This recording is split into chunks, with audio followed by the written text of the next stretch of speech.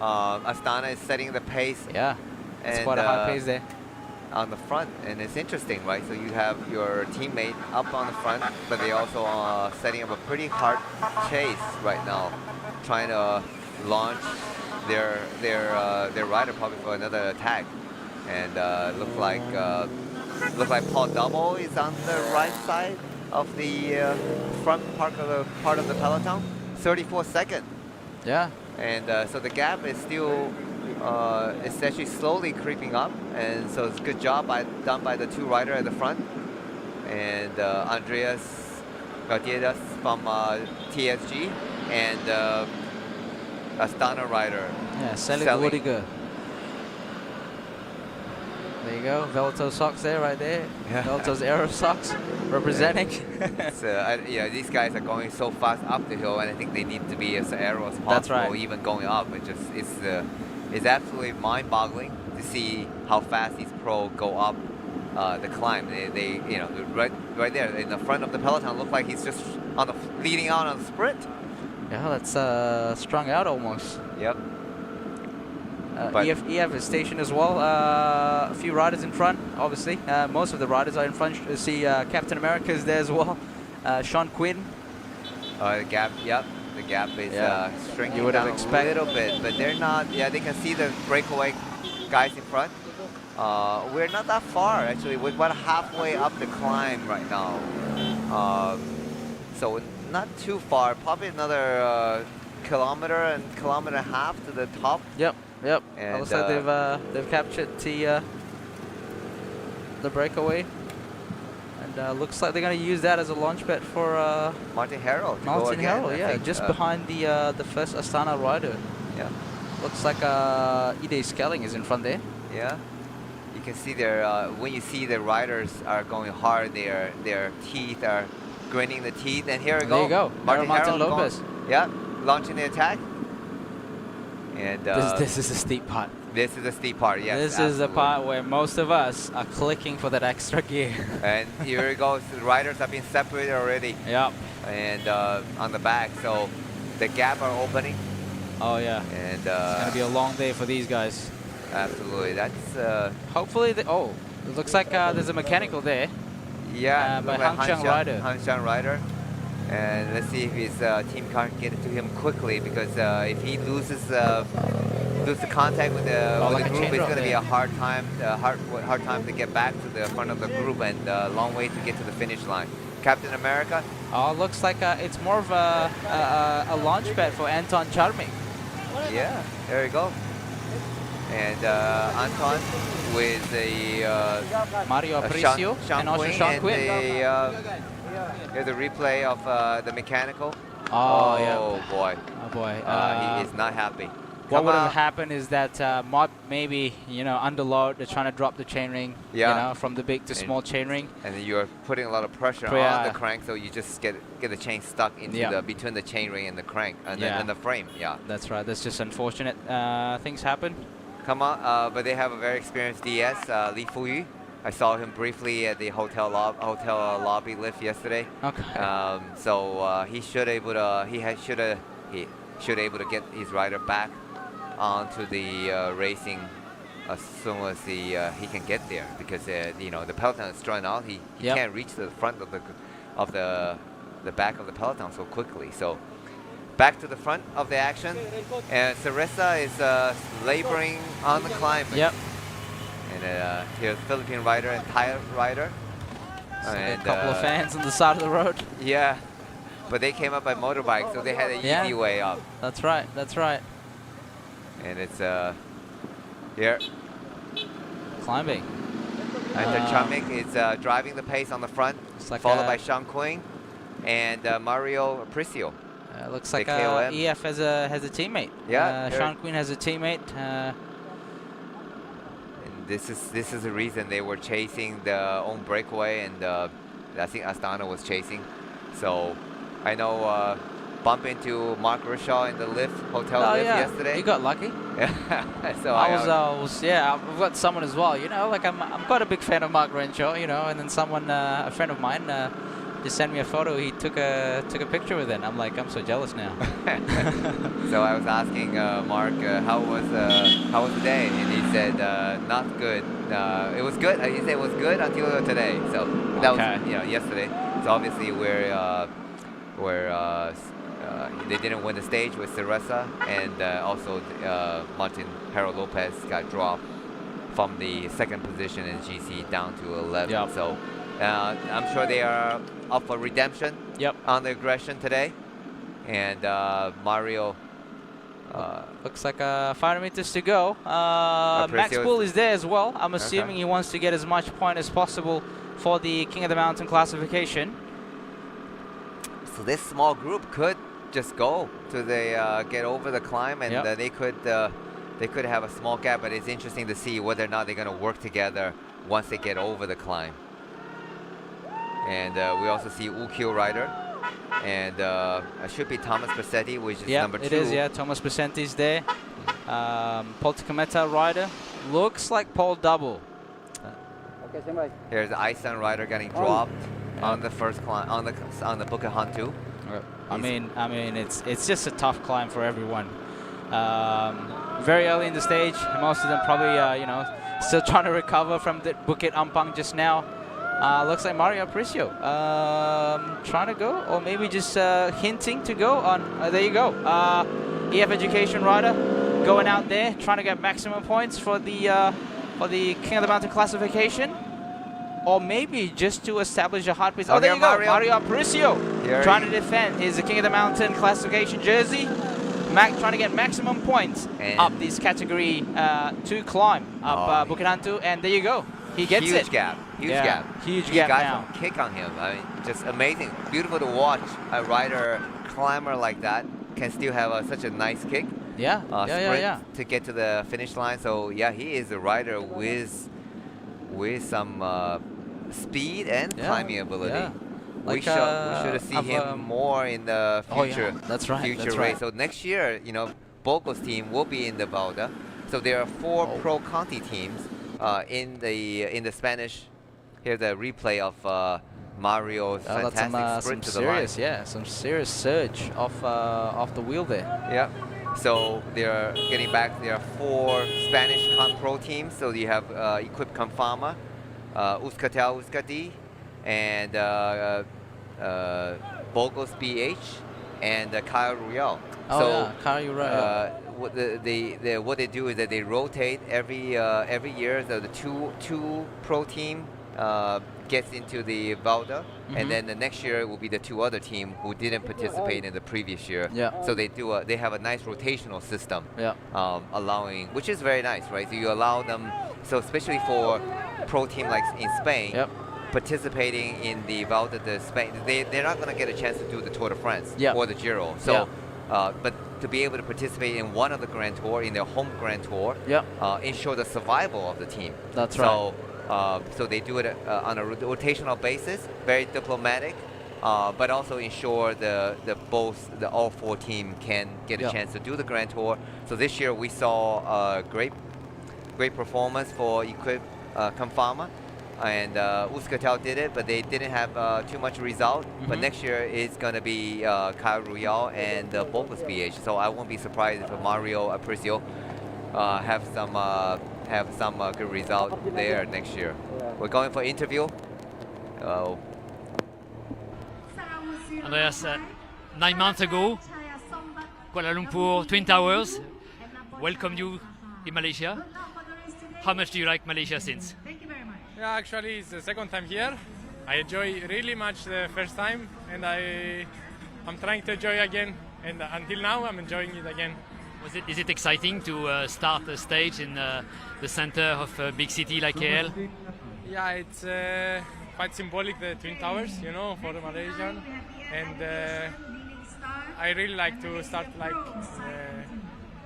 very visited places like this, and I will try again with all of our team to show ourselves again, because we are a Malaysian team in Malaysia, and we'll try our best to be in the front and show and you don't have your sprinter anymore, so it means you have to go on the offensive. Does it look like an interesting stage today? Yeah, actually with the start, with the climbs, and yesterday we see the breakaway almost go to the finish, so today I think the tactic will be the same, and we'll try to attack to stay in the front as much as possible to find ourselves in a good position in the final to try for something, because without our sprinter we have to try another tactic. Thank you very much. Thank you. There you go. That's an interview with TSG's Cyprus national champion, fantastic rider, Andrea Madiadis. And he got the maximum points on the first KOM. Yep. So he certainly did what he said he was going to do in the interview. He's gone on aggression. Yep. And demonstrated that he is. Oh, raindrop, right? Yeah. It's started raining now. Yeah. This is the winding descent. The winding descents, very fast descents, white roads, very good pavement. So you're a confident descender. You're gonna absolutely love this descent. But you know, they're not everyone's descending a in good the descender. rain. Yeah. Yeah, take a little caution. Some of viewers, if not familiar with bike racing, now unlike cars, you have wet tire, race car, you have wet tire, dry tire. In this bicycle racing, you only have one tire, so obviously you can't change from wet to dry during the race. But you see the riders; these are probably the rider on the back. They're getting dropped. They're trying to make it back to the front of the peloton. And this is what we're looking at. This is the rider from 132. 130. Yeah, 130. 132. 132. Yeah. It's from Hong Kong. Yeah. Yeah. So Hong Kong only has, I think they had 4 riders finish outside the time limit yesterday. So they only got, then they have one rider, DNF. Which was a rider that was very aggressive in the first few days. So they only have one rider. So that's the only rider left in Team Hong Kong, which is surprising. They used to produce a pretty good rider, like we talk about legendary rider from Asia, Hong Kong, Wang Kangpo. Yep. And so he was the one that won up Cameron Highlands, right? Yes, absolutely. So so they got it looked like they got 2 riders remaining in the race. So apologize for that, 2 riders. So the 132 we saw is Ching Yi Mong. So so you can imagine it's hard enough just to finish this race. The level of the competition we're seeing here. So. Here's a summary of the result of the KOM number 2, and Mario Aparicio we saw earlier taking the maximum points, opening up a significant gap over Max Pohl. Interesting, Max. He has the overall jersey, but he's also fighting for the KOM jersey. So that's typically never enough. So. And so now Mario is leading the KOM by 6 points now. Yep, 27 points over 21. But it's interesting that Max Pohl is leading the overall general classification, but he's also going for the KOM jersey. Typically, riders, if you have the overall race leader jersey, and that is the main prize, you wouldn't want to going for this minor placing. Here we're going to interview coming up right now. Sean, we have done half of the Tour de Langkawi. What do you make of the first half, and how do you see the second half? To be honest, it's been a really disappointing race for us so far as a team.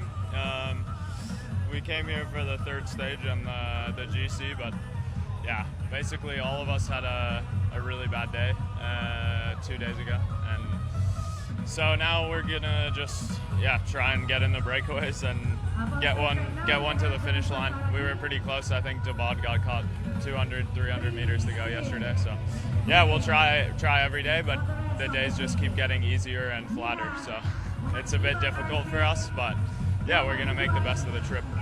Today, is it a question of making an early breakaway like yesterday, because the start of the stage is undulated? I think we have to try it. You know, there are sprinting teams motivated, so it's not going to be easy. But yeah, every day we'll give our best with the breakaway and see what happens. Thank you. Thanks. There you go, the interview with Captain America, Sean Quinn. Captain America, yeah. So he just said, yeah, it has been disappointing. So they obviously came to defend the overall victory, Simon Carr. But instead of Simon Carr actually finished outside time limit, he's not even able to start today. So so they are going to go on aggression, and like we've seen. Right now, I think there's 4 riders, including the EF tutor and the race leader, overall race leader Max Pohl. Yeah. Along with the BH rider, so 4 riders on the front of the Peloton, 10 seconds. Yeah. So this is like a how do I say, home ground. Yeah. Home ground for myself, right? You know, like I can always go from home to here. It's probably like 40 minutes from home now. So this is as soon as they reach that dam. So the road here, it's very nice roads, very good roads, very shady, very fresh air. You can really feel like coming from KL and coming here, like the air feels different. And it's pretty much at the moment sort of like a false descent, false flat type of road, so they can get some really fast speed here. So it looks like another from Yuskatel. Trying to bridge across the four-man breakaway in the front. Yep. Judging from the look of them, looks like a Xavier Canellas. With that little mustache there. Yeah, right, the good eye. Good eye. So Stefan de Bond once again in the breakaway, and but the Max Pohl it doesn't look like he's pulling through. So Simon Pinot, number 33, last year's KOM winner. So he gets the freedom to go on the break today. And did a great job bridging across solo of the 3 riders. So 54. That's Under Okamika. Okamika. Yeah. Okamika from Burgos BH. Yeah. And in the break, and then Max Pohl also, but he's not pulling through. So obviously he doesn't have the pull, but he is a race leader. And he's just ensured that these 3 riders doesn't get a gap to threaten his overall position. So he knows today's start is hard. By getting to the back of the breakaway, that allows his teammate to recover and get back to him. And so he is defending right now his overall race leader jersey by sitting in the breakaway. So he's just staying in the back, letting other rider do all the work, and so hopefully his teammate will be able to get back to him as soon as possible. So and looks like Mario Aparicio have dropped from that breakaway where he was initially with Max Pohl. But I'm considering a job done for today for King of the Mountain classification, considering after this is only category 3 climb. So even if Max Pohl got maximum point there, it's not going to affect his position as the overall leader of King of the Mountain classification. Yeah, absolutely right. So the next climb, which is a category 3. So see, he's leading by 6 points. 27 versus 21 over Max Pohl. So the next category is a category 3 climb. The maximum points is 3. So even Max take that 3 points, he is still 3 points behind. So that's why Mario Aparicio is not in this break. He's not going to contest, really contest for the overall.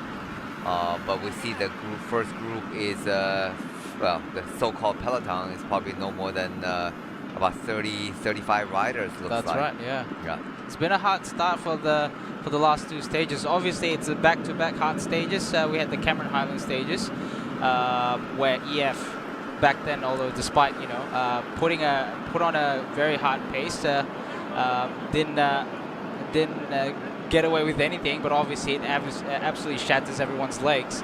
But then, looks like some communication there. Yeah. Between Simon Pilot and also Max Pohl. Yeah. So Simon obviously not happy that Max is in this, because this destroys their chances of breakaway, because now everyone on the back is going to have to chase. So, so I think Simon is telling Max, hey, you're the overall race leader. You don't need to be here. Go back to the Peloton. And Max just look at him like, I like to be here on the front. I like the view on the front. So obviously he's not going back, but that's going to spur on the chase on the back.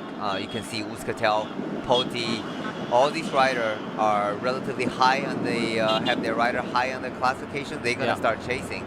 And that basically destroyed the chance of the breakaway. And big group back here doing the chasing. And again, wow, Max Pohl on the front. Max Pohl is pulling on the front. Yeah, Max Pohl is pulling on the front, Yeah, here we go. He is not going to sit in, and he is just aggressive. Aggressive young rider, 21 years old. This young man has a bright future ahead of him. Yeah, so yeah, I get what you mean when Simon Pilot is asking, you know, like obviously if there's no Max Pohl in front, none of the GC contenders, let's assume like Max Pohl was back in the Peloton, like all these other teams would just want to, you know, just cruise because there's no threat in front. The overall GC leader is with us, so I don't need to chase. I got nothing to worry. Now that, you know, the overall race leader is trying to get as much time gap as possible to his other competitors, now the breakaway has to chase, and obviously Simon Pilot, you know, being in the breakaway along with other riders like Stefan de Bod and also Ander Okamika, these guys want the breakaway to stay away. You know, they would want the rider in the Peloton to sort of, you know, set like a you know, not so hard tempo to chase these guys in front. Yeah. So it's really interesting tactic, and we can see the time gap. So we have 4 riders on the front, and that's 18 seconds in front of the chasing group, which is relatively large group of probably 20 to 25 riders, and then you have the main Peloton containing the orange jersey, the points classification, and it looks like it's the KOM, but I think the KOM is in the second chasing group, and then the white jersey, and I think the white jersey and the orange jersey of the Team Ukio are in the Peloton, and then I'm pretty sure Mario Aparicio is in the chasing group of the 18 seconds behind. And here we go, Tudor team is getting some nutrition, feeding. The Peloton is all strung out in one long line, so it's another hard day of racing here.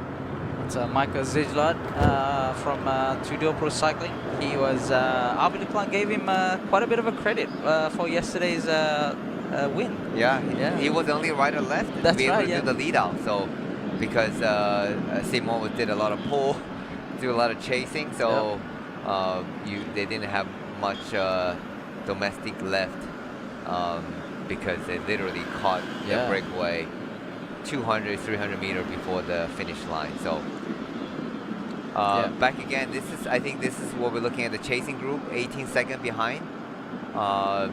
It's with Max being here, there's really very little chance this group is gonna stay away. So that's why I think none of the 3 breakaway companion of Max Pohl are happy right now. But Max is doing his work. He's doing his turn. So he's saving his teammate to possibly work later. So he's doing his turn. He's not skipping and contributing. He's contributing to the breakaway. So then really there's no way for the other guys to complain about it. So let's hope they can stay away. Alright, kita di perhentian pertama di mana bersama saya ketika ini adalah guru besar SK Ulu Semenyih. Okey. So cikgu boleh tak kongsikan bila dapat tahu yang ini merupakan antara laluan LTDL sebenarnya?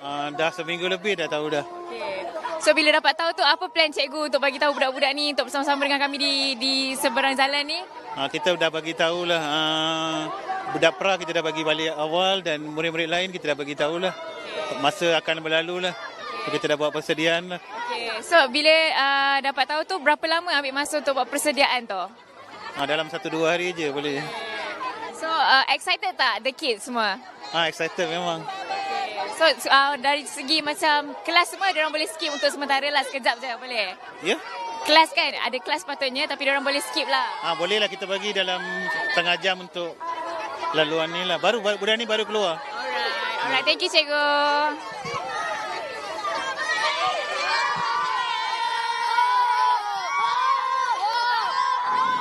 Yeah, if you, Izad, I know you have a very popular Instagram feed. And, It's okay. so It's okay. It's not so bad. If anyone interested, is that Muslim cyclist? That Muslim cyclist, yeah, give it a follow. Yeah, we always, me and Danny always do some collaborating posts to show what's actually happening here in the studio. I'm nowhere as popular as you are, and I'm a very shy person. So. Okay, yeah, we'll get you up there. I'm not sure. So, all right. There we go. We're still looking at this should be the back of the chasing group, and this is the Peloton. As we see NPC, Malaysia Pro Cycling Team, and Hanshan trying to get back. Yep.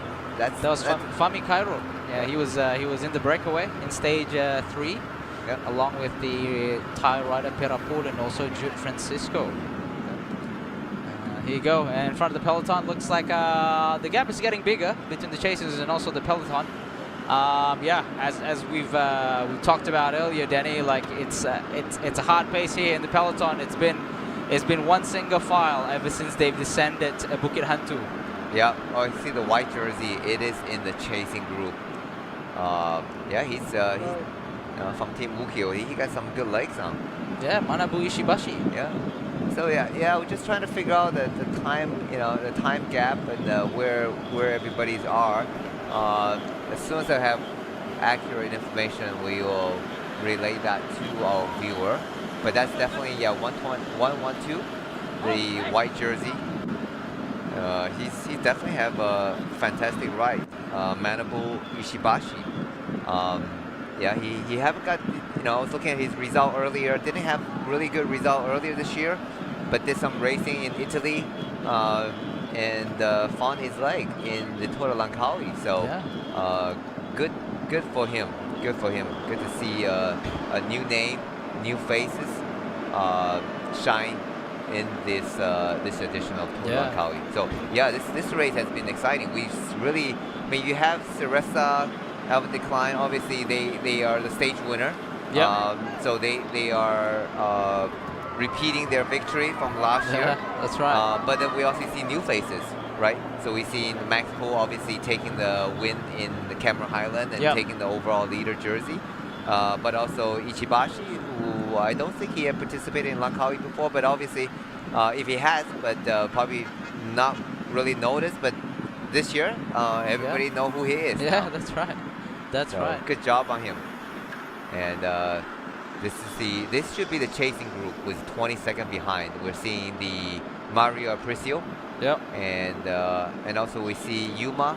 Yeah, Yuma Koishi, the second position in the Asian classification.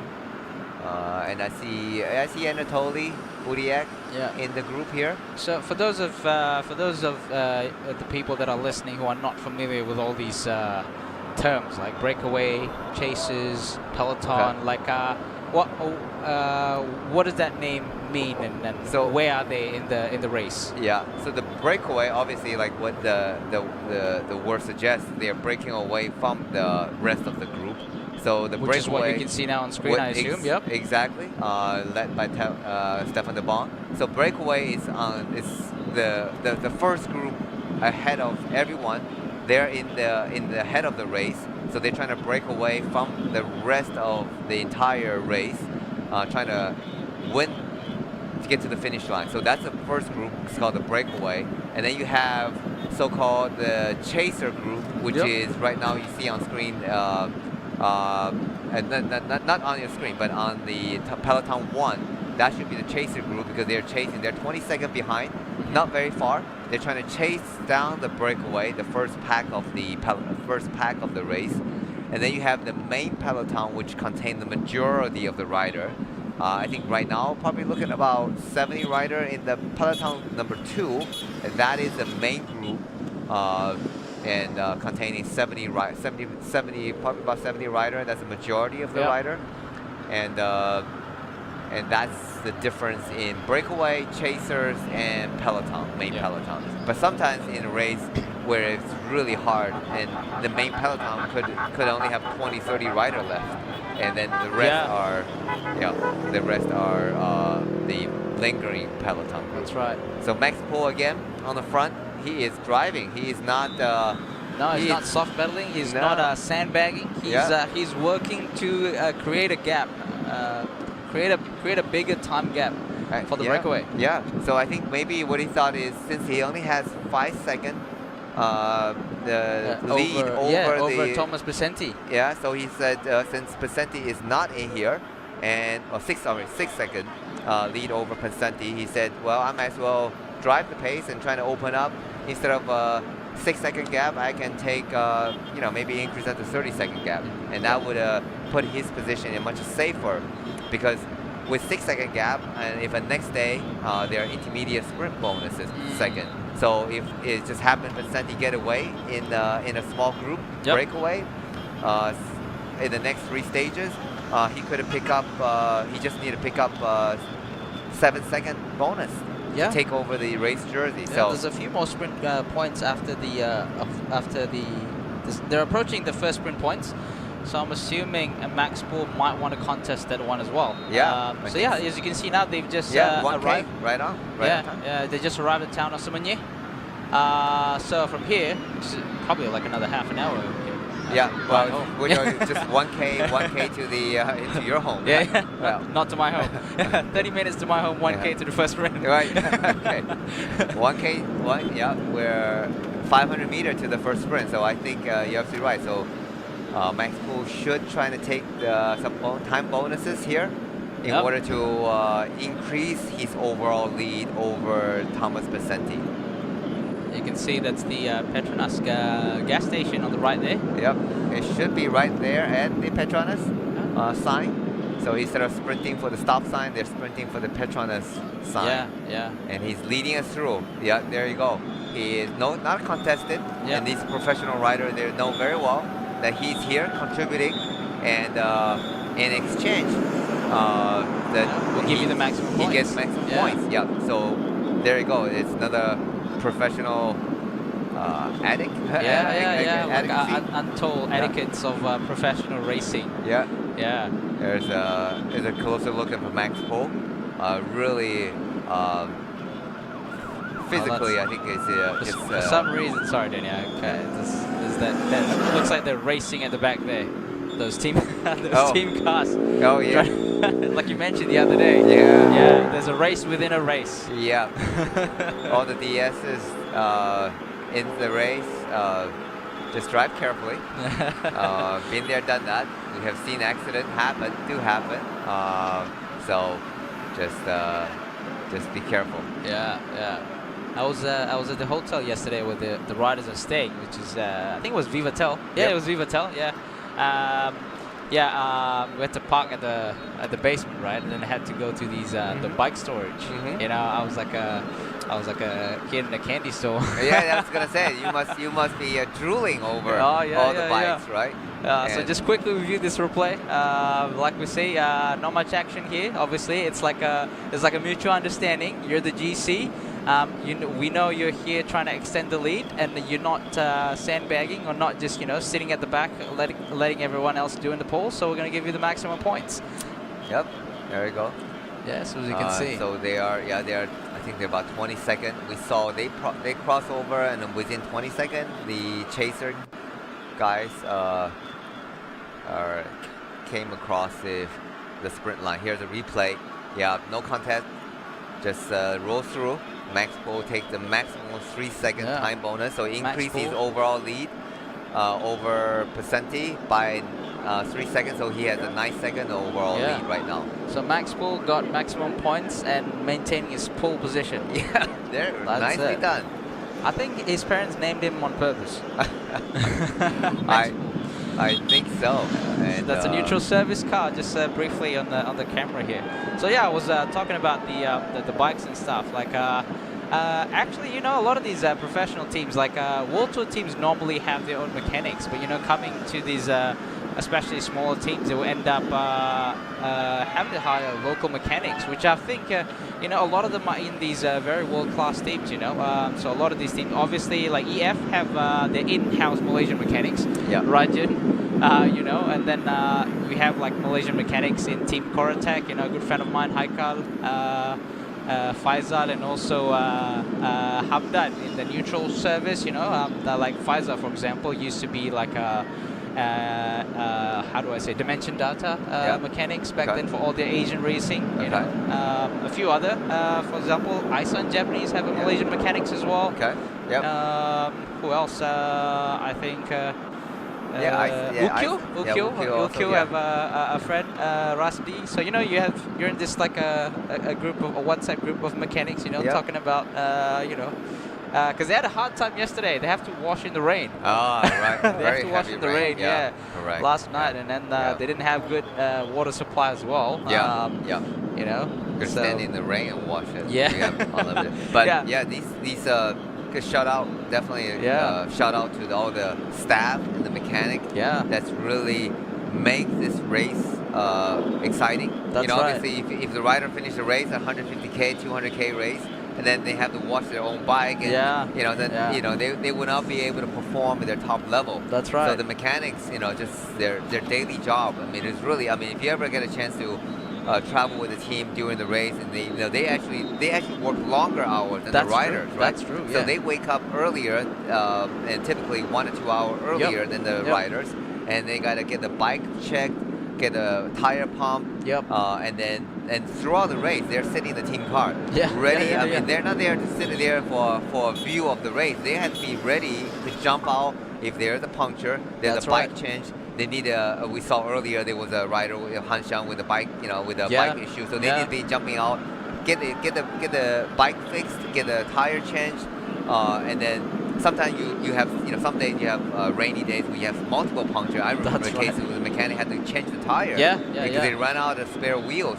So they have to do all that, and then at the end of the race, they got to collect all the bikes from the riders, and they got to go back to the hotel.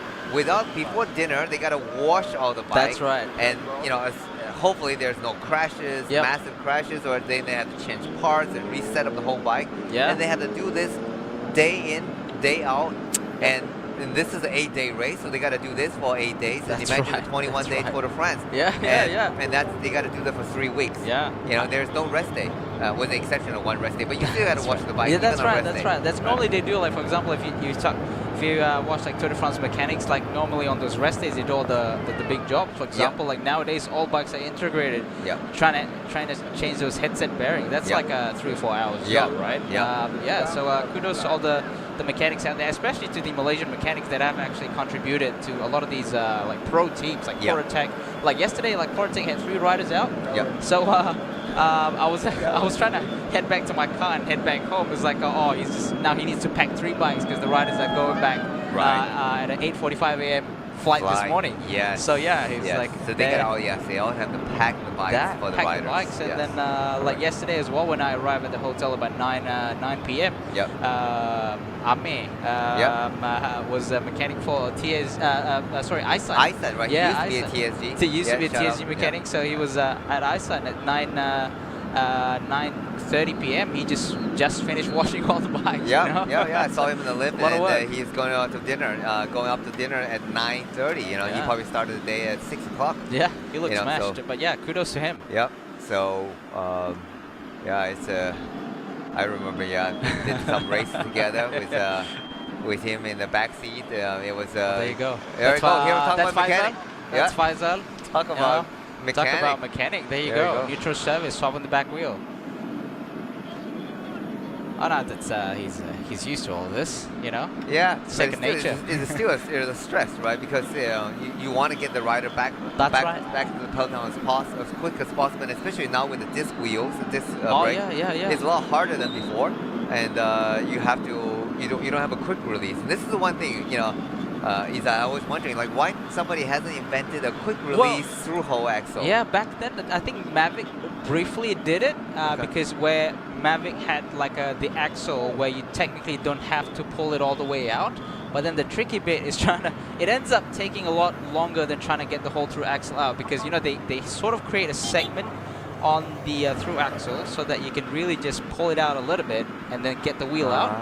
But then the problem is trying to align the fork with that indentation. Okay. Takes longer than just unscrewing the whole thing and pull it out. I think, something is coming, you know, something is coming for sure. Yeah. Like back then, you remember when we were riding quick release, we don't need to bring any tool to get our front wheel off, right? Yes. Now you need to bring those multi-tool. Yeah, back to the front of the race. Surprising development. Now the 4 breakaway rider becomes 3. So because of that mechanical. The Vocus rider. Yeah, you had a get bit of mechanical in the brake. Yeah, that's why you get a neutral service. So hopefully now with the only 35-second gap to the chaser, I don't know if he's gonna get.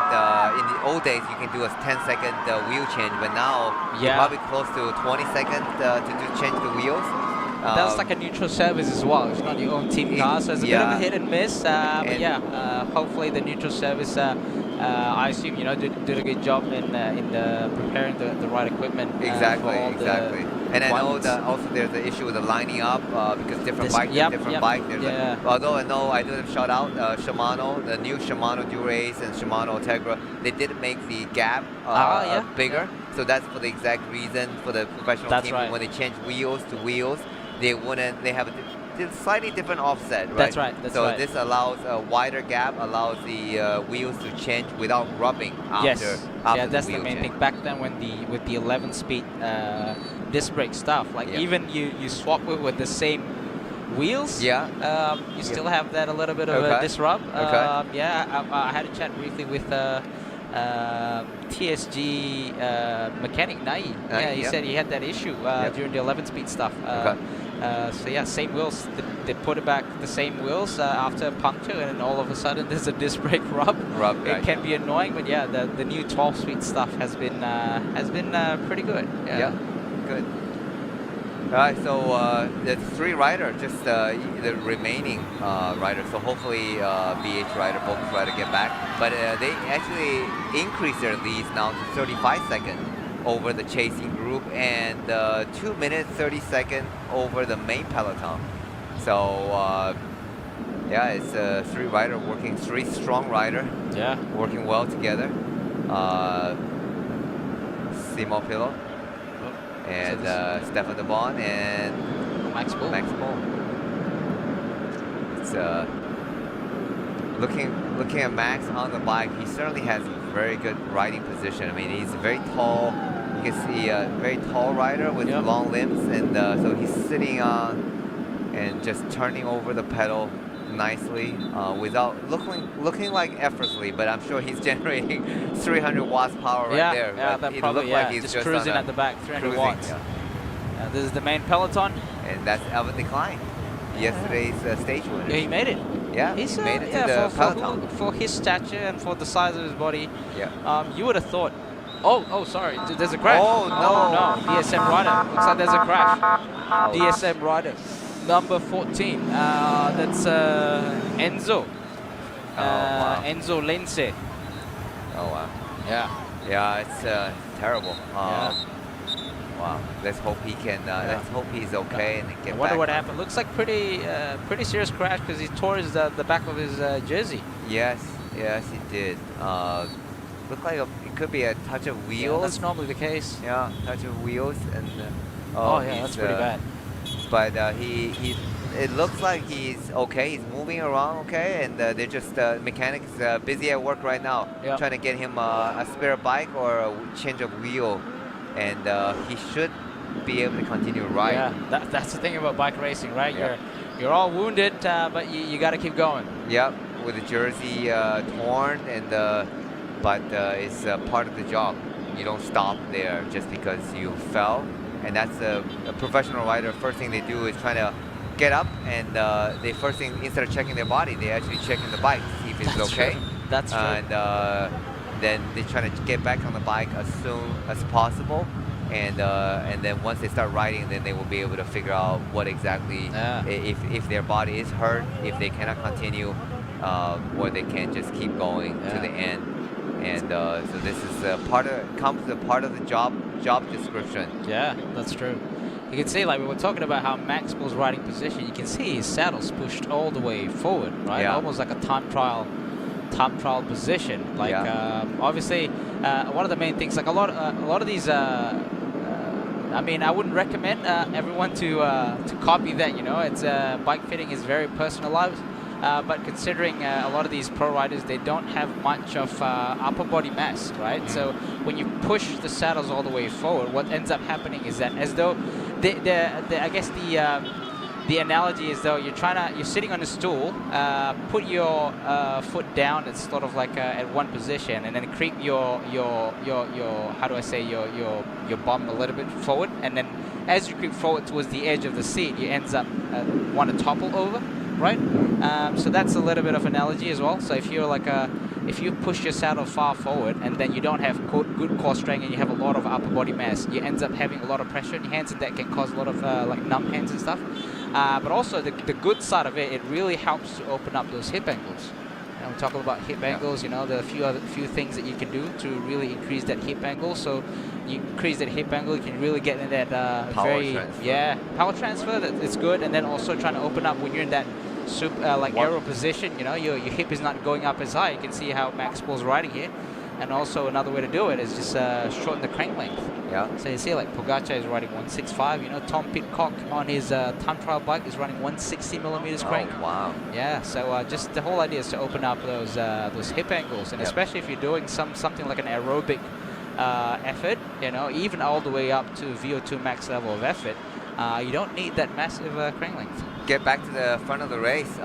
Just see the time gap increase to 1 minute. There was a bit of a hesitation in the chasing group of who is going to do the pole.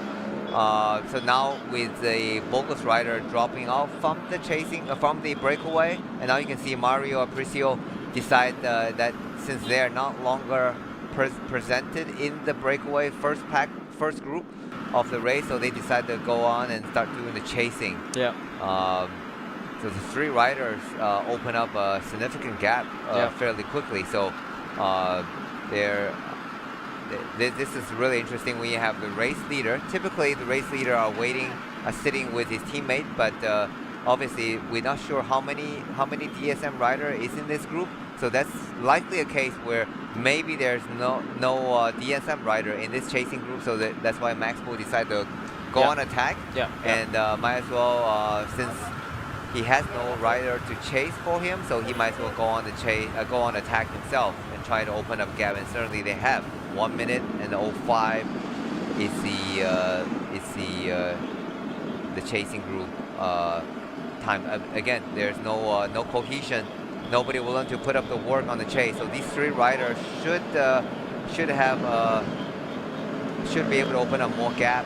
But there's still 111K to go to the finish. Three riders got to ride 111 kilometers to the finish if they want to take the stage win ahead of the Peloton. Fantastic action in the 2024 Tour de Langkawi. Wish we went back to 2014, 10 years ago. But we are in 2024. Yeah. And the race leader is in the first group, attacking the rest of the race. Yeah, that's not a common sight. No, not a common sight. Yeah, sometimes Pogacar does that. Sometimes Pogacar feels like he's good, and it's better to. Well, sometimes the best defense maybe is the offense. Yeah. Right. Basketball, you talk a lot about that. Yeah. Right? Yeah. Best defense best defense is the offense. Yeah. So. That's what he's doing. He's going on offensive, so that way his teammate don't have to work, and maybe he doesn't have a many teammate left here. Here's a shot of Seremban. Seremban down. Yeah. Okay. Or the Negris Milan people would kill me if I say Seremban. It's Somban. Somban. We are here. Yeah. Okay, Town of Somban. All right. So this here, we're heading towards a place called Mantin. Okay, heading towards Mantin. It's quite a famous spot for people that love cycling. Most people does this particular loop called Broga loop, right? They normally go through Mantin. Yes. Yeah. So back to the race, Danny. Yeah. Here's the chasing group now led by CSF Bariani. but I don't see the sense of urgency. It seems like they are not well organized right now, and Peloton, the main Peloton, which is only 50 seconds behind now, so that contains the majority of the rider, seems gonna be absorbing the chasing group, what they call the on screen. The Peloton 2 seems like it's gonna catch up to Peloton 1, and then the 3 rider at the front, Simon Pinot and Stefan de Bon and Max Pohl, are driving the pace and toward the finish line, which is still 109k to go. 109 kilometers to go. So yeah, here's you go. Mario Aparicio go on the attack again. He's not happy with how the pace of the Peloton now. Yeah, I think the moment the Burgos rider get a puncture mechanical, he get absorbed, and yeah, then, there's no more representative. No representative. That's where you go, and you have to go on the attack offensive again. So instead of go to the front and work and try to pull the whole Peloton back, and it's better to just go on the offensive, go on attack, and try to see if they can get away. You know, if let's say 2 to 3 rider manage to get away from this chasing group and join the 3 leader on the front, and then they have a significant 5 rider gap, a 5 rider breakaway, and then that increases the chance of success for the breakaway to stay away. That's right. But right now, it's still a minute gap, but and the Peloton is chasing pretty hard. You can see they're one line. Yeah, I can't remember when was the last time it bunched up, but it Yeah. seems like it's a full gas day. So yeah, I bet a lot of these, like, you know, for example, new young riders from a lot of these pro team or even continental team, but like I don't know, man. If I was in the bunch, it's a hard day on the bike. You know, after A minute 40. Yeah. Wow. So time gap go up to, is it a minute 40 or minute 14? Yeah, a minute 40. Yeah, Oh, that's a right. minute They've 40, yeah. updated the time. Yeah, a minute 40. So there's no more chases, judging from just now. So just the breakaway and also the main Peloton. Yeah. And now let's see how much time gap they can accumulate for the next probably 50k. So if they're able to increase that gap, then it would be it would really change the dynamic of the race. So also this Peloton number 2, that's Ceresa. So if the main group catch the chasing group, and look like they did, it look like now become one big bunch, and if that happens, yeah, it looked like this did happen. So now the Peloton number 2, the main Peloton did caught up to the chasing group. So only 2 group now on the road. So you have 3 rider leading, led by the overall race leader Max Pohl, and then the main Peloton, which contain all the sprinters. Yeah. So now it's going to be interesting to see. That's right. The sprinter team, which you have Tudor. Tudor won't be chasing because you have Simon Pinot.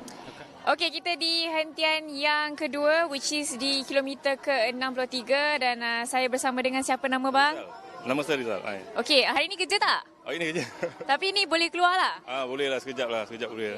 So far macam mana rasa bila ada orang kata laluan LTDL di sini kan? Meriah kan? Seketika. Meriah. Memang meriah. Seronok lah kan. Sebab ada perlombaan yang bertaruh dunia ni kat sini kan. So enjoy. Okay, so ada tunggu mana-mana pelumba ke? Ada favorite rider ke? Oh, tak ada. Saya tak mengikuti lebih detail. Tapi untuk ni saya tahulah macam mana. So nak tunggu tim Malaysia je lah ni kan? Ya, betul.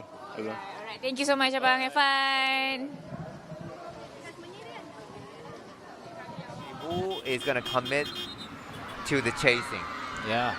There's a bit of discussion Yeah, that's negotiation right. now. Yeah, and also be interesting to see what would happen, like considering if they wanted to come down to a bunch sprint. But obviously it's not a flat stage. You know, we're yet to come to the next categorized climb, which is Bukit Mantin. You know, and then for those of you that know, like once you get to Negeri Sembilan, the road is not flat.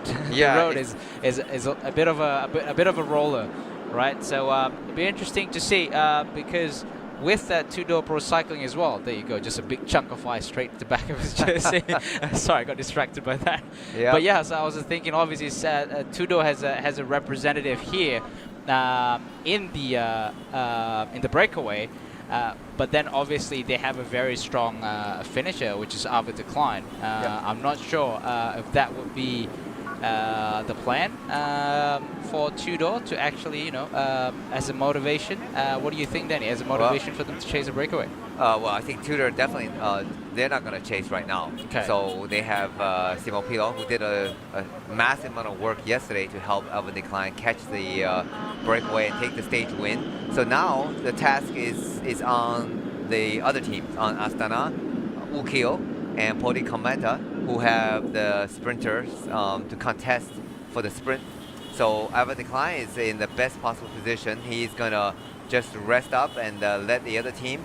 If the Peloton is not able to catch the breakaway, then his own teammate Simo Pino has 1 out of 3 chances of winning. So, and I think that this is the best possible position for Team Tudor, and it is now for other team maybe thinking it's still 100K to go. The gap is about 2 minutes, just under 2 minutes, so no need to panic. They can let these 3 guys suffer a little bit on the heat, and they feel confident they can catch them back near the end. So talk about that, but Astana decided to send 2 of the riders to the front. We were just talking about it, and also you were talking about those how do I say, those playing games, right? For example, like if these other sprinter teams wants Tudor Pro Cycling to go and chase, they can always say, no, we've got a rider in the breakaway, why would we want to chase? You do the work, right? You got no representative in front. Exactly. So yeah, if I were other team, I wouldn't even go to Tudor to ask him, can you help us chase, because they know the answer is no. And so there you go on the back of the Peloton. Here's Poti Kometa. And team started by Alberto Contador and Ivan Basso. And 2 legends of cycling in modern day history, so-called. So-called modern day, George Jackson here, 51, with mullet. his his long mullet. And why is the Australian youth love mullet so much? I mean, just I have no idea. Yeah, you see a lot of them. Most of them are in Australia. Back then we have like the riders of Mitch Docker. Mitch Docker. There you go. I'm a big fan of his podcast, Life in the Peloton. So I don't know. It's a thing. For slightly unconventional cyclists, I suppose. A bit of a I wouldn't say a rebel, but just a bit more not so serious cyclists. They normally end up having a mullet. Rinbo had a bit one for a bit. Sen Rinbo, one of the Malaysian riders. Being a part of the Australian culture. Right. So it's just cyclists, or is like in school regular? I'm just curious. Like in regular school, you see kids like non-cycling. To you be don't honest, see basketball kids as. I don't think so. Okay. I don't think so. I don't know, because probably it looks cool when you're riding. It's just flying. Okay. Just flying the hair, just flying behind you as you're riding past. Because it's not very aerodynamic, I would think.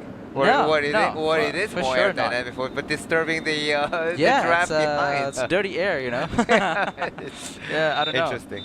All right, there we go. Get back to the front of the this is the chasing peloton. So Astana is committing 2 riders doing the chase, and since they said they want to be on the aggressive, but they did miss the breakaway. So now they have to chase. And one, to minimize loss on the general GC standing, but also give their sprinter Sarissa an opportunity. Here's the KOM, start of the KOM, Bukit Mantin. Yep. And let's see if Max Pol take the max points on this KOM. But even he does take the maximum 3 point, he is not going to be in the pole position. He is still 3 seconds behind Mario Aparicio on the KOM standing. So that means but he is closing the gap to 3 points. So there's still a couple more, not many, but a couple more KOM points to go. So that means it is still going to be hotly contested between Max Pol and Mario Aparicio. For sure, if Maxwell got the point, he will close a little bit of a gap between the point classification of the King of the Mountain classification. But I think because they still have some room, maybe Mario Aparicio is living it for another day. Yeah. And because stage 6 tomorrow, there's no KOM points. Yeah. But stage there's only one more KOM. Stage 7. That's right. At category 4 left. Yeah. So maybe just resting a little bit. Yeah. So I see rider from Tudor just now on screen, just showing the motorbike to just go a little bit further. Seems to have been a bit of a team here. Yeah.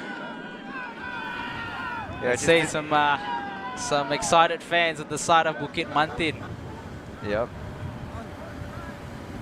And it looks like sky is pretty gloomy, so we don't see the sun. So some clouds over, so the rider may be a little bit of raindrop on the lenses.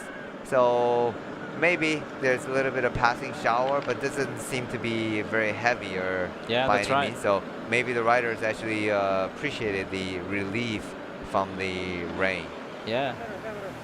Oh boy, look there. Yeah, that was crash. the crash. Wow. That is a bloody mess. That don't look too good. You know, it's just Enzo Lainse from Team DSM. Yeah. Post NL. Oh, that's just right at the elbow. He should get some medical to clean that and bandage it up as soon as possible, because you wouldn't want the sweat and the dirt get into that wound. That's right, yeah. So hopefully he gets some medical support as soon as the team doctor's car, race doctor, be able to get to him and cover him up a bit. So time gap is 2 minutes 30 now. 1K to the KOM3. Definitely have grown. Yeah. Some cyclists there. Yeah, taking a photo, getting up close and personal. Yeah. With Max Pole. And today is it's not a weekend. I think if it's a weekend, you would see a lot of cyclists out here cheering up the riders. So it's heading towards Mantin, and then from there they'll head to Seremban. Although there's like as they're heading towards Seremban, there's like a left-handed turn where you can go to this quite a beautiful, I would say, climb called the Tamyang. Yeah, I don't know if you've been to Tamyang. It's a very nice view. It almost looks like you're not in Malaysia.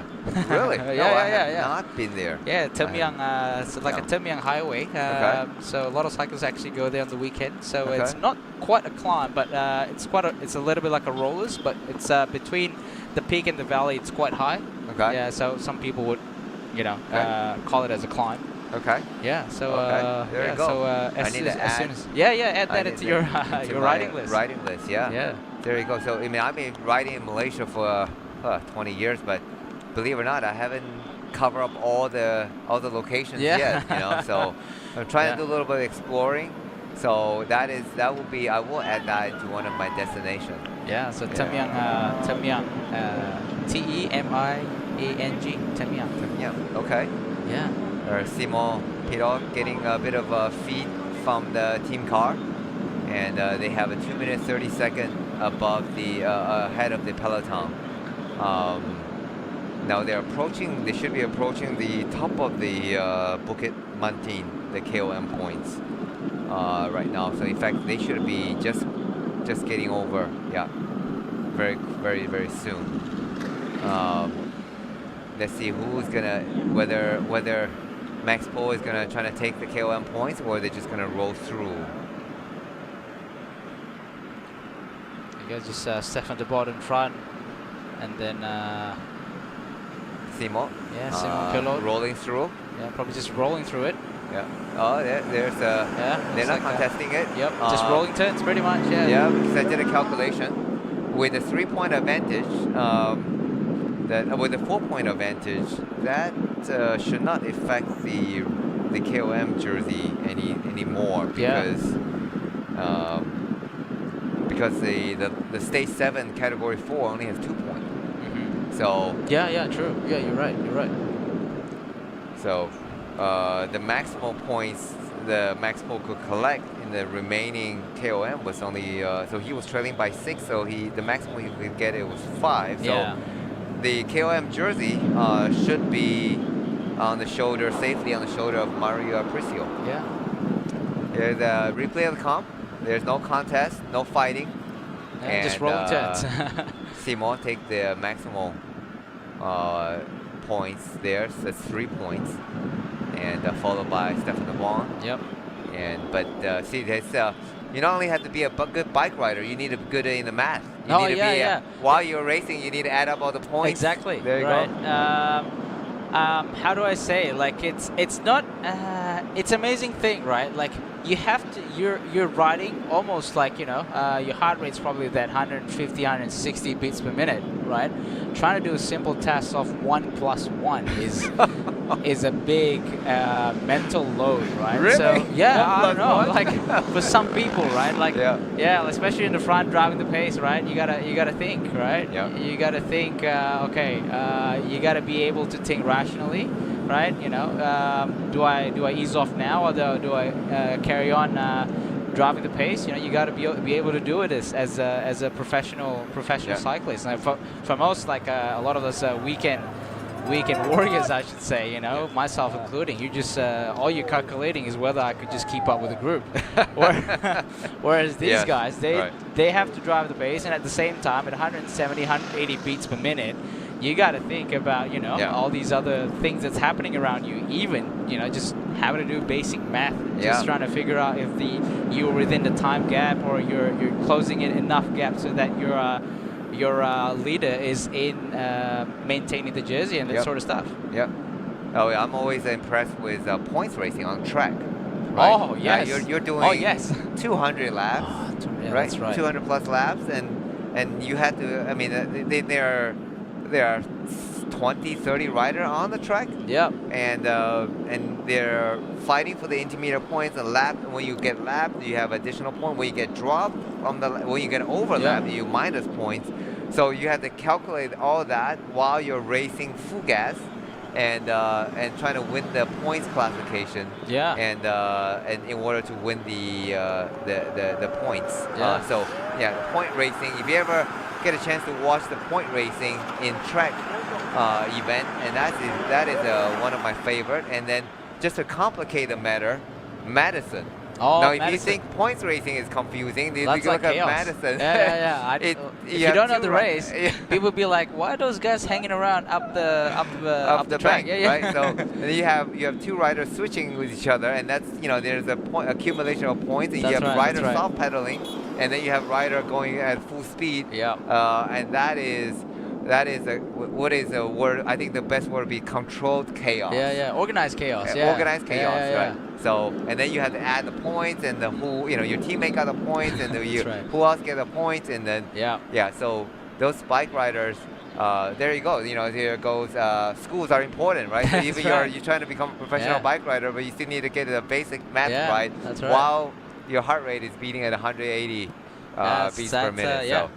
So they've actually there's a test, there's a study actually, like they actually test between like almost like a professional cycling and also like a weekend warrior.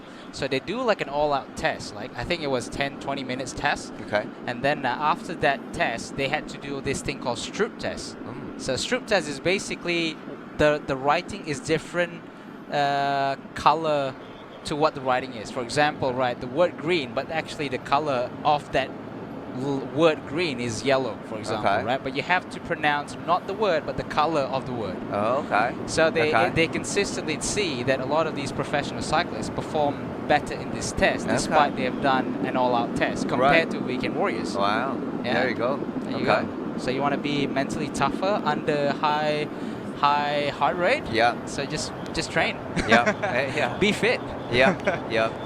That's interesting. I didn't know about that. Yeah. Because I saw like how it's actually like most average cyclists they don't have to be rational at 170, 180 beats per minute, whereas these guys have to. Yep.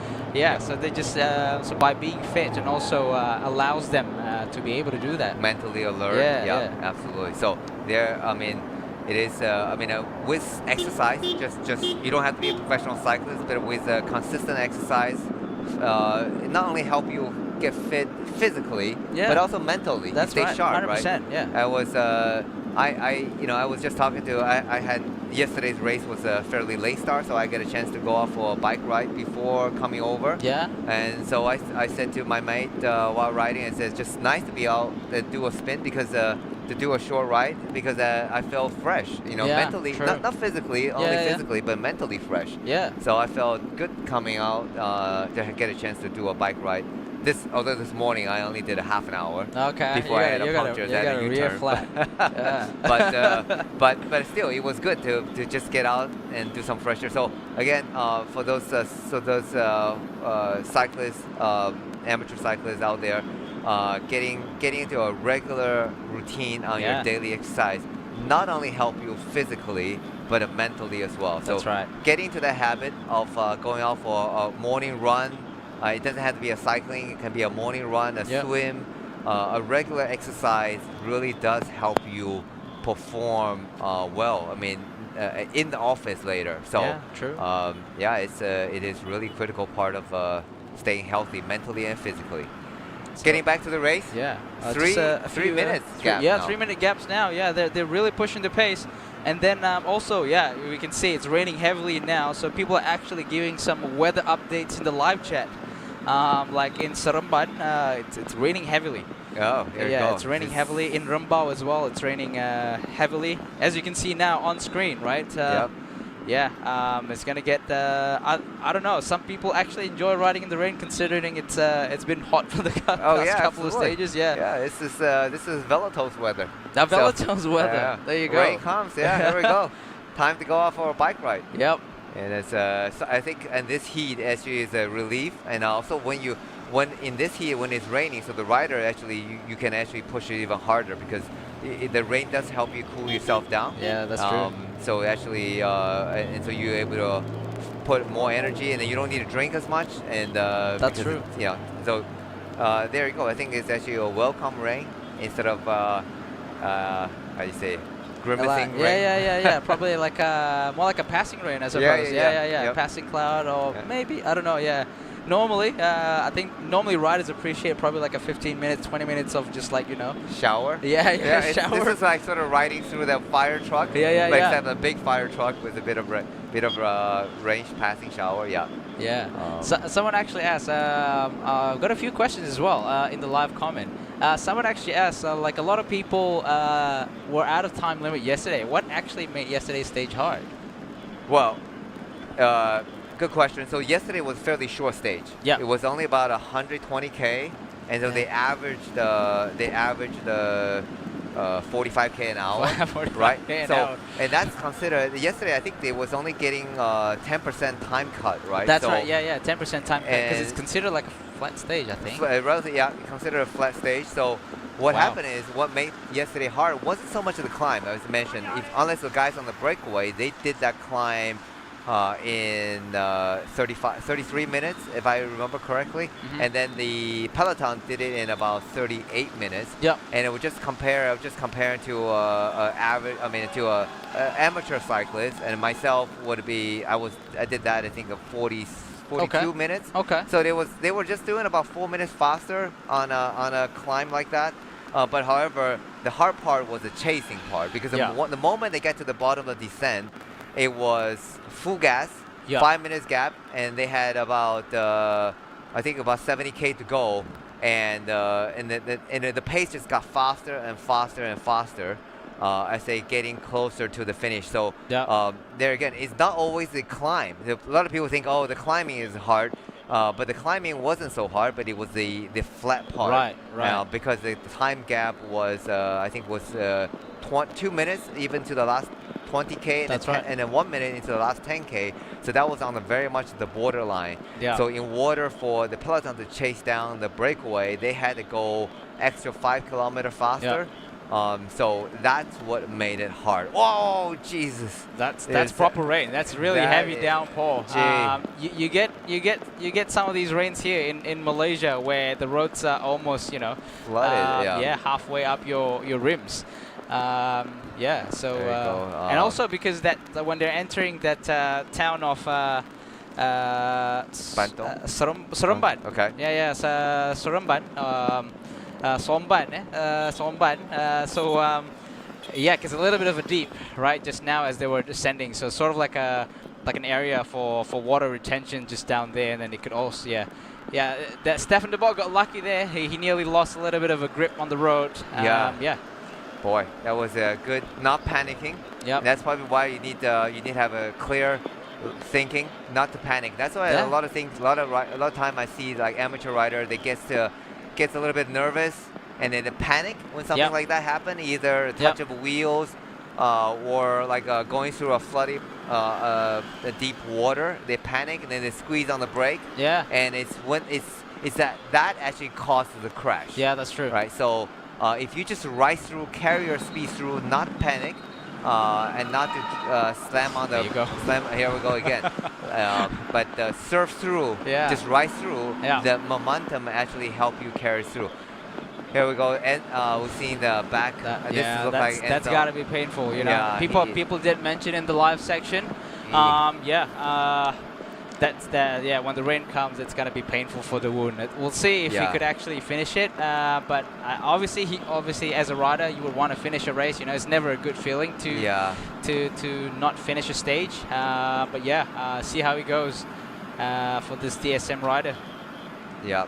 Unfortunate, but I'm surprised the medical cars are not helping to patch him up. Maybe he just didn't didn't need to, but it looks horrific. Very deep wound. Yeah, it looks on like the a deep elbow. wound, proper. You know, almost like he would require some stitching afterwards. Yeah. This is just the they gone through the sprint number 2, where again Max Pohl takes the maximum points. Yep. And because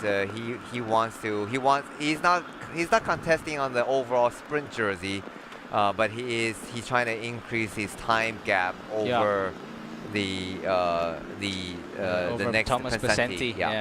Over Thomas Pesenti. It is proper downpour Rain. here. This is a tropical Malaysia tropical weather. That's right. You get these sudden thunderstorm, and that's Here the replay of the sprint. Yep. Again, but there was no sprint, just rolling through. It's given pretty much to the race leader to extend his time gap. Yep.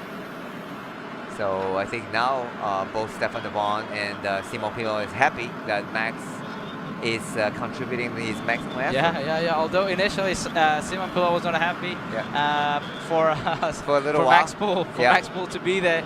But Max Pohl proved to be, I deserve to be here. I'm going to work. Yep. My job here is to extend as much of a time gap as possible. And you want a stage win? Let's work together. Yep. He wants to maximize his that's time gap. Max wants to maximize the time gap. Yep. I think his parents think it through before naming him. Excellent. There's definitely some iconic name in cycling. Some names I can't think off the top of my head, but it will come to me. But it's there are some names that's meant to be. Well, I would almost say welcome to Malaysia. To all these European teams. This heavy rain. So look at the back of the ARA. So we've got to mention, the KOM Tompkinson, he also finished outside the time limit. So the KOM jersey wear of the stage 1 and stage 2. So there you go. Shows you how hard the race has been. Right. So he's someone who took the KOM. He was in a break. I took the KOM points and wear the jersey for stage 1 and stage 2. Here's a look of TJ Van Gardner is having a laugh right now. So he's happy right now because there you go. Stefan de Boer has a proper chance. And he's laughing. I'm not sure what he's laughing about together with Rajan.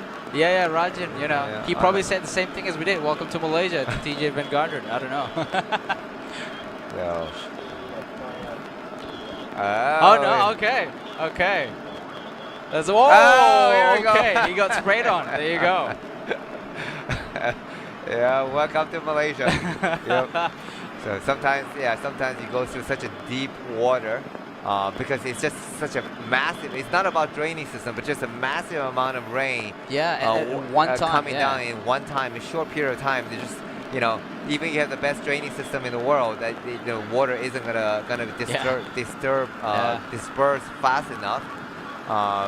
Look at so that. It's a bike proper. wash, right? Yeah. They're riding their bike and they're getting a proper bike wash while riding there. Yeah, I don't know if the mechanic's going to be happy about that, but you know, I'm not seeing good things here. If I'm viewing it from the lens of a mechanic, like, oh yeah. There you go. All sorts of stuff is going to stuck on the tires and and probably anyway. bottom bracket, right? Yeah, this is going to be really bracket. damaging going through deep water like that. That's right. You need a proper bike change, bottom bracket change. Yeah, probably when they get back, you know, they probably didn't bring the right tool for things for all these major work. But anyway, 3-minute gap. So Hugh Carthy is shouting at the car, telling the car to come up. So he wants some kind of service, or he could pretend. And we're gonna stand by for an interview from this morning, shortly.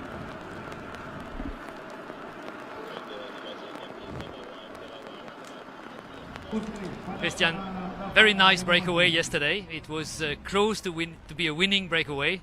Were you disappointed at the end? Yeah, yesterday it's good stage for me. I try to go in the breakaway. It's good chance to take minimum one podium, but I'm fighting for victory for sure. Because I crashed on second stage, I broke my first bike and I lost my general classification, but now just focus for me, it's to take one podium maybe on the stage, on some breakaway for sure. Does it mean breaking away again today? The start of the stage is quite interesting for that. Yeah, for sure I tried, because when I was in Sapura from 2019 until 2021, I already know first part of the race, and for sure this is my road, and I will try again to go in the breakaway. Is Le Tour de Langkawi your favorite race in Asia? Yeah, for sure. It's this time number 4 in Tour of Langkawi. It's a really beautiful race, and I hope for every time to show some results here. Thank you. You're welcome. All right, so that was Christian Raulinu from Linning Star team. He was in the breakaway yesterday. Obviously, it was a disappointing one because Two-Door Pro Cycling really brought the Peloton back for a bunch sprint for after the climb, and they pull it off with a stage win.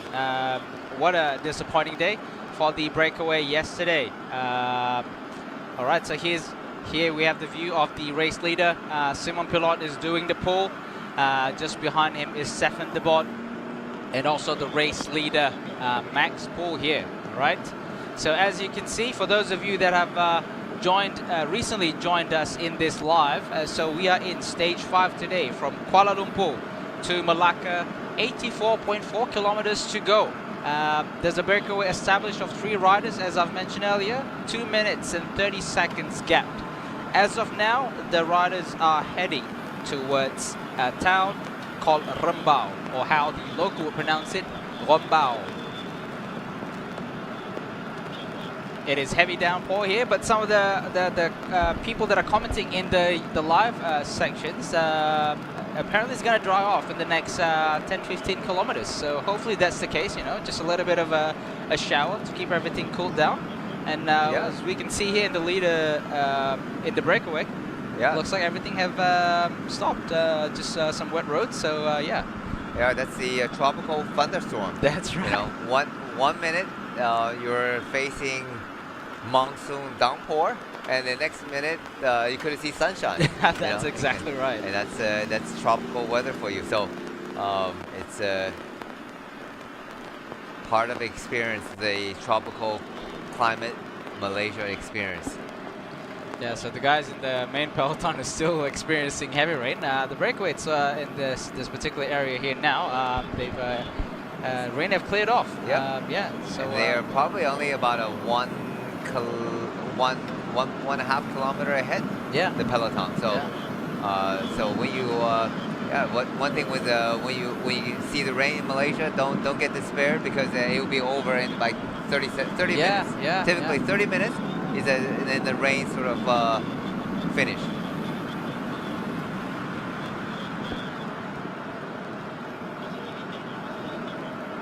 All right.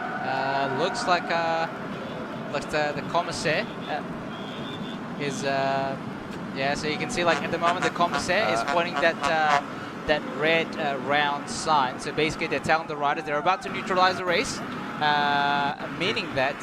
So what's going to happen when they neutralize the race, Danny? So they are neutralizing the race because of the heavy rain, and so they're taking the time gap of 3 minutes, and then I think they are going to let the peloton safely pass through the heavy rain.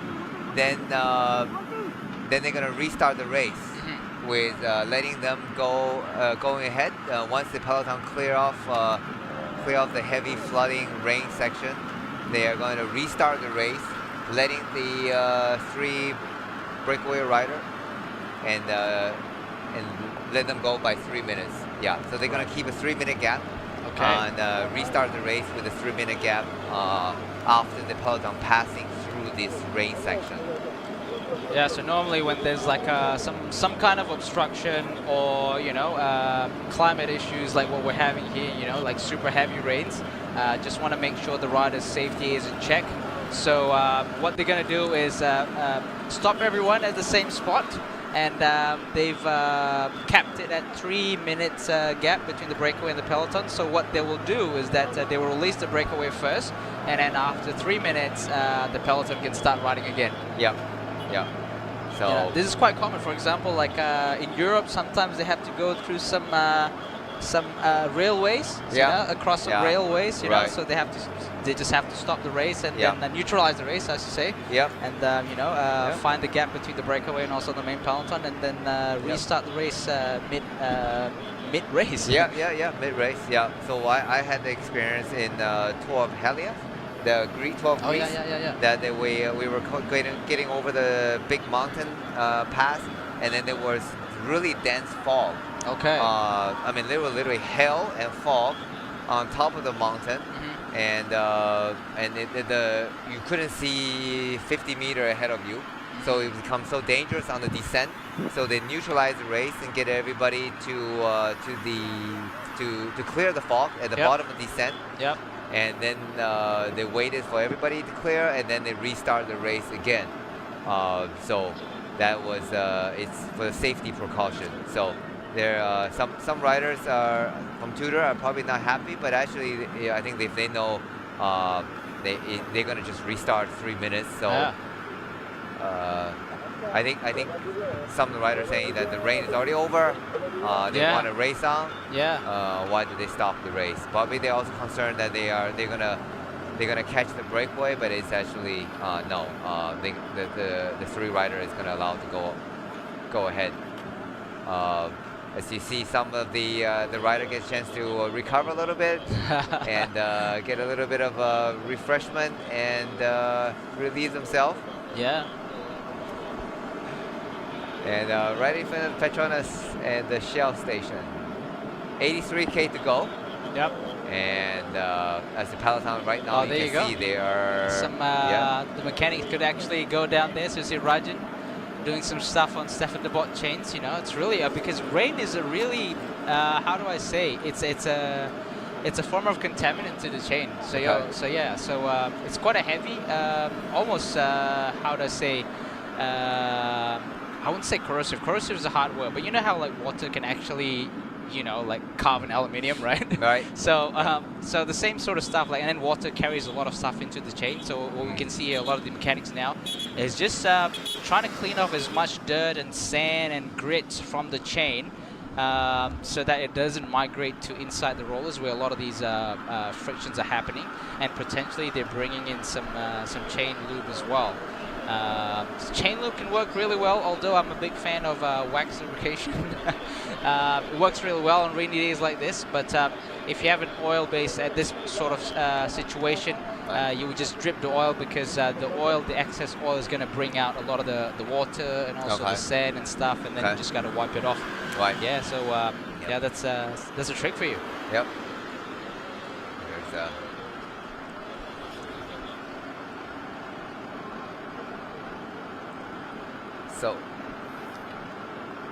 So we're just getting information from the race organizer they are going to check the roads ahead, whether or not there are heavy flooding or not, and also is checking the finish line if there's going to be heavy rain. If there are heavy flooding or heavy rain, they may they may stop the race and then so forth, cancel the race. Yeah. And if that happens, then Max Pol basically just extended his overall lead by 3 minutes. 3 minute gap. So same situation happened in the Tour de France, I think it's 2020. Yeah. How Egan Bernal. Bernal, right because of how do I say, like a snow slide. Yeah. Snow slide on top of the mountain. There you go, some fans. There you go, some fans carrying the Petronas flag. Probably the staff at Petronas there at the Petronas gas station, enjoying. It's like, what a day! They stopped in front of our gas station. Yeah. How appropriate. And see some more adjustment.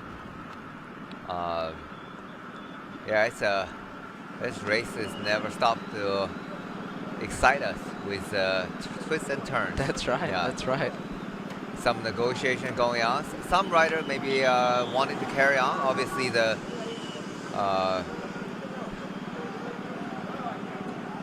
okay, good news. The roads ahead are clear, so we are going to restart the race very soon. You know what the commentators should do? They should tune on to the live English commentary. People giving weather reports out here, so we know it's dry out there. So we have lovely fans, who watch the race, giving us the information that it's actually dry. Thank you for the fans along the road, along the side of the road, and giving us accurate forecasts ahead. So the race organizer just confirmed it's safe to go continue. We're gonna start the race restart the race fairly soon. After it was a top of 5 minutes. Maybe not even someone 5 asked. minutes. Someone asked in the comments. So what? They have to start from KL? No. That's not what they meant as restarting the race. No, I assume that's a genuine question. But yeah, so they're starting from where they stopped just now.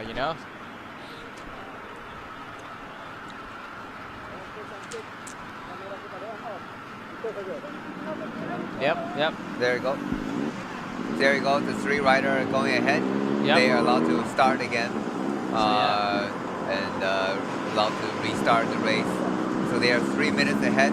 So they're gonna go for 3 minutes, and then the peloton is gonna allow to be released. And so right away, Simon Pilot, Max Pol, and Stefan de Bond back at the front and trying to get back to the racing pace as fast as possible. So technically they just had a short coffee break, and now they are back at the full-on race. 80k to go, 82 kilometers to the finish. Not far off for these guys, 80 kilometers could just pass in just over 2 hours. A little less 2 hours, I think. Yeah. So how it works here, for those of you that have joined us, so they actually stopped the race because they were scared there might be some flooding and also more heavy downpour up the road. So they would stop the race where everyone is, and then after they've sort of cleared off that the road ahead is safe for the riders, so they would sort of let go if there's a breakaway. For example, in this case, they have a 3-minute breakaway up the front, so they will let go the riders in the breakaway first, and then after 3 minutes, they will release. Someone said release the Kraken, release the Peloton. Right. Yes. So so people say in Malaka it's very hot. It's very hot in Malaka. So we're getting weather report. If race director, if you're watching the English YouTube feed, the Malaka is hot and sunshine. Sunshine. Yes. So we are. It's good for the riders, now that by the time they reach Malaka, they're all dried up. And good for the mechanic too. No need to back wash. That's true. It's fairly clean now. There you go. Race is back on. Meanwhile, Peloton is still waiting for the starting off. It's a long wait though, 3 minutes. 3 minutes. 3 minutes is a long wait. But they're happy. Get a bit of a rest. and It's been a hard stage so far. It's been a hard stage so far. So I'm sure, although the viewers might complain while they stop in the race, I think the rider appreciates it.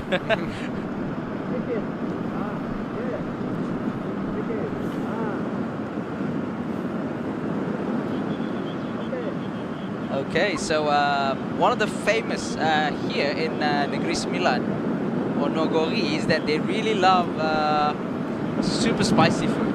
Really? Yeah, so they normally have the like coconut. The Peloton has been flagging off, and so they're starting off. Yeah, they're starting off now. Yeah, they've got their 3-minute gaps, and then off they go. Yeah. So back to the spicy. The spicy food, yeah. So they really love this thing called the local call it as masa lemak. So it's basically like a coconut milk with a mix of turmeric, and with this thing called like those green spicy chilies, that very short chili, that's super spicy. Yeah, they love that sort of dish. Okay. Yeah, it's tasty. It's super spicy. Okay. Yeah. If you want to test what's your spicy level of tolerance, you can come to Negeri Sembilan and just some roadside stalls. They serve some pretty nice ones. Yeah. I try that out. I talk about so Malaysian food. For those who are not familiar with Malaysian food, is we obviously there's a different culture mixed with Chinese, Malay, and Indian food. But the Malaysian food in general, Malaysians love spicy food. Yeah, that's right. And they eat, for someone like me who are not growing up with spicy food, and I come to Malaysia, and the first shock is, the small green chilies. Green chili. In the U.S., you sort of get used to they call the Mexican food is considered spicy. Yeah. The jalapenos. Yeah. But when you come to Malaysia, you have these small little chili patis. Chili padi. They are like a firecracker, right? Oh yeah. So, oh yeah. And it's Malaysians love their spicy food, and when I initially came here, and I felt everything was spicy, right? So after years of training for my wife, she get me to more adapted to the spicy. Okay, you know, acclimatize. Took a little bit of time to adjust, but now I can. By no means I can say I'm better at eating spicy. Okay. I still sweat, and it's not my choice, but I can tolerate it a lot better than before. So I trained myself for that spicy food. But Malaysia is if you like spicy food, this is place Malaysia is place to come because it's a different kind of spiciness. It's compared to the Chinese.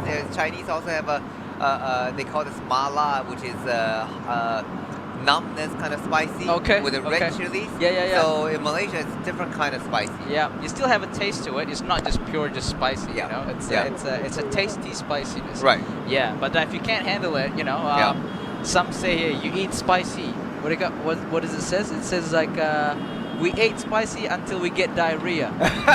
Okay. Thank you. Boy gone fishing. Yeah. There you go. Yeah. So it is kind of almost addictive. I know my friends, Malaysian friends, they say, "No, it's so good, it's so addictive." Yeah. It was just like I guess cyclists. They're kind of addicted to the pain and suffering, and there you go. Some Malaysians are addicted to the spicy. It's to me, pain, but it's delicious. To me, it's a bit of suffering. But to people who love spicy food is a pleasure. Yeah, well, the chat room is exploding with food chat now. Love it. Good. Let's get back to the racing. Let's go. While we're still on the chat about the food, but by no means keep it up. The active chat. We're trying to talk about the food as much as possible, trying to make it part of this racing.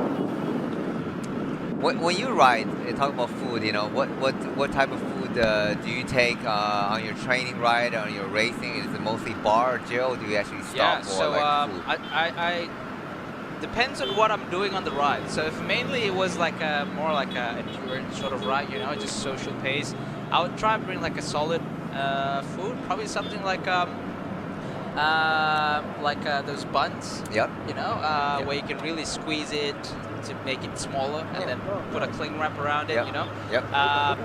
If you know you're going to do some intensities, you know, where your mouth going to be dry and you're not able to chew and swallow, I'll just go with like gels and stuff.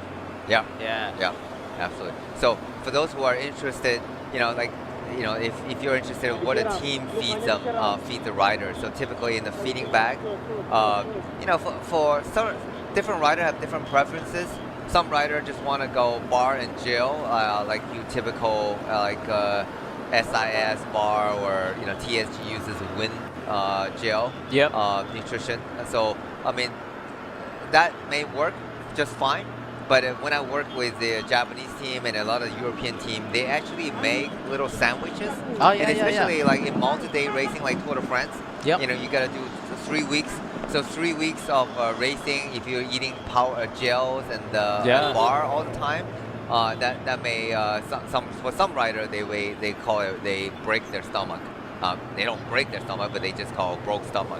Yeah, so, yeah. What they get, they don't have the appetite because they become very bland and tasteless and dry, difficult to eat. That's so, right. like just you said, you actually make sandwiches. It's, so the soigneurs actually prepare like a bit of turkey sandwiches. It could be, wow, and that's nice. so they wrap it up, small size, bite size. Yeah. And then for the rider to have different variety, but.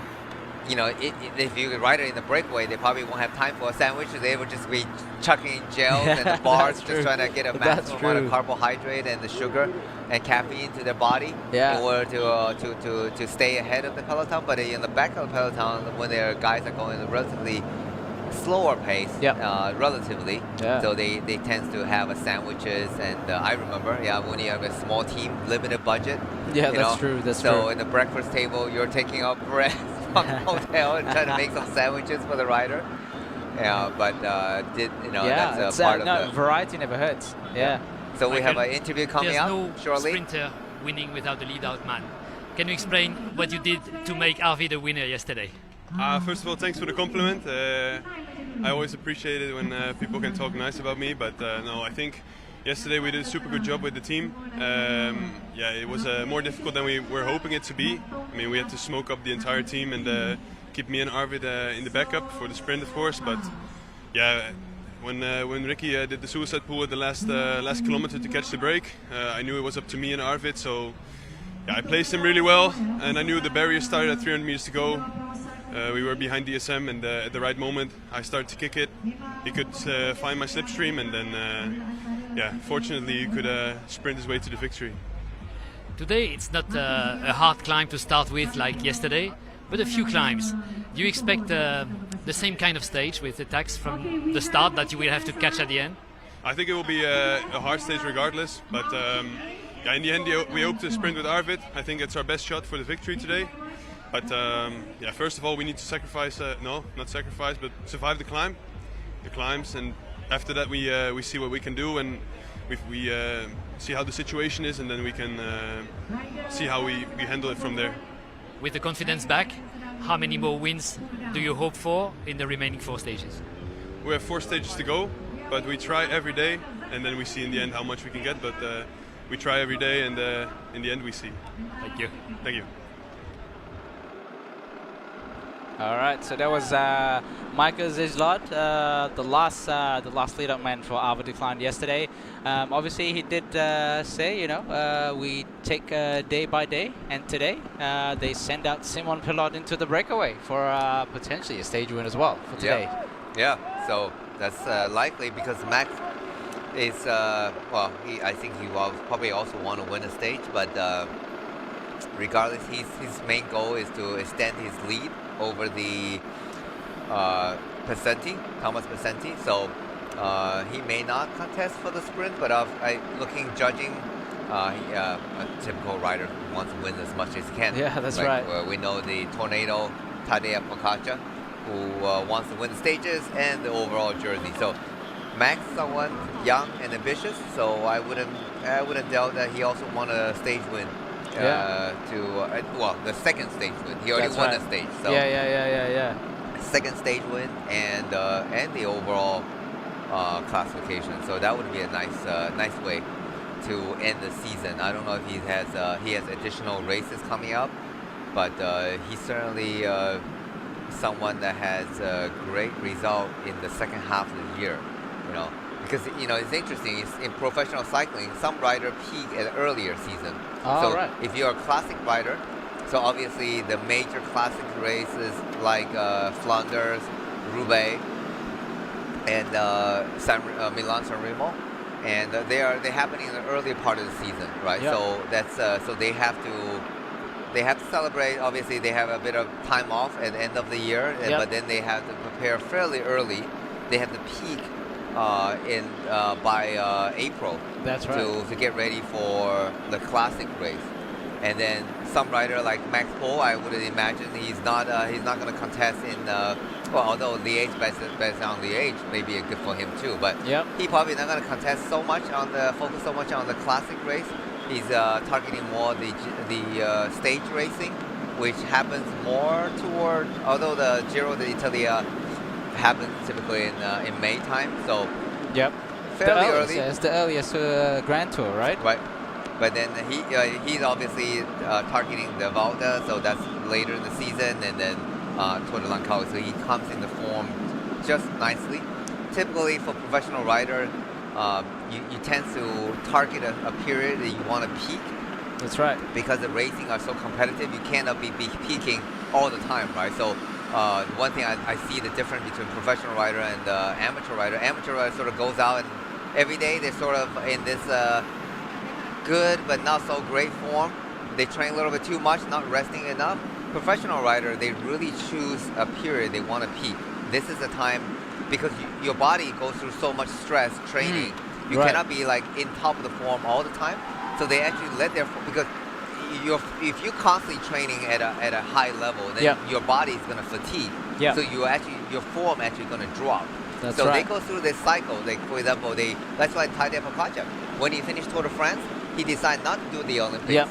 Right? He wanted his body to fully rest because he was targeting the World Championship. That's right. And there, even Matthew Van der Poel, he targets the Spring Classic. And then you didn't see him at all. That's right. He wasn't in much of form. He did do the tour, but he wasn't in much of form.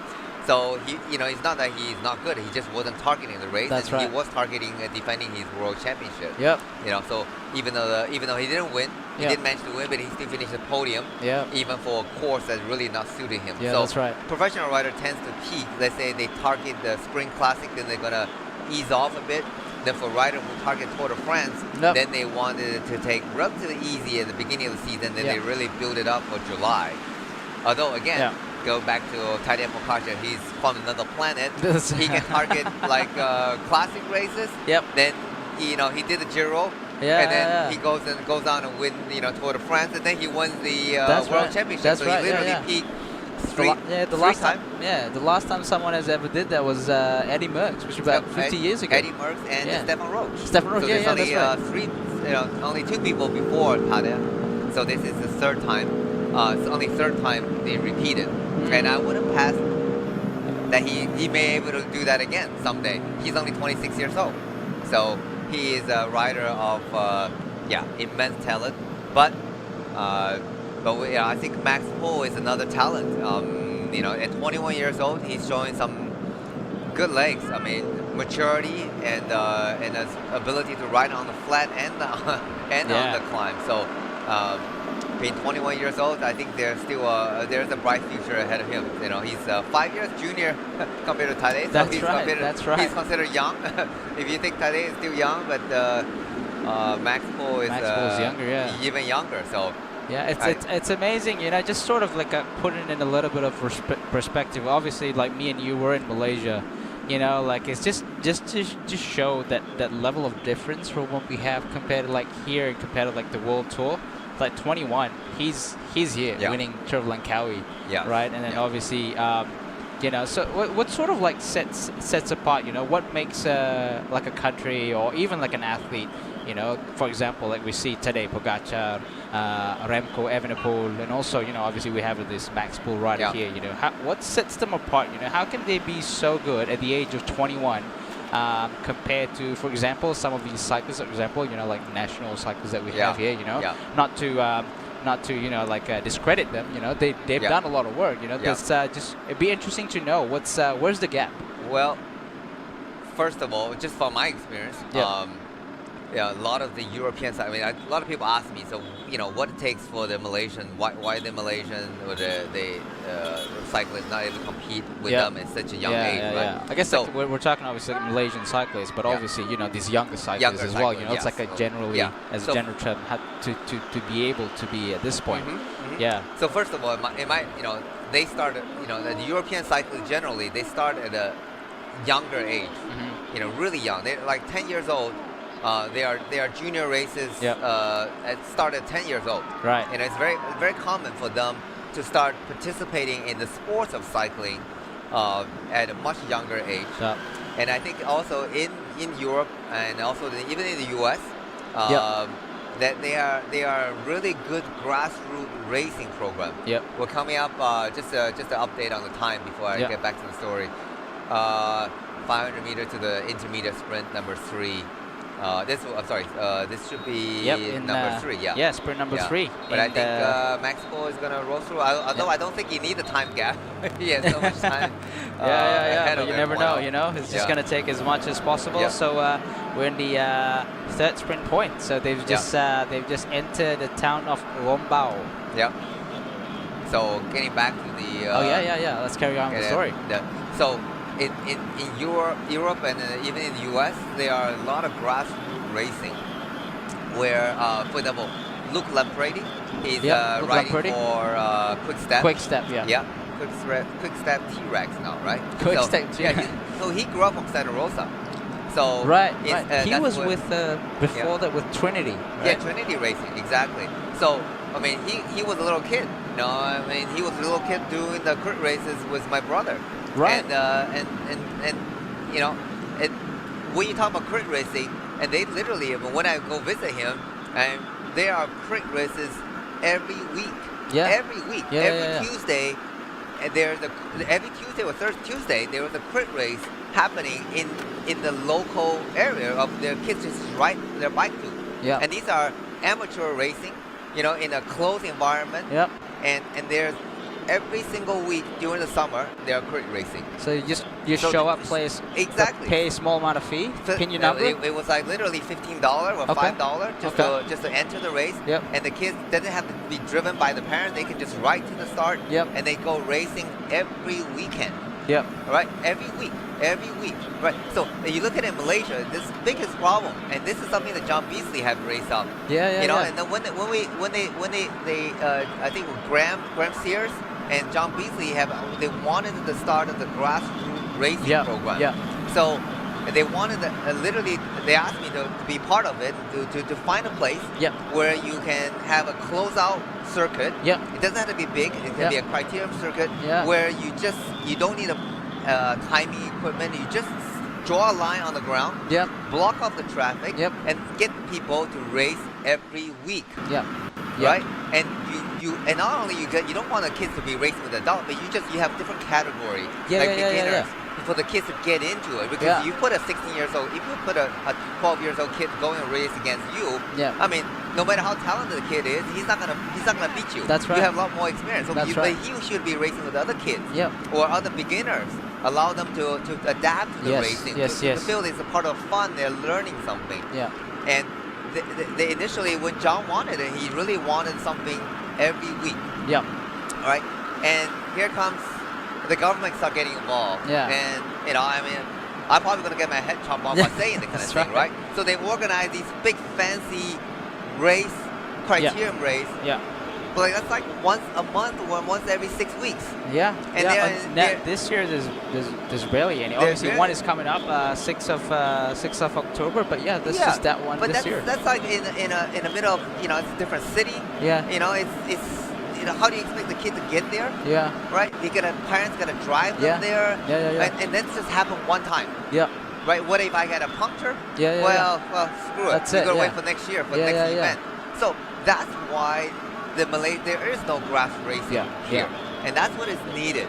Right? You guys put up Solenko criterion. They were trying to do it on a regular basis. That's right. I mean, again, if you just talk about a bunch of kids racing, $5 entry, just draw a line. You don't need a timing chip. You don't need a podium. I mean, literally, the Santa Rosa, the criterium, and they basically set up 3 stools and in front of a van and put up a banner and then for the kids to get on. And their prize money was literally like a little anything from like a new tire to a saddlebag.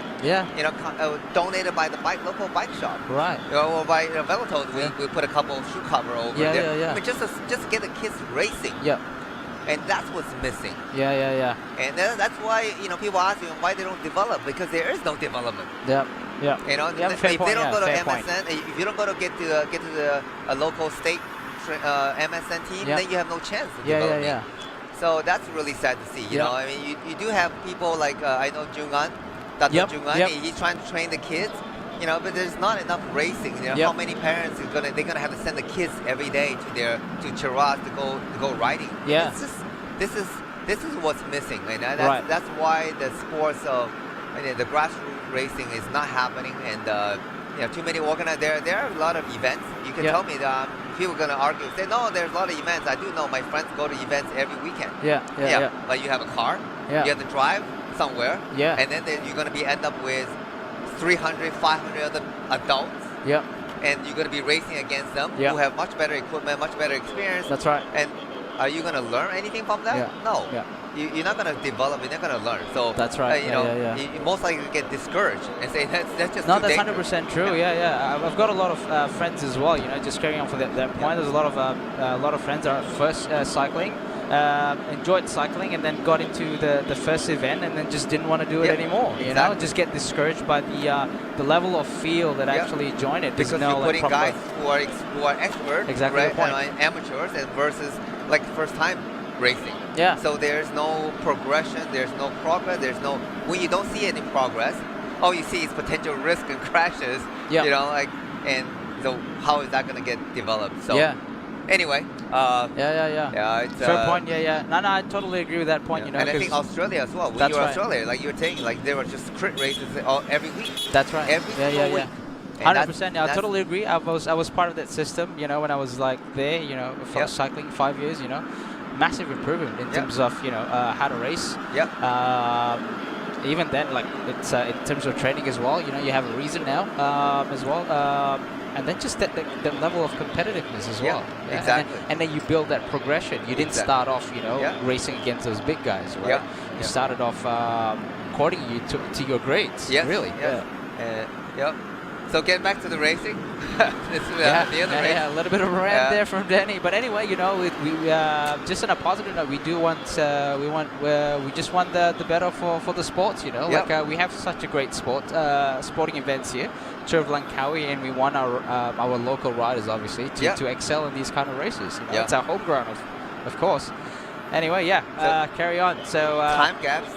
While we're talking so much, the time gap has also shrunk down from 3 minutes down to 2 minutes and 15, and 62k to go to the 61.8k to go to the finish line. So so it looks like the Peloton is slowly chasing back the breakaway. We can see that.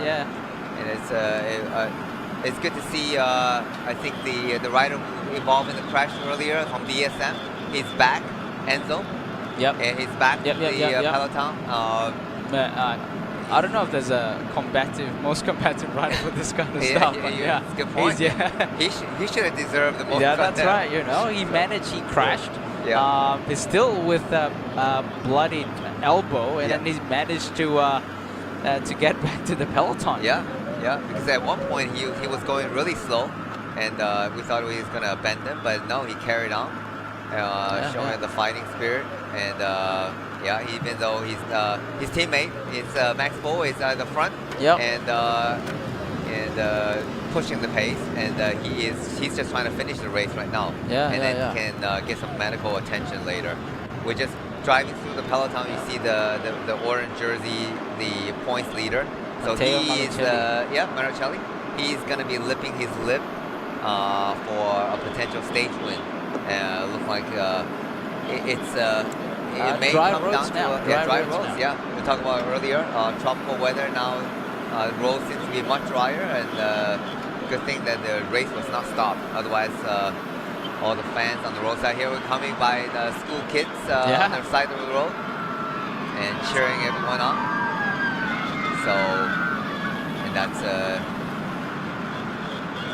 always a good view. Always a good view. good side. Yeah. Absolutely. Yeah. Support from the locals. Yep.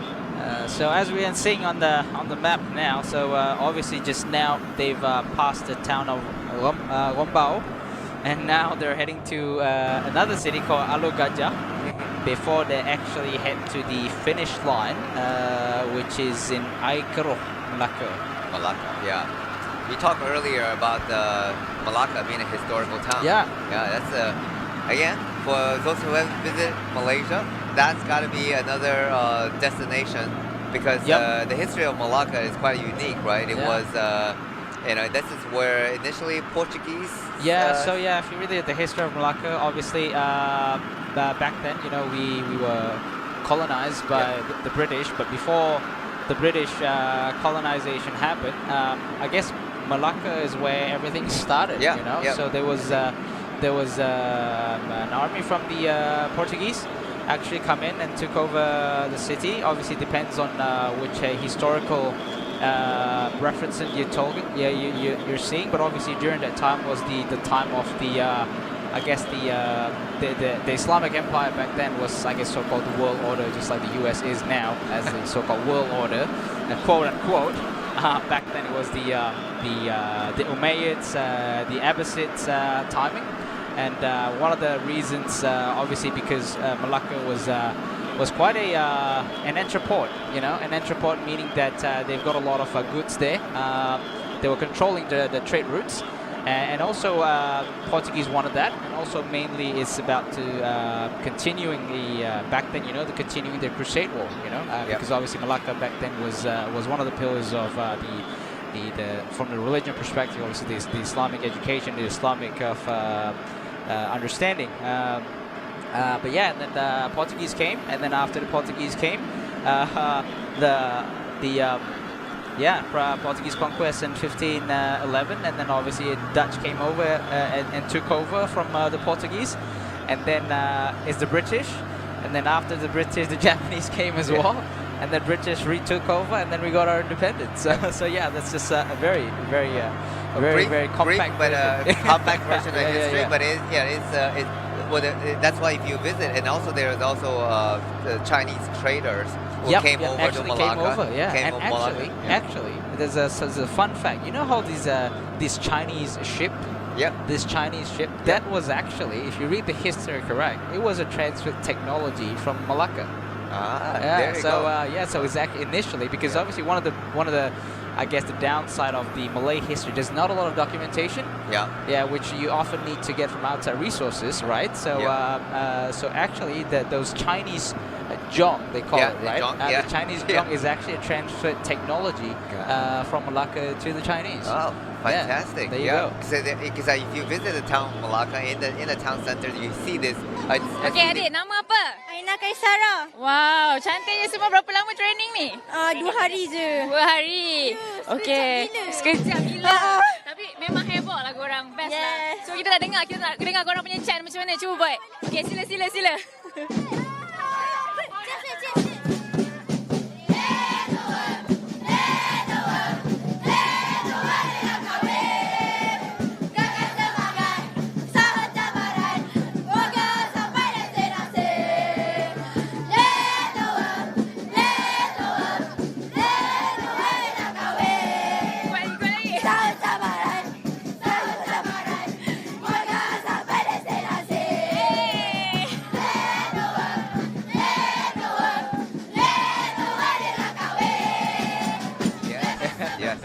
one of my favorite. One of my favorite. Yeah, there you go. So part of the history, Malaka, definitely a lot of visitor every year. It's a major tourism. That's the main thing. That's the main, I guess, so-called Malaka economy is driven by tourism. Tourism, right? It's Ernesto historical cities, UNESCO site. Yeah, UNESCO site. Yeah, for sure, for sure. So again, back to the racing. It's just, we can talk about Malaysia, different parts and the attraction of Malaysia all day long. That could be itself in a 5-hour event. That's right. But now back to racing. It's 2 minutes ahead for the 3-leader. For those who just joined us, the overall race leader, Max Pohl, is in the breakaway. And these guys broke away on the Bukit Hantu, and then they kept on going on the second climb of the day, and together with Simo Pino. And yesterday, breakaway from Team EF, Stefan de Bon, also in the break. So 3-rider driving the pace. They had a maximum of 3-minute gap, and the race was temporarily paused due to the heavy rain.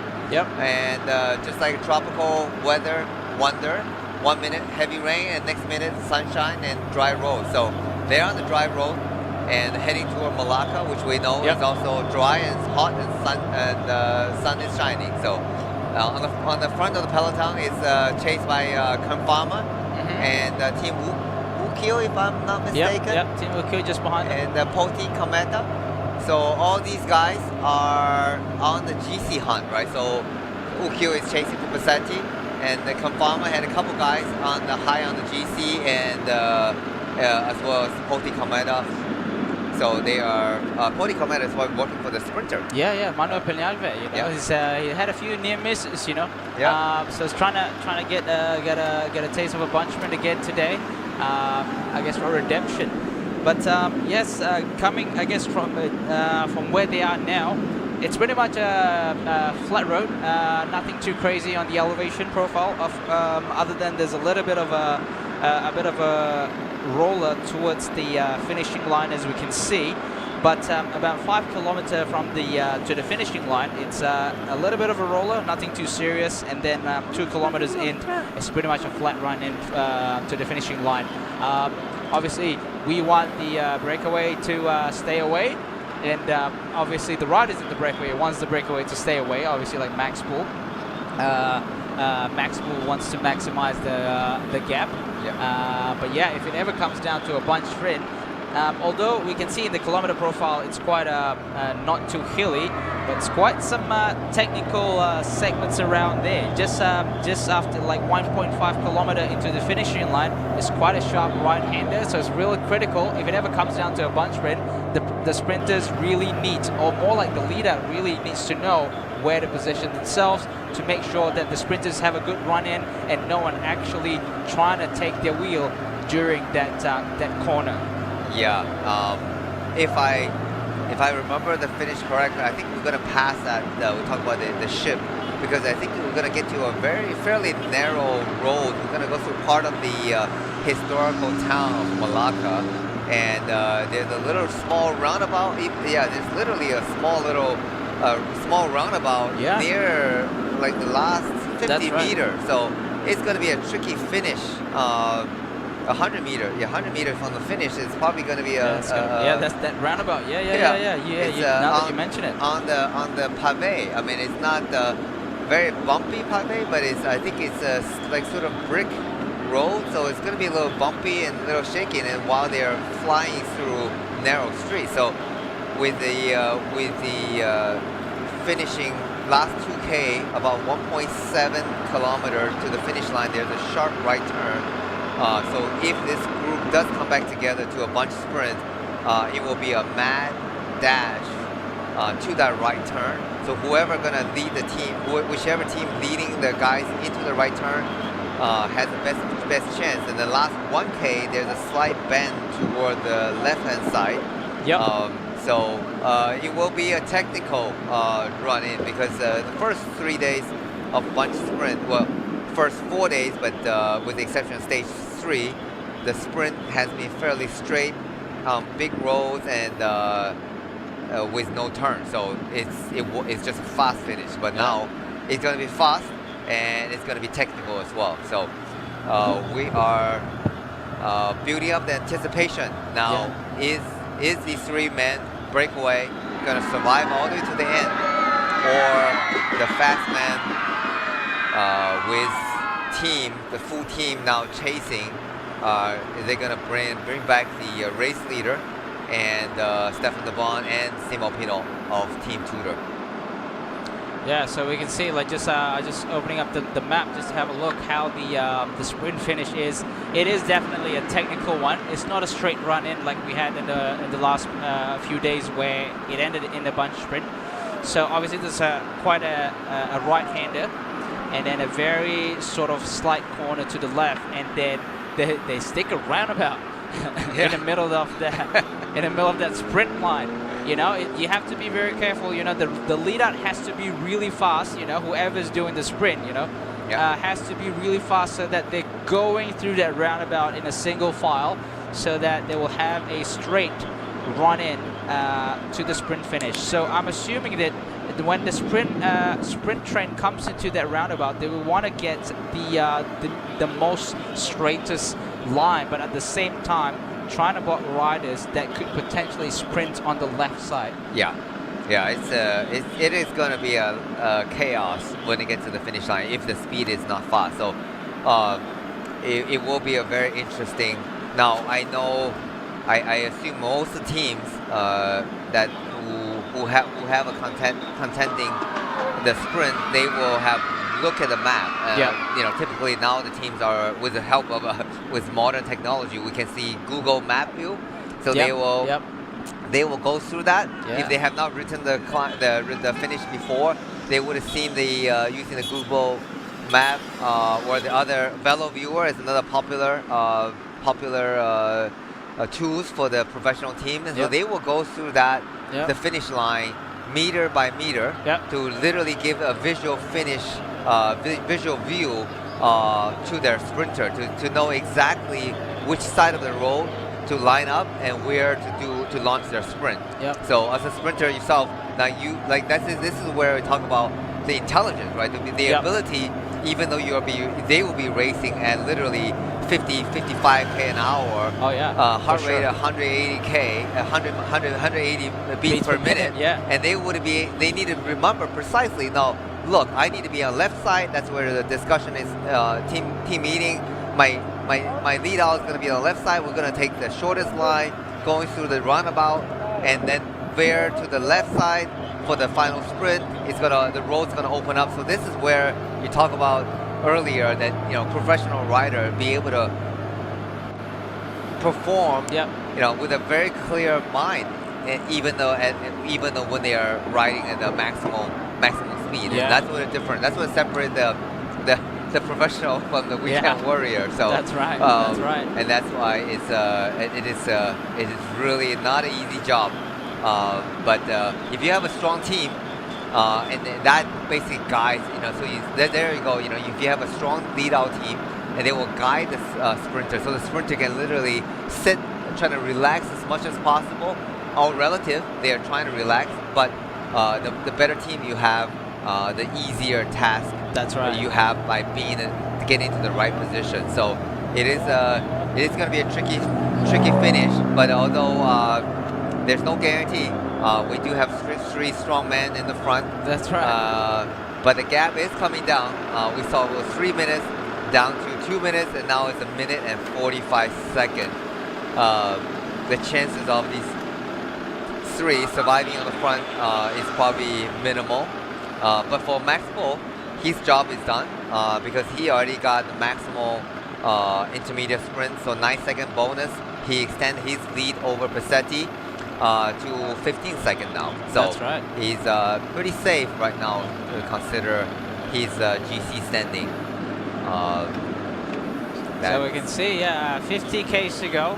Definitely the gap is going down. 1 minute 45 seconds.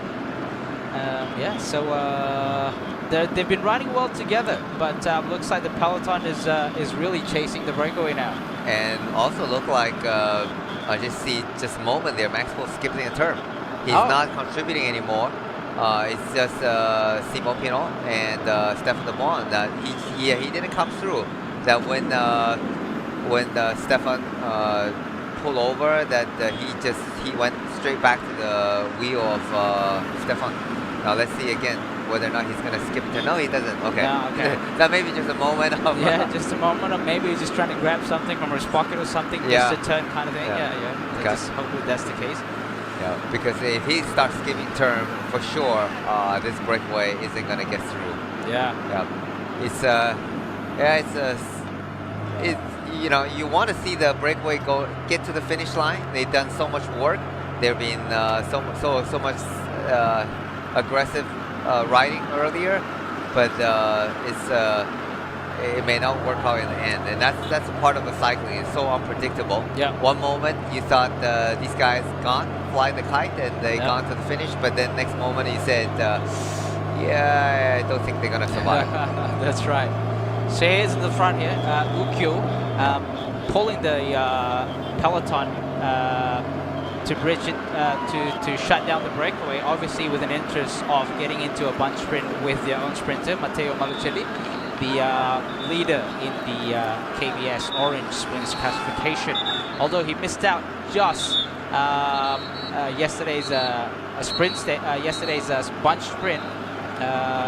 Obviously he wants as much sprint stage as possible, a bunch sprint as possible. There you go, you can see on the right there, it says Selamat Datang ke Malaka, which means welcome to Malaka. We are officially in Malaka now. Yeah. But they're still 47K from That's the finish. right. Yeah. This morning you asked me a good question. You know, what does Team Ukyo? What is? Yeah, I sponsor? did ask you. You know, because they've been around for a long time. So maybe the viewers have the same question as well. So what is Ukyo? Yeah, Team Ukyo is actually set up by the former Formula One driver from Japan, himself Ukyo Takayama, and he was a Formula One driver. And after he retired from Formula One racing, he actually decided to set up the team in 2012. All right. So 2012. So it's been a 12 years team. That's right. Since they've been around for a long time. 12 years, fairly long. Also, just like Trengano cycling team, they've been a little longer. Trengano has set up a couple years earlier. Yeah. But Team Ukyo has also been set up fairly long, and the idea long time. But the idea was sort of develop Japanese talent. Interesting to see Formula One driver. Instead of trying to develop the next Formula One driver from Japan, he decided to contribute into cycling. Yeah, you know? that's right. I mean, there's a lot of F1 drivers actually into cycling. You know, I just saw a post from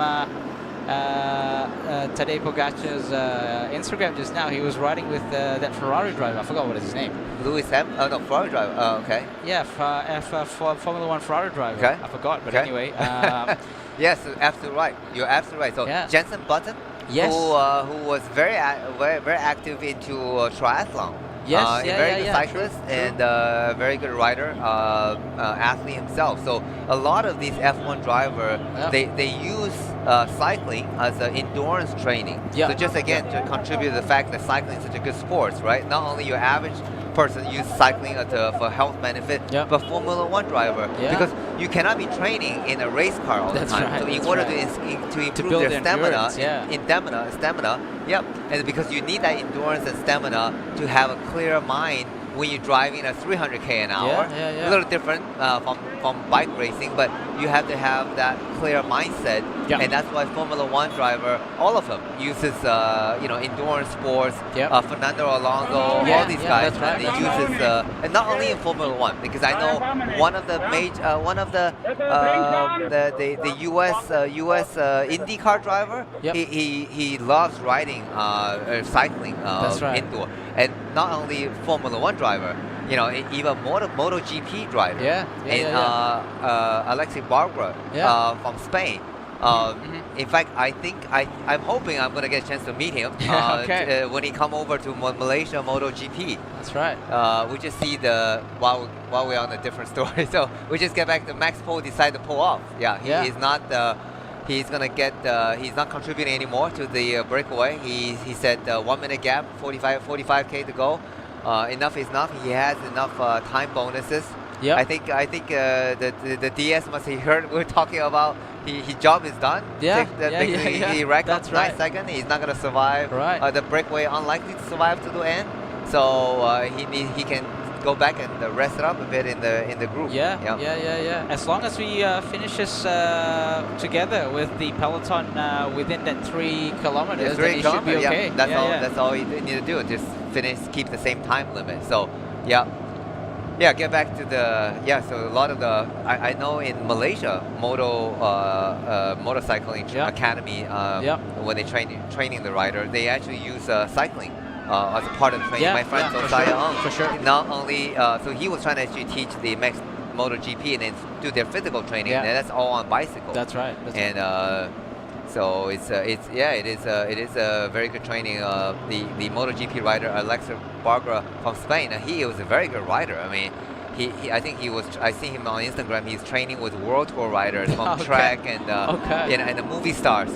So he's gonna come here and apparently he's gonna bring his bicycle and one of his sponsor Caputo helmet and ask me.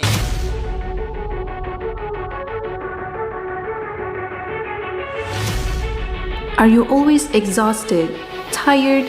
All of that can change with Bubbles O2, Malaysia's only naturally oxygenated mineral water. With a high dissolved oxygen content, Bubbles O2 is no ordinary mineral water. Stop, sip, and smile. Fuel your passion for a powerful performance. Find us at PETRONAS Fitur di Langkawi, Malaysia 2024.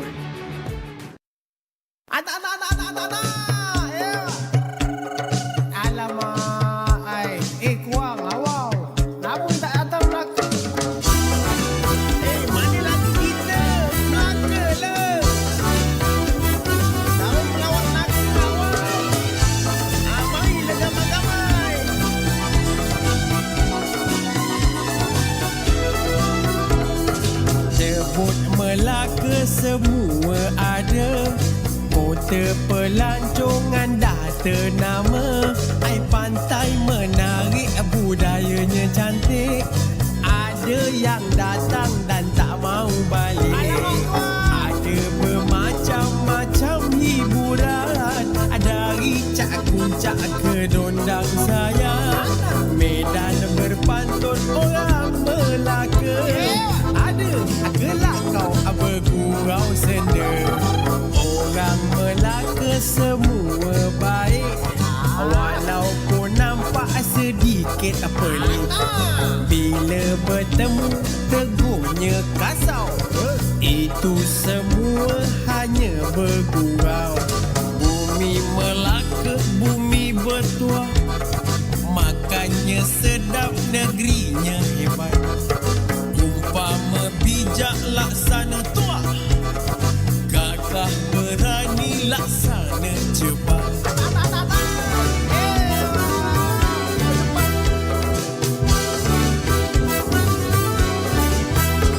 Kalau datang ke negeri Melaka, jangan risau nak tidur mana. Hotel ada, homestay tersedia. Yang penting pasti tak tidur dalam kereta. Cubalah makan asam pedas orang Melaka. Makan sekali 3 bulan, I tak lupa. Kuih keria, coconut shake, hai popular. Minuman bau, air resepi orang Melaka. Negeri Melaka, negeri hebat. Kota pelancongan, negeri selat. Negeri Melaka, ai negeri hebat. Kota pelancongan, negeri selat. Mana lagi? Melaka lah. Ke main di singgah dah bertahun-tahun. Kau duduk kat rumah jalan ke kat bandar apa semua. Melaka macam-macam ada lah. Pun ada, cendol ada, tamin sari pun ada. Naik becak. Besok. Kalau datang ke negeri Melaka, jangan risau nak tidur mana. Hotel ada, homestay tersedia. Yang penting pasti tak tidur dalam kereta. Cubalah makan asam pedas orang Melaka. makan sekali 3 bulan. Hai tak lupa. Gue keria coconut shake hai popular. Minuman baru air sepi orang lagu. Negeri Melaka negeri hebat. Kota pelancongan negeri selat. Umpama bijak laksana tua.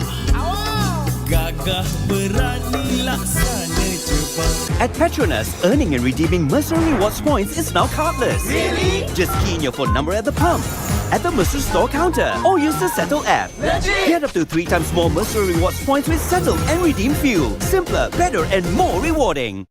Front of the race, now 3 men become 2, then 2 become 1. Look like Stefan de Bon is the only man standing from the breakaway, still trying to carry on, but it doesn't look like he's pushing a very hard pace. Probably waiting for to be absorbed by the Peloton. The time gap still showing 1 minute, although I'm not sure if that's accurate. Team Ukio is working for their team leader Pasanti, and also for their sprinter, the orange jersey holder, and trying to get another sprint finish victory at historical city of Malaka. Looks like another disappointing day for Stefan de Bont. He was wishing for the breakaway to happen and stick till the end from yesterday's stage, and he make another good crack for this stage today, but looks like with no luck. That's cycling, isn't it? Right? You have to gamble a little bit and see. You have to play the cards, right? See if it's gonna work, and if it doesn't work, you do it on another day. Yep. And this, he was in the breakaway yesterday, almost all the way to the end, just 300 meter to the finish line, got caught by the Peloton, and today he's going again. These top professional riders, especially World Tour level, they can go on an attack again and again, day after day, because that's a part of their job. And when they said probably in the team meeting, so no, we got to go on aggression again. Yesterday we narrowly missed the finish, so even though their body must be screaming for fatigue, with fatigue, but they have to go. And it's just, and he's certainly done a good job getting the break, and just unfortunate. I think there just wasn't enough, especially when the Burgos rider punctured, and so the 4 men becomes 3. So Okamika had to return back to the Peloton. So suddenly the breakaway lost one of the engine. It's like a car, 4-cylinder becomes 3-cylinder, and then the breakaway seems to be doomed. 40K to go. Stefan de Bon is going to be, he should be the most aggressive rider, staying in the breakaway the longest, but you can see he is pretty much soft pedaling, waiting until the Peloton absorb the front of the race. And it will be another sprint finish. Yeah, potentially, but I'm just a little bit curious as well, considering it's about 40 kilometers to go. What are the odds of counterattack? I would say almost 100%. Almost 100%. Yes. It's in fact, this is if the DS is the team car. I remember whenever I hear the radio that the breakaway is going to get caught and there's still 39K to go, I would tell the riders, they just, the breakaway is coming back, and get ready for counterattack. Right. To be ready. Because it's like it's 40K to go, but it's pretty much like almost like another just under an hour of racing. You can still make a sizable gap. Especially when a lot of these sprinters teams are like, no, you chase, right? So they start giving this, this.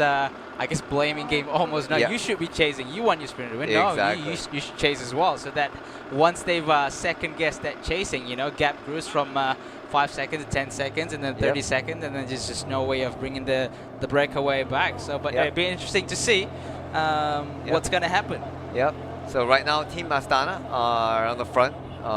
They are trying to get their sprinter Ceresa another stage victory. They got the first one. Yesterday was a bad day. So today, I'm sure Mark Rishaw is thinking about getting that second stage win. I'm not sure how fresh Ceresa's legs are, but I'm sure he's not the only sprinter looking forward to this sprint, because it's considered a much technical I mean, Yes, last yes, last it is three a technical sprints, sprint for it's sure. a fast one.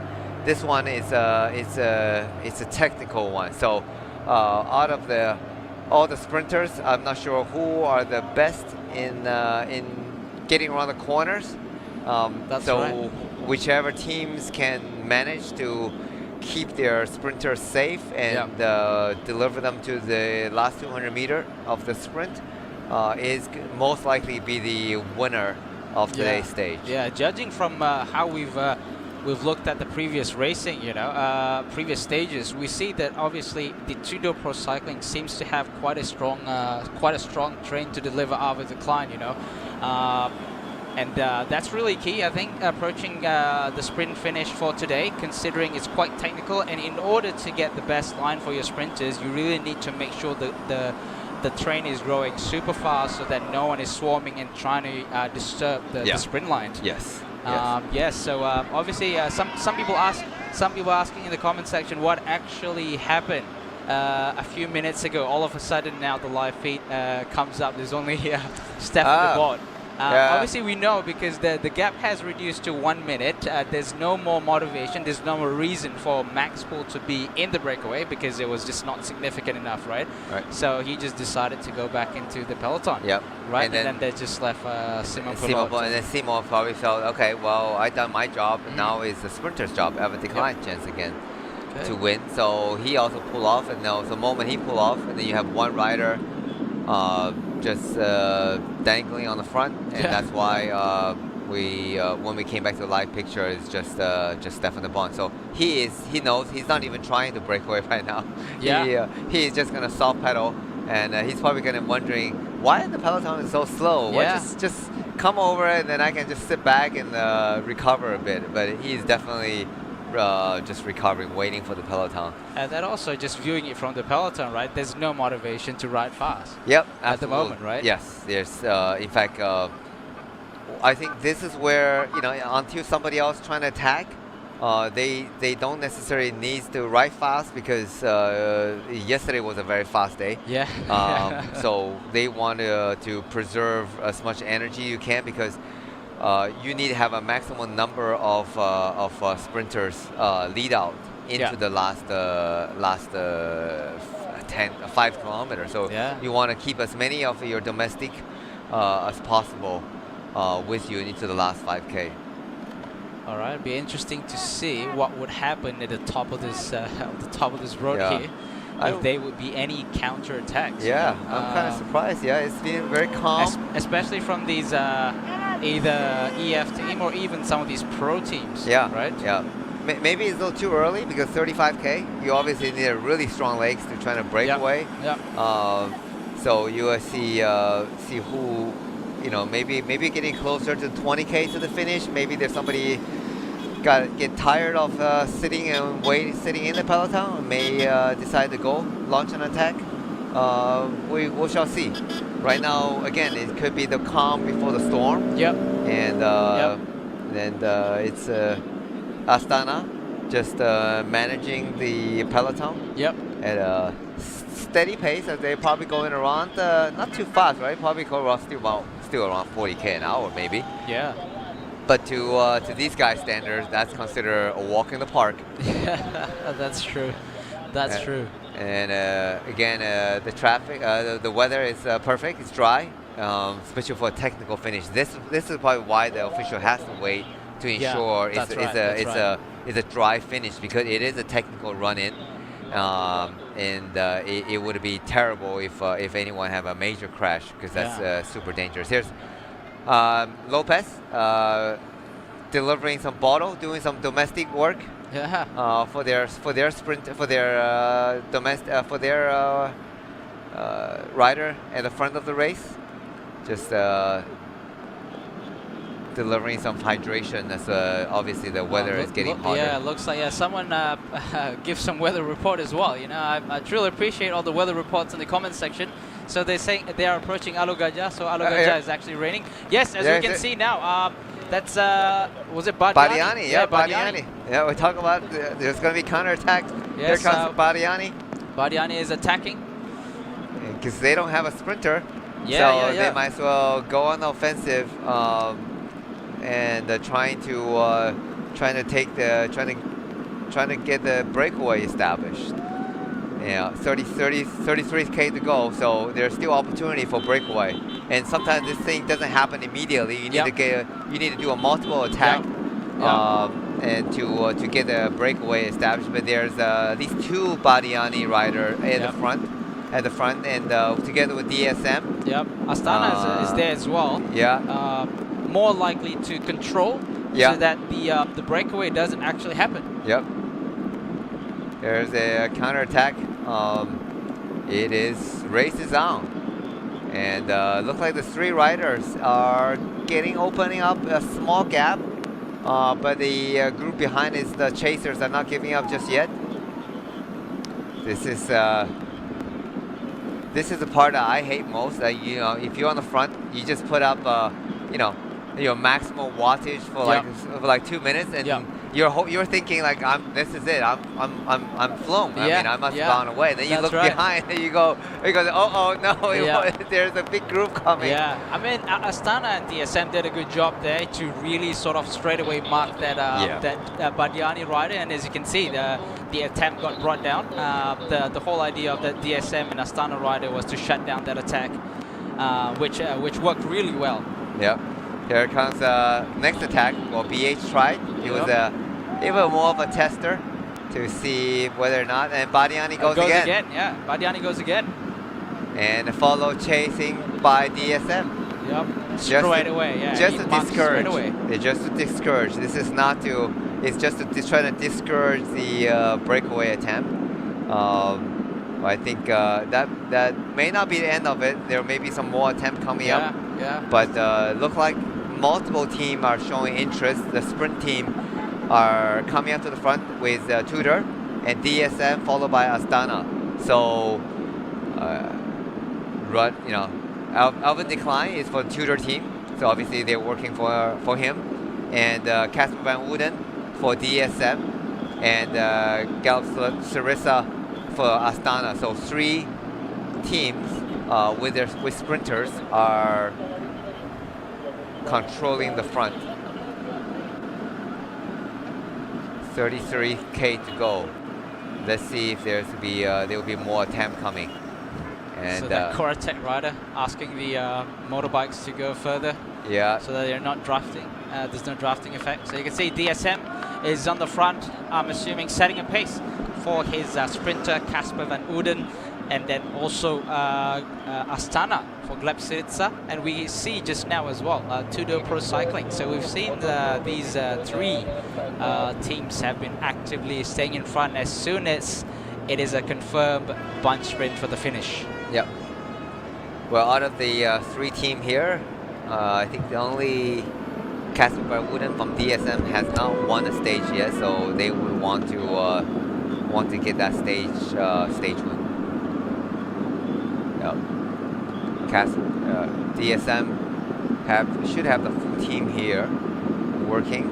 And they also want to make sure they get Max Pohl safely into the last 3 kilometers.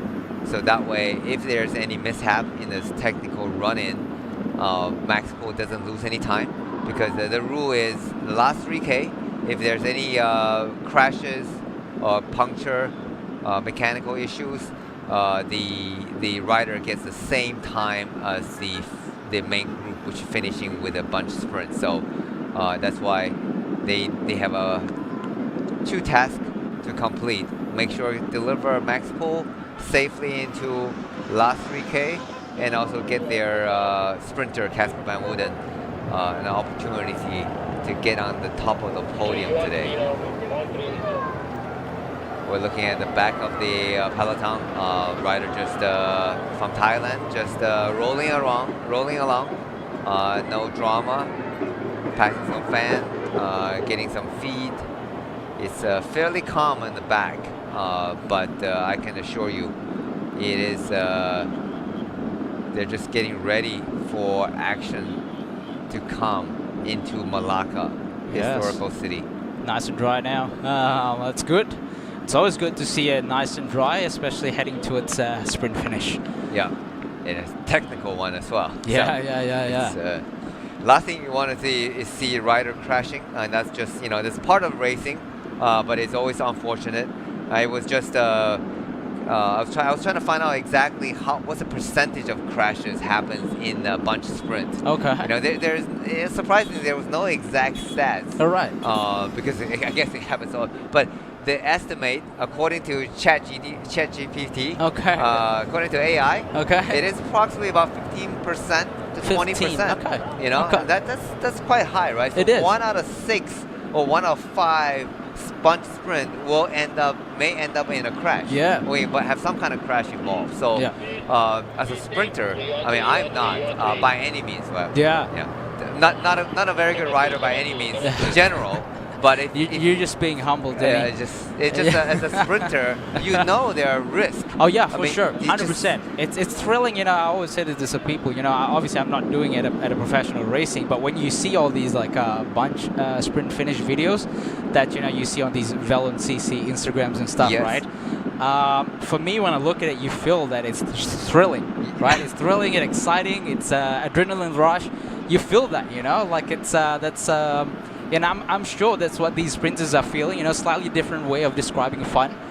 Even when you look at the interview with sprinters, like they really love that chaos, you know, that shoulder bumping, you know, that just fight for position, that that chaos. But obviously it comes with a risk, you know. I think there was an interview with Caleb Ewan back then. He did say, you know, he loved the chaos, but it's so fun until you start hitting the ground. Yes, you get a punch in the face. So. But that's interesting. That you like when you look at those videos, you get excited by the thrill. When I look at the video, the hair standing up, hair on the back of my neck stands up because I think I'm glad I'm not involved in all that. It's just you know, I get nervous. You know, I the goosebumps to look at that. So that just separates the sprinter mentality versus a non-sprinter mentality. So you need to have that. Mindset that you actually love it, and that's what it makes you a better sprinter. Because if you're already getting scared, run in, for sure you are not going to be fighting for that little gap that opening up in front of you. That's true. And you're not going to commit to that line. And that's what is going to separate, because the sprints we've seen, you know, you can win or lose by a tire width. So if you don't fight for that every inch, so you can see, like, even on stage 2, Harif Saleh, who unfortunately, yesterday he was also out of time limit, but he had a good opportunity on stage 2, but there was just no space for him to get That's across. right. That's right. You know, he was just he was behind the eventual, he was behind the Poti Kometa, and he had a rider on the front, the back, the left and right, and so he had a speed, but he couldn't finish it all because there was no space to squeeze himself in. So unfortunately, Harif missed an opportunity, and I know he's super disappointed for finishing off that time limit. But he's not the only one. There was 19 riders, I mean, including riders from the pro teams also didn't finish, including defending champion Simon Ka. Unfortunately couldn't finish the day because it was such a hard day, hard chase. So, but getting back to today's race, it is look like should be a very nice run-in to the sprint. So the counter-attack seems to stop for now. I'm not sure whether or not there'll be an attempt later. It's they could be resting up and trying to go for another one. But meanwhile, we see Poti Kometa rider, Dario Gomez, German. And it's getting some feed. Interesting name. So Tudor cycling team is setting up the pace, still setting up the pace on the front. And I think today Simo Pilo can rest a little bit. He's not being asked to get to the front and work for the team. That's right. You know. I mean, like you've been out of the win pretty much. I would say almost 50% of the race. 50% of the race, correct. So you can take a breather today, but the task.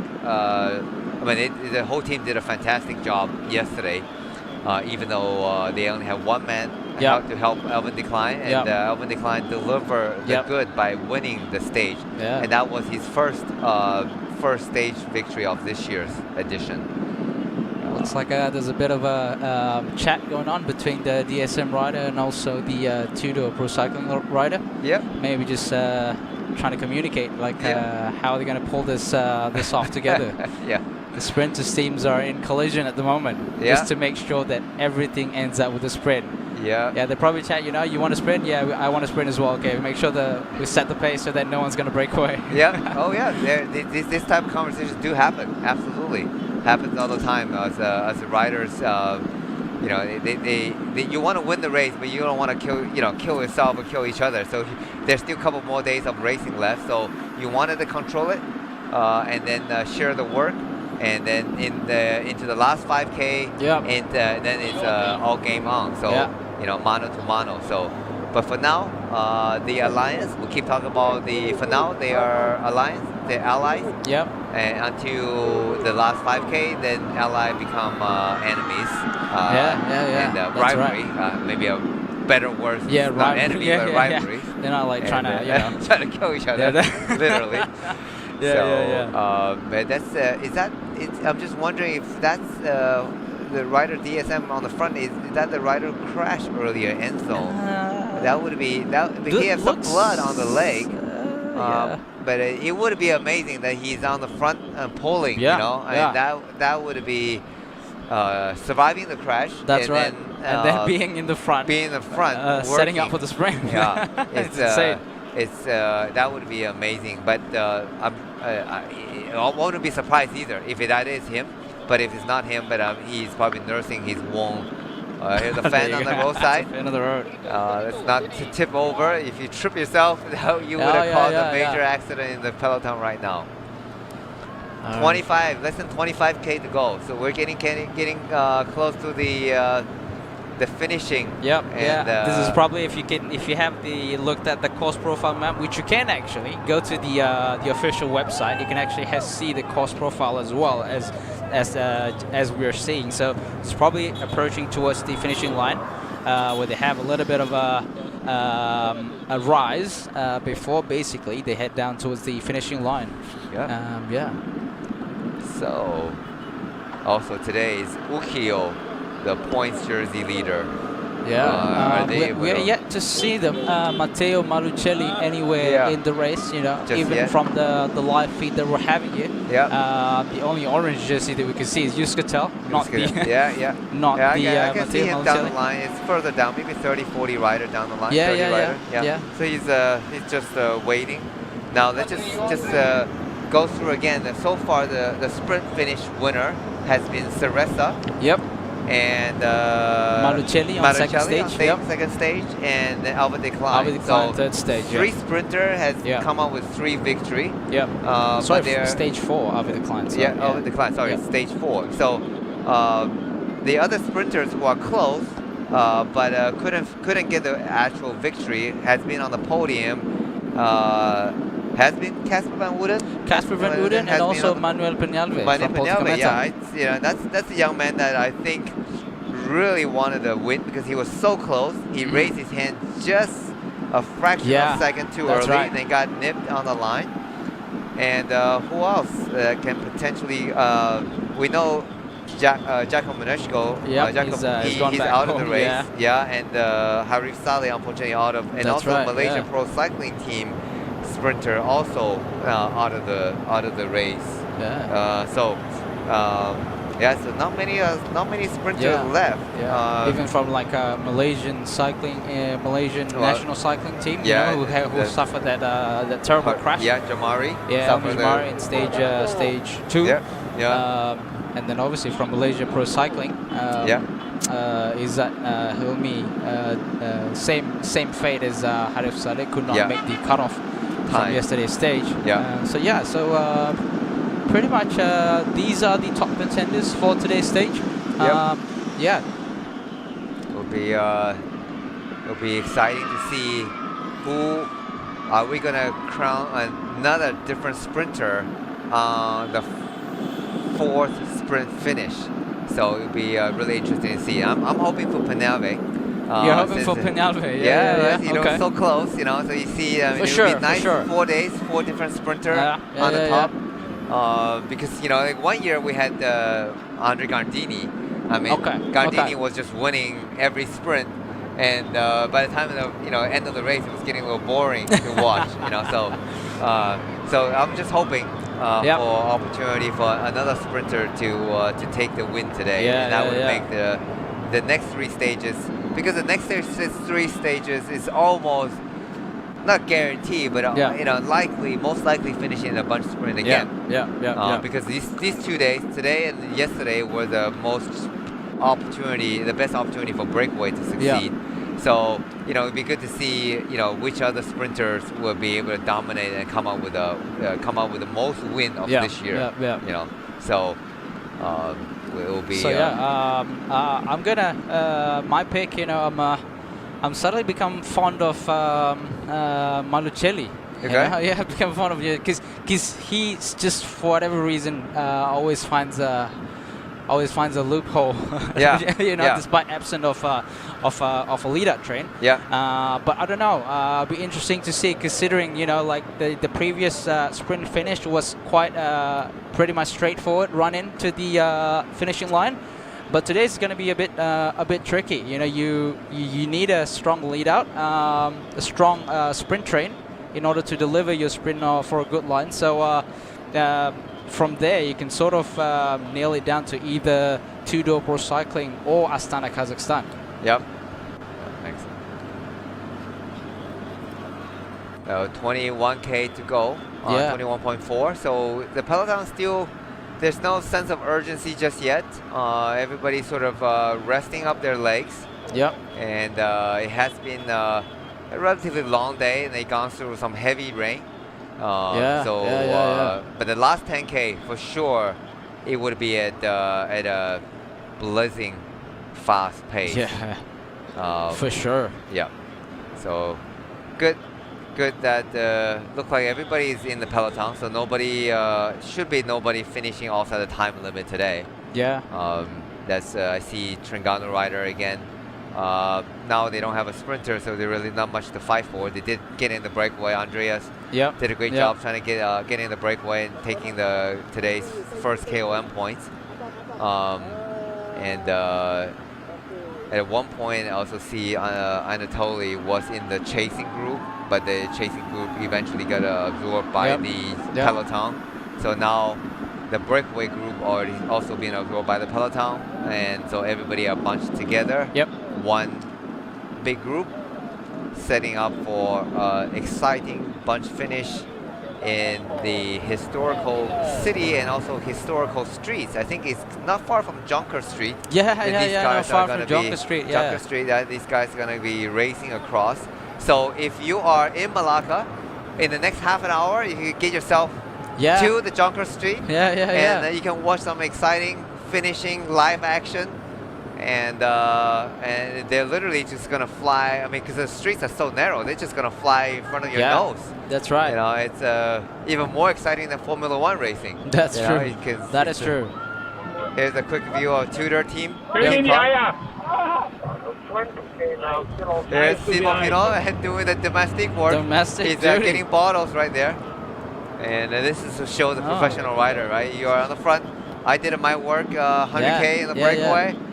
You're being absorbed. Okay, well, come back for water.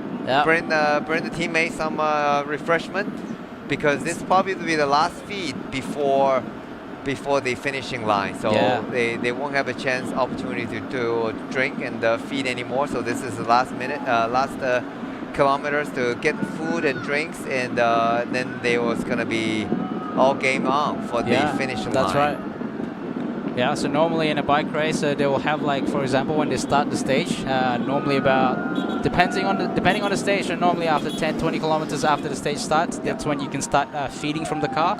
Same thing when you're about to finish as well. So normally about the 20-kilometer mark is when they would close the ability for the team car to feed the riders. Yeah, typically a lot of the feeding starts at typically at 40K.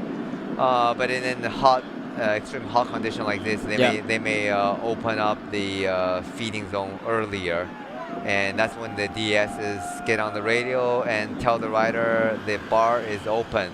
Like the bar is open. And signaling the domestic rider to come back and get water. But yeah, and that's the bar is about to close. The bar is about to close, you know. Get your last order in. Get your last order in. Yeah. But for the rider on the back, it's still fairly chilling. It's not nothing too dramatic right now, so they can have a chat. You can see the NPC rider chatting with the TSG rider, and next to it is the Malaysian national team. That's so right. yeah, you have 3 Malaysian guys just along the side, and they're probably chatting about the weather right now. And of how tough was yesterday's stage. Yeah, most likely you're right. Yeah. And you know, it's good to see. You know, these guys are competitors. They are rivalry, but they also, among the riders, among them, they are quite friendly actually. I know there's a healthy rivalry between TSG, Trengganu Cycling Team, Malaysia Pro Cycling Team, but it's good. You know, I mean, to me, it's a healthy competition. Improve the level of everyone, right? So when you have a healthy competition, it sort of pushes another rider to do better, because when you see your compatriot, someone you know, similar age or similar background, able to do well in a particular race, and you have that, you know, you want to do better also, and you can have that self-belief. If he can do it, why I can't do it? Yeah, you know? that's true. So, that's true.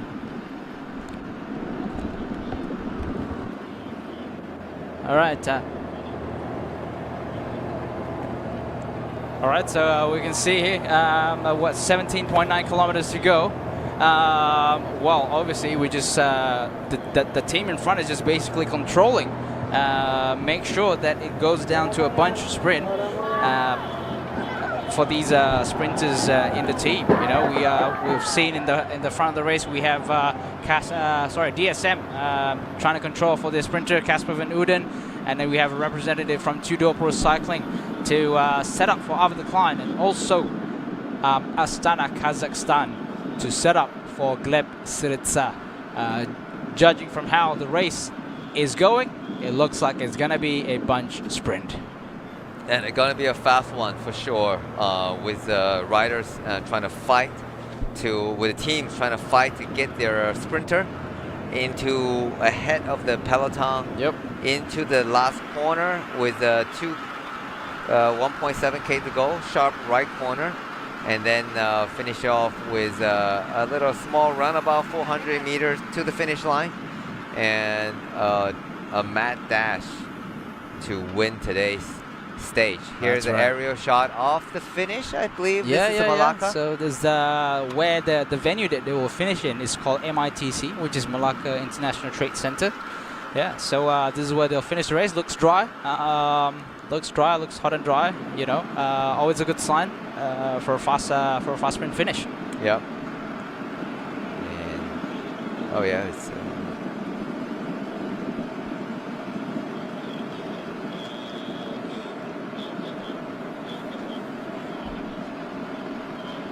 So yeah, today's just to recap, today's finish is at MITC Ayakuro. So we're not going to the Jonker Street, the historical part of the Malaka. Yeah, MITC Ayakuro, but it's not that far. Jonker Walks from Ayakuro is not that far. Yeah.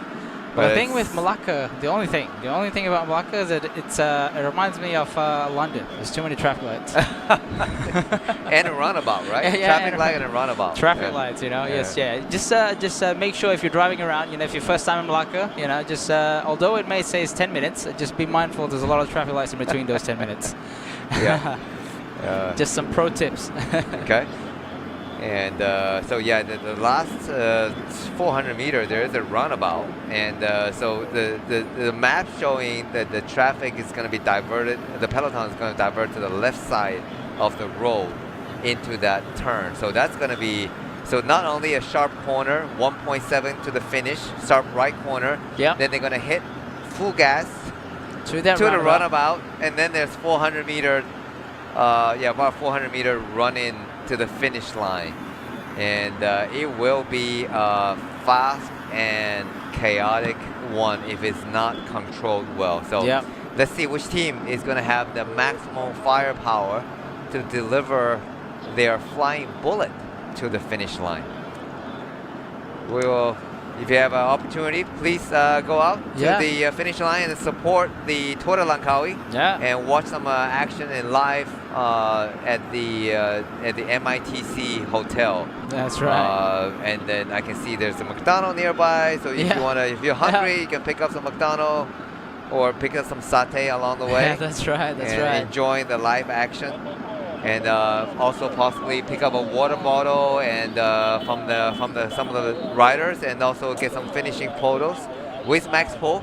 And if you have opportunity, do go out, take a photo with Max Pohl, because I can almost assure you, in the next few years, you will see him likely winning a Grand Tour stage in very soon in either the Tour or the Valda or the Giro. So he's already very close, right? Three tops. Number three, and the one podiums, number two. So he's just missing that final Grand Tour win.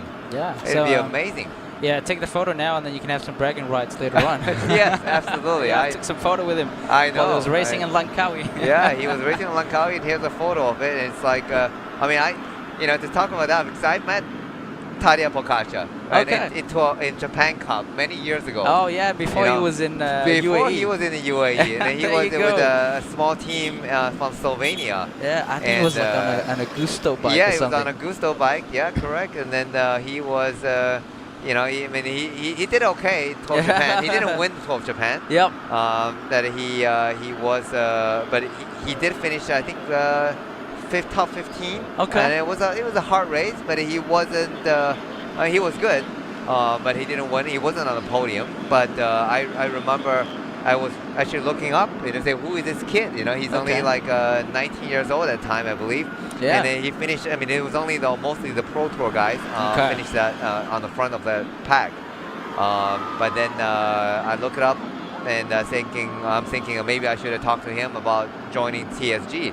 And then next thing I know, on Pro Cycling Stats, he's already signed like 4 years with the team UAE. Oh, wow. And winning the Tour de Avenir. So I was like, okay, yeah, so that's not possible. That's a pipe dream. But I should have taken a photo at least, right? Oh, so, yeah. There you go. So if you have the opportunity, make sure get out, take a photo with Max Pohl, because I'm sure that photo, you can look back a couple years from now, and he will be a Grand Tour stage winner, maybe. Yeah. So looks like they're slowly ramping up the pace here. 13.1 kilometers to go, not far. Judging from the pace, it's probably under 15 minutes of racing to go. And the pace is going to heat up, and I think you can see like the peloton starts stretching out a little bit. Yep. But it's not, they need to wait until the last 5K, because in the last 5K they're going to go over this sort of a big flyover turn. I think off the main road, get over the flyover turn, and then they're gonna run in about 3K plus, and then make a sharp right turn, and then getting over a straight sort of bend to the left side.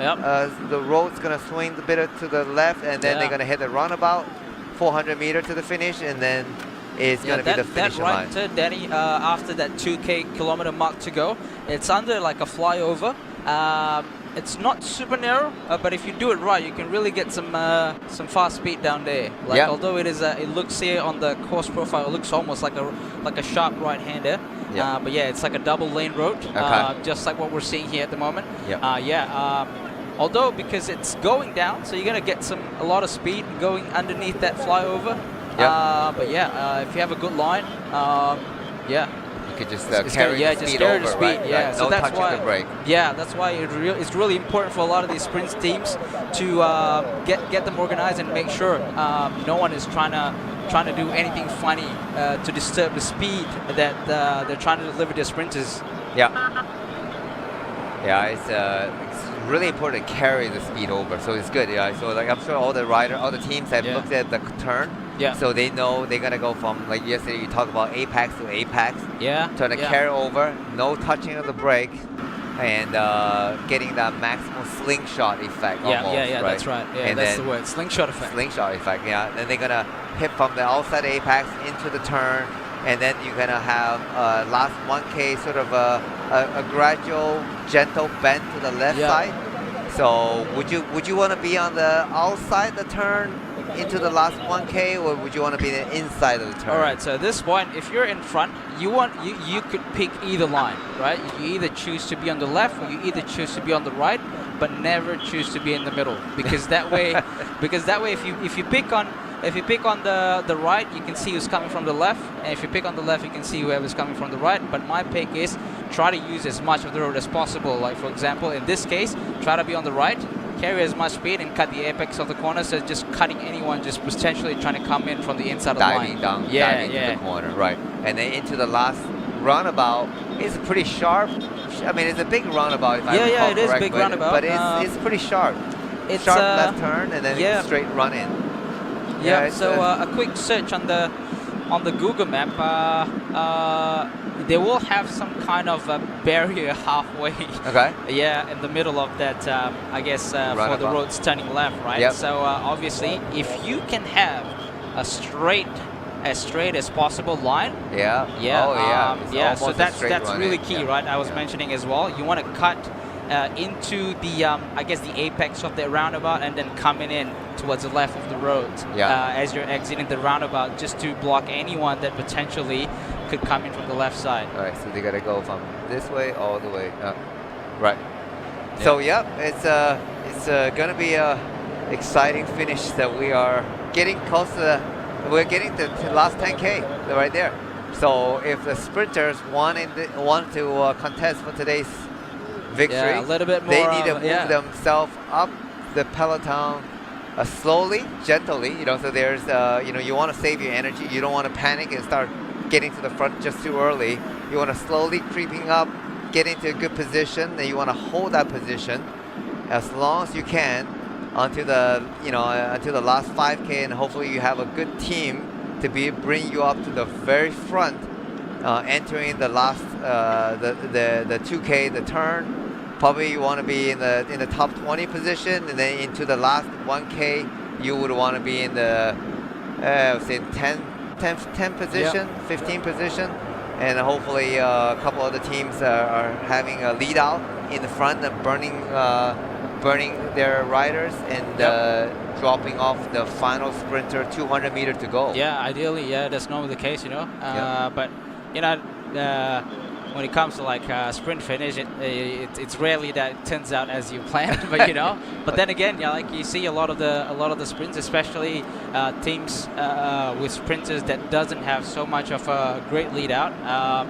Often just go by instinct, just go by instinct, not necessarily have to go by, I have to get off the sprint after my last lead-up man pull off, Sometimes your lead-up man may never got the perfect line. You just have to surf through. For example, you analyze a lot of the sprints. Obviously, like yesterday's Michael Zijlaard was leading out for Arvid Klein. Yeah. But then he didn't follow Zijlaard's wheel. Rather, he follows the Casper Van Ouden's wheel, which is he go to the left of the road, which is the shorter route, considering they have that slightly left bender to the sprint finish, and that was a smart move by Arvid Klein. To then get sort of like got led out by Casper Van Ouden.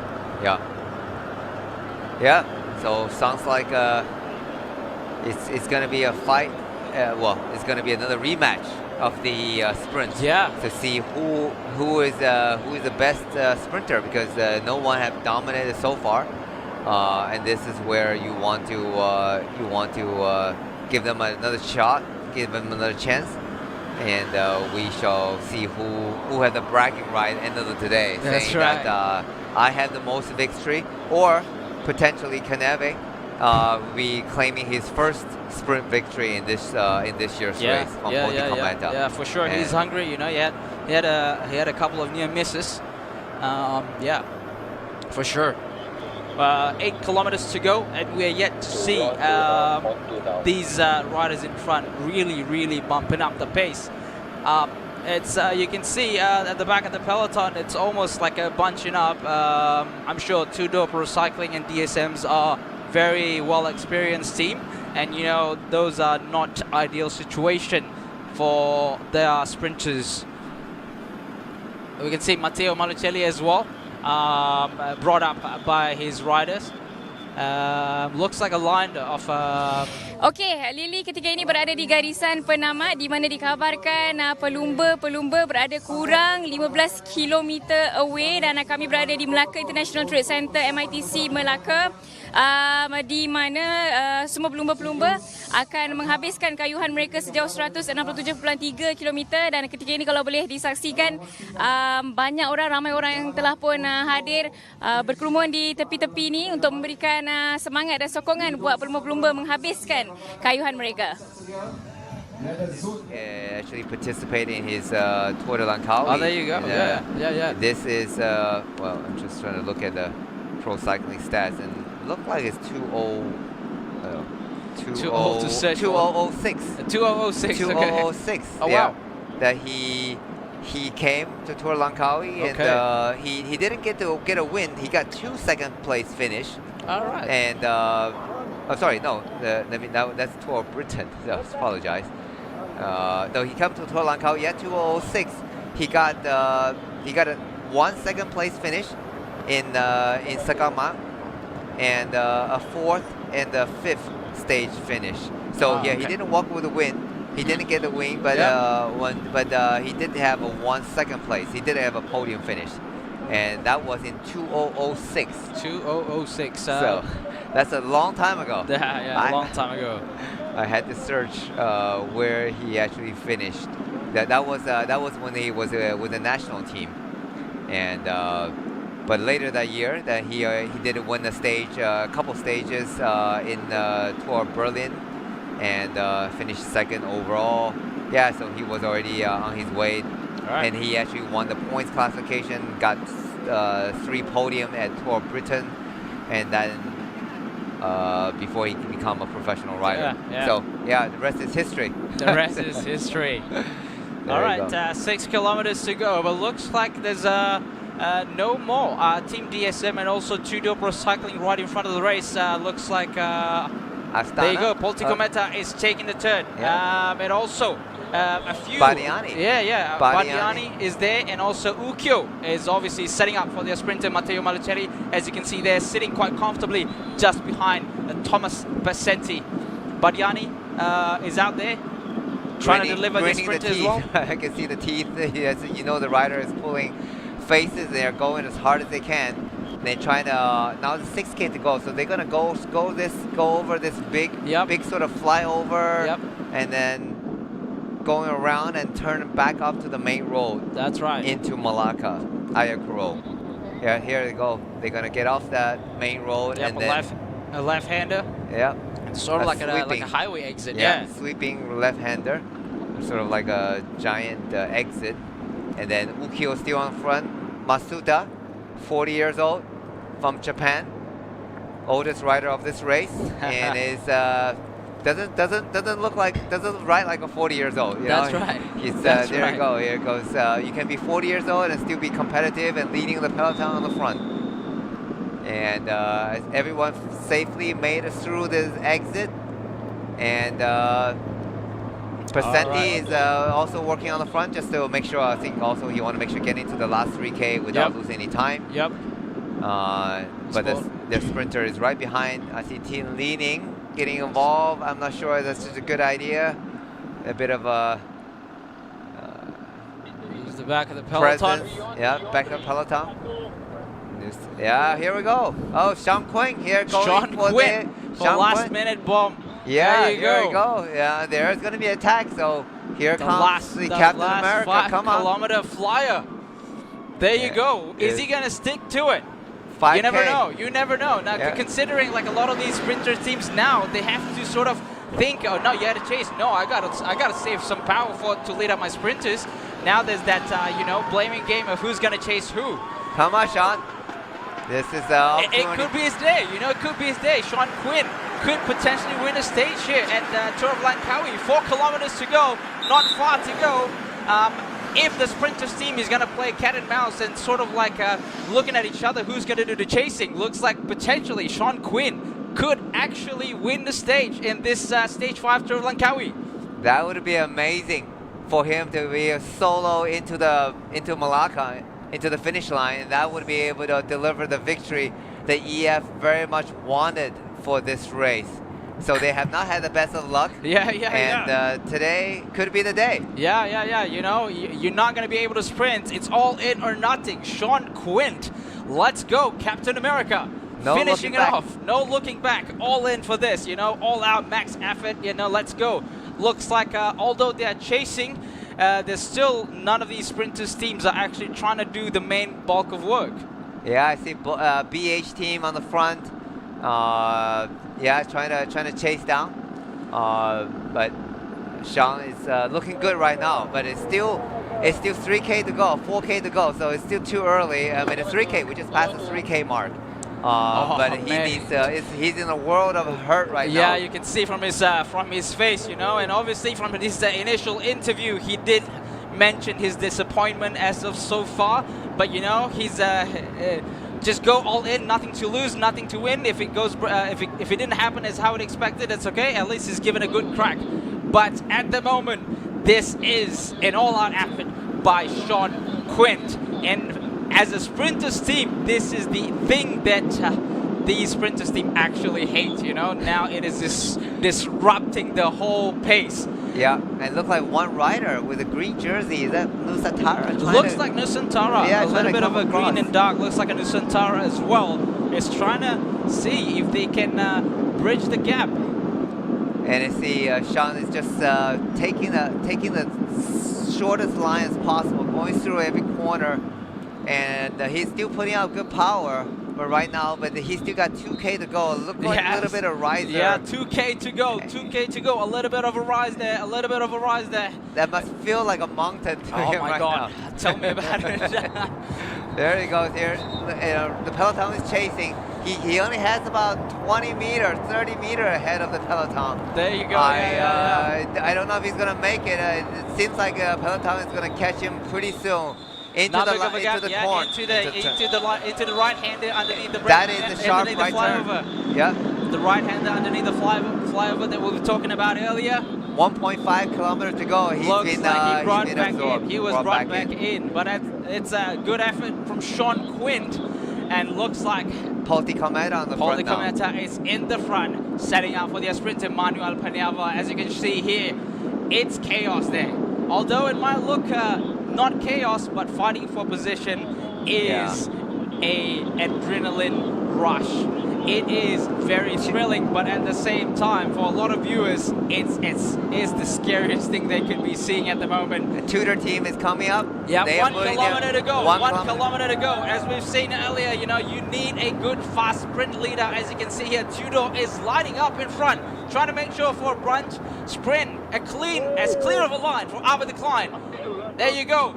The 1 kilometer to go. Aerial shot here. You can see a sprint is about to come. And the pace is going so fast. There are some riders in gap already. There you go. The roundabout that we were talking about. They need to get this correct. Coming in hot into the apex of the roundabout in order to block any riders that potentially come in and cutting from the left side. There you go. Ava There you go. Decline. Ava Decline. Is in a good In the position sprint, right Matteo now. Veratelli just behind him. Gleb Syriza just behind them. Gleb Syriza launched on the right side of the road as far as they can go. Ava Decline goes in the middle of the road. Ava Decline, Gleb Syriza is coming on the right side of the road. Looks like Ava Decline is having ahead of her. Ava Decline wins again. Matteo Malucelli again happens to be the first loser of the day. What a day! A day that Ava Decline gets another win under his belt at Tour of Langkawi. Back-to-back win. Yesterday he finally got his first win of the race, and today they got the second victory. And some there you go. crashes. That's probably BH focus yeah. rider. But for Team Tudor, and a second victory, and the back-to-back win for Ava Decline. Yes. And He have declined Matteo Malucelli again of the top podium spot. Yeah, so just 2 days in a row. Yeah. Malucelli got second, and it looked like Syriza got third. And job well done by Team Tudor. Yeah.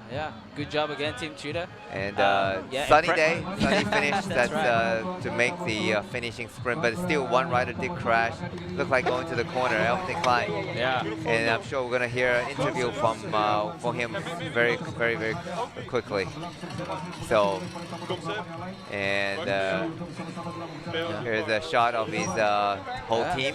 Whoa, there's a rider with a crash. Oh wow, wow. A bit of. I thought it didn't have a close-up shot, but yeah. Again, good. You know, we sort of predicted that, you know, you need a team with a strong leader coming into that straight with that roundabout, and then they did the work. I mean, they had a man in the breakaway, and then they have. There you go. The interview. Yeah. Teammates interview. Be interviewed by the teammates. Yeah, I would say it was a perfect lead out of you guys. And then I think just before 200, I felt them coming, and I just needed to go, and it was perfect. So I think Monicelli came kind of close. He was on my wheel. He tried to jump me, but it didn't happen. But also the start, you looked great on the climb. Was not a big problem. How did it feel on the climbs? You become a climber now? Yeah, I really feel like a climber. Yeah, there you yeah. Really I was struggling like a little bit, but Seba stayed with me, and then we called Michael a few times to come back, and then he came back, and they brought it back together, so it was nice. Congrats. Thank you very much, Rick. I love that. There's that interview by your teammate, and obviously everyone in the team are super happy. Alvin Klein just said, yeah, he get over the climb. Now the official interview by Jeff Burnett. Has it been another difficult stage to conquer? Yeah, it was a hard stage, especially the beginning was really hard. And on the second climb, I dropped with actually all the other sprinters, so it was for me it was fine. And yeah, we started riding, and we didn't have that much company to ride, but we brought it back to the peloton. And then it was a shame that Simon, he was in the break. It was a shame he couldn't go for a stage win. But anyway, you know, the guys did an amazing job to put me in the most perfect position, and I think I did a really good sprint, and yeah, it's super nice. The race was put on a halt at halfway. Has it changed the dynamic of the race? Yeah, it was more a race that was a lot of chasing. And it was nice we were in the peloton and we had Simon in the break, so we didn't have to chase like yesterday, so that was really nice. Eventually they brought it back really early, and yeah, then we put one guy to pull because, you know, it's going to be a mass sprint. So we won the mass sprint, and I'm super happy that we could all see it on TV. It's a real team effort, and super nice to be part of this team effort. A bunch sprint, but the American champion Sean Quinn upset you guys in the sprint. What? Sean Quinn went away before the sprint. Have you thought that he might? No, I didn't notice because yeah, I just focused on the sprint, and I saw no one in front. So yeah, then you sprint for the victory. So 2 stage wins like last year. More to come. Three more opportunities. I'm not gonna say like I'm gonna win all 3. It's super hard sprinting here. It's always hard to win. So we're just going to try, and 3 more opportunities, and I think it will be nice to do battle again here. A different finish location, but you remain unbeaten in Malaka. Yeah, so I'm really happy with that, actually. Thank you very much. Thank you.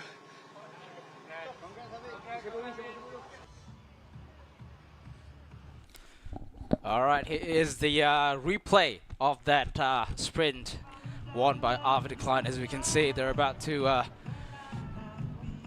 come into that finishing sprint. We can see it was a good lead out done by the Tudor Pro Cycling team to launch Alvin Klein for a cleaned, straight finishing line. And obviously Matteo Malucelli nearly got the sprint win, but it's basically pretty much almost a replay of yesterday.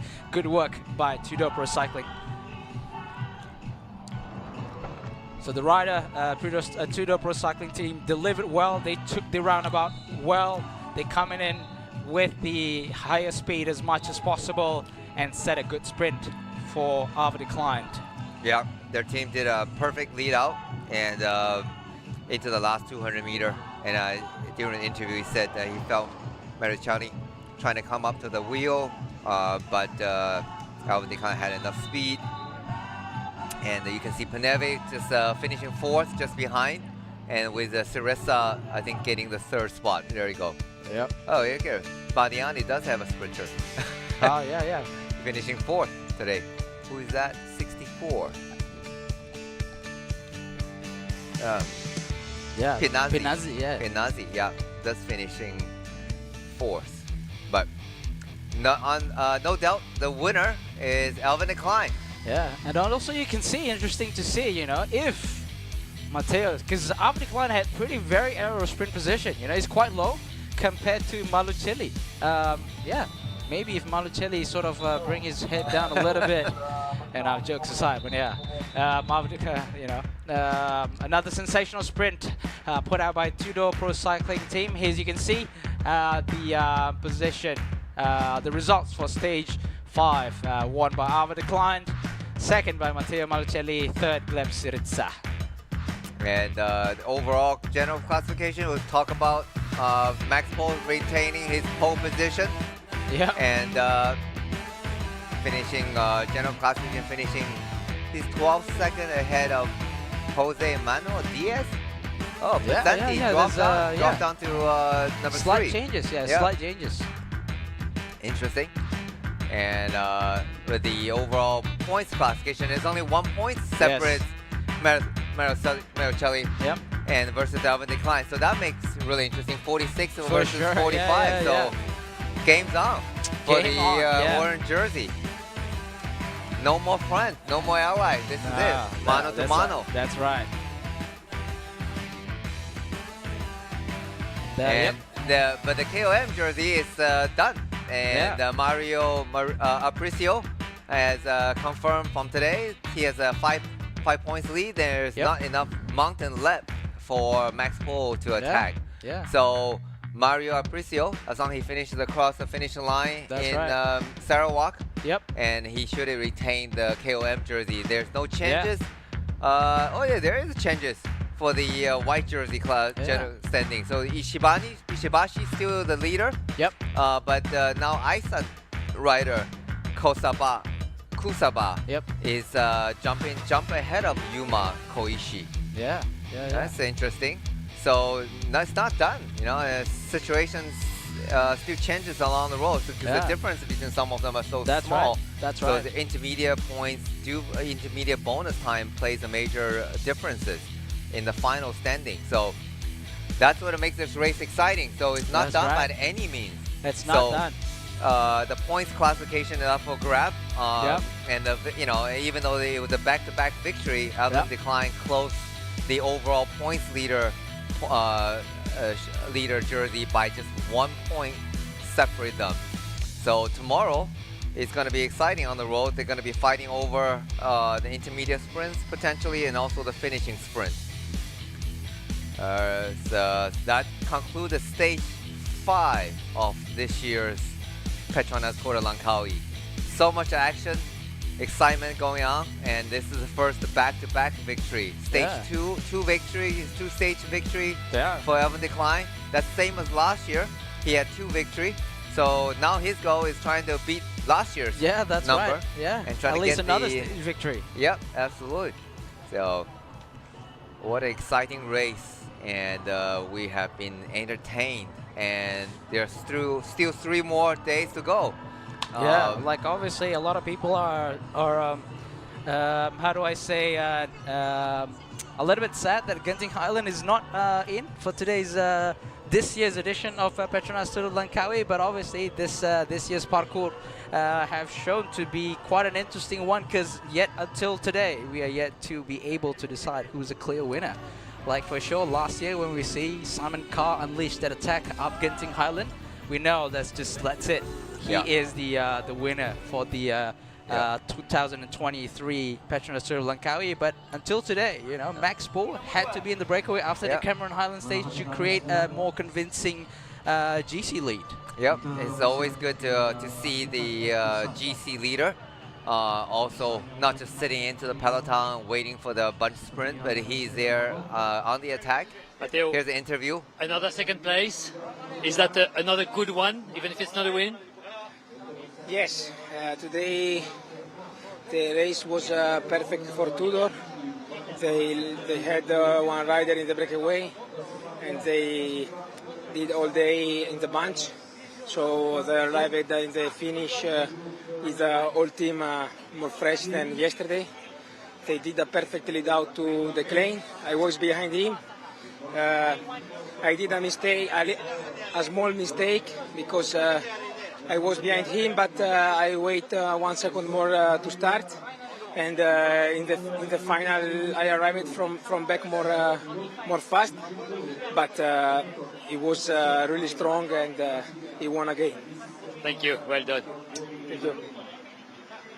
One more. Okay.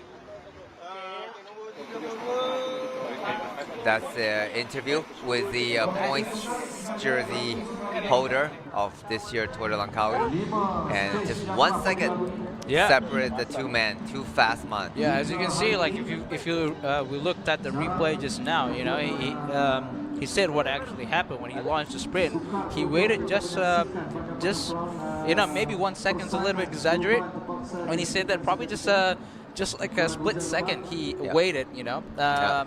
So from there you can see that he had to sprint hard, but also he didn't have enough time to get to top speed, as you can see, right? When he approached that finishing line, he coming in with quite a lot of speed, but obviously, you know, you can't accidentally pull the finishing line like another meter ahead, right? You know? If the finish line was another meter ahead, he would have got it. He would have got it, but these are professional guys, and they time their sprint perfectly. That's right.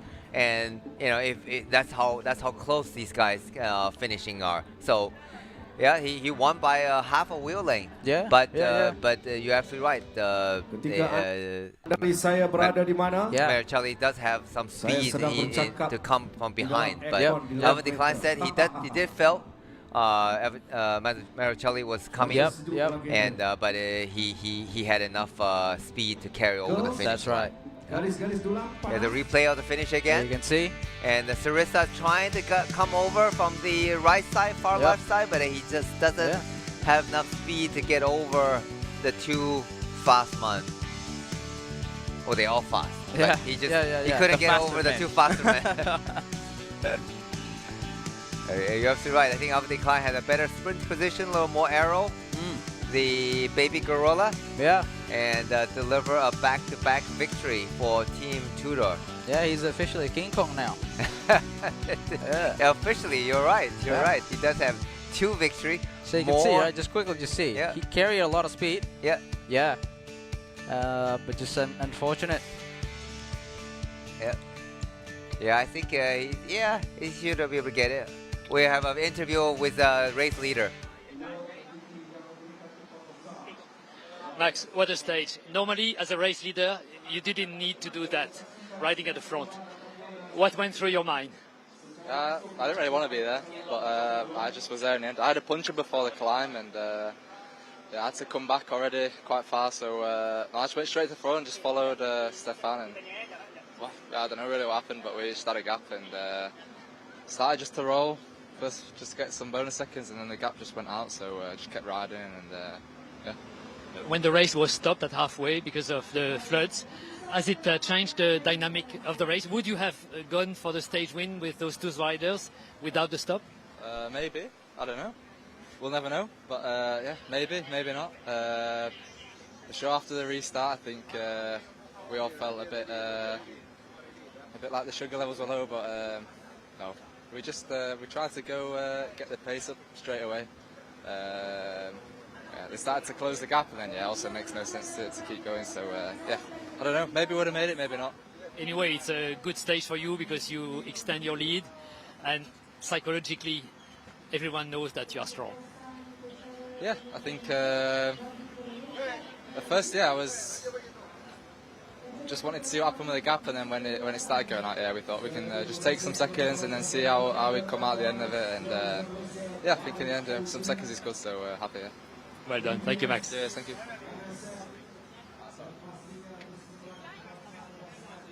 There you go. That's the interview with the race leader.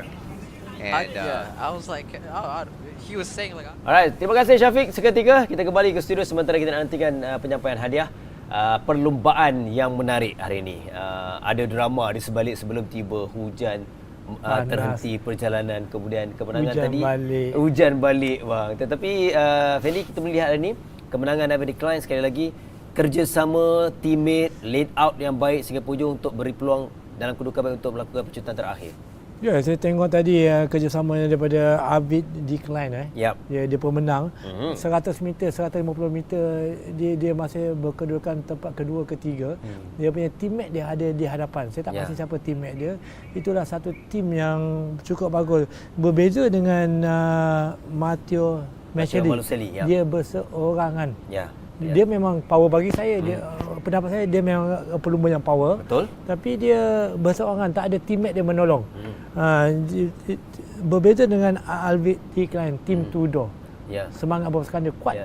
Ini yang kita perlu faham bahawa dalam perlumbaan lebuh raya jelajah terutamanya rakan sepasukan sangat memainkan peranan untuk membawa sprinter terutamanya bang, penamat landai sebegini. Mungkin abang boleh jelaskan seperinci teamwork yang perlu untuk memastikan pemenang bagaimana David Decline betul, sebab lagi 1 kilometer nak akhir kita ada simpang, kita ada macam roundabout, bukan U-turn yang kuat, bukan U-turn yang besar, tapi sedikit U-turn.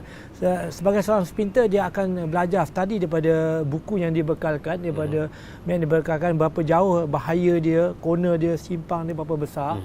Jadi itu sprinter waktu tim dia mesti berfikir satu tim yang bagus, dia akan memberitahu okey, you daripada berapa meter yang ke depan, you daripada ke meter here's a presentation for the third podium. Baik, kita akan sambung berbincang nanti, namun seketika kita bersama dengan Syafiq semula untuk penyampaian hadiah penamat peringkat kelima. Stage 1 winner of Astana, Kazakhstan. He had won the leading jersey. Big man. Some say he's the Channing Tatum of Kazakhstan. I don't know if you agree with me. Let us know in the comment section. Second place goes to from Team JCL, Team Okyo, Matteo Malucelli. Matteo Malucelli, another second place. I'm not sure if he's happy with this same position as yesterday, but of course he's not. You want to win. Obviously, but for sure. Second, still a podium finish. He knew he started sprint. He was a little bit regretting. He started sprint a little bit late. His team did a good job, right? I mean, they know they didn't have a really fast lead out, right? Exactly. But they did the work to deliver him. He was right behind David Decline. He knew that's the train he needs to hop on and borrow somebody else's train, and then he trying to launch his sprint, but just a little bit late, and David Decline was fast and fast enough to keep all the way to the finish line. So congratulations to David Decline, Team Tudor, back-to-back victory, and establishing himself so far. So he is the dominant sprinter in this year's Matteo Malucelli dan Tour de Langkawi. Exactly.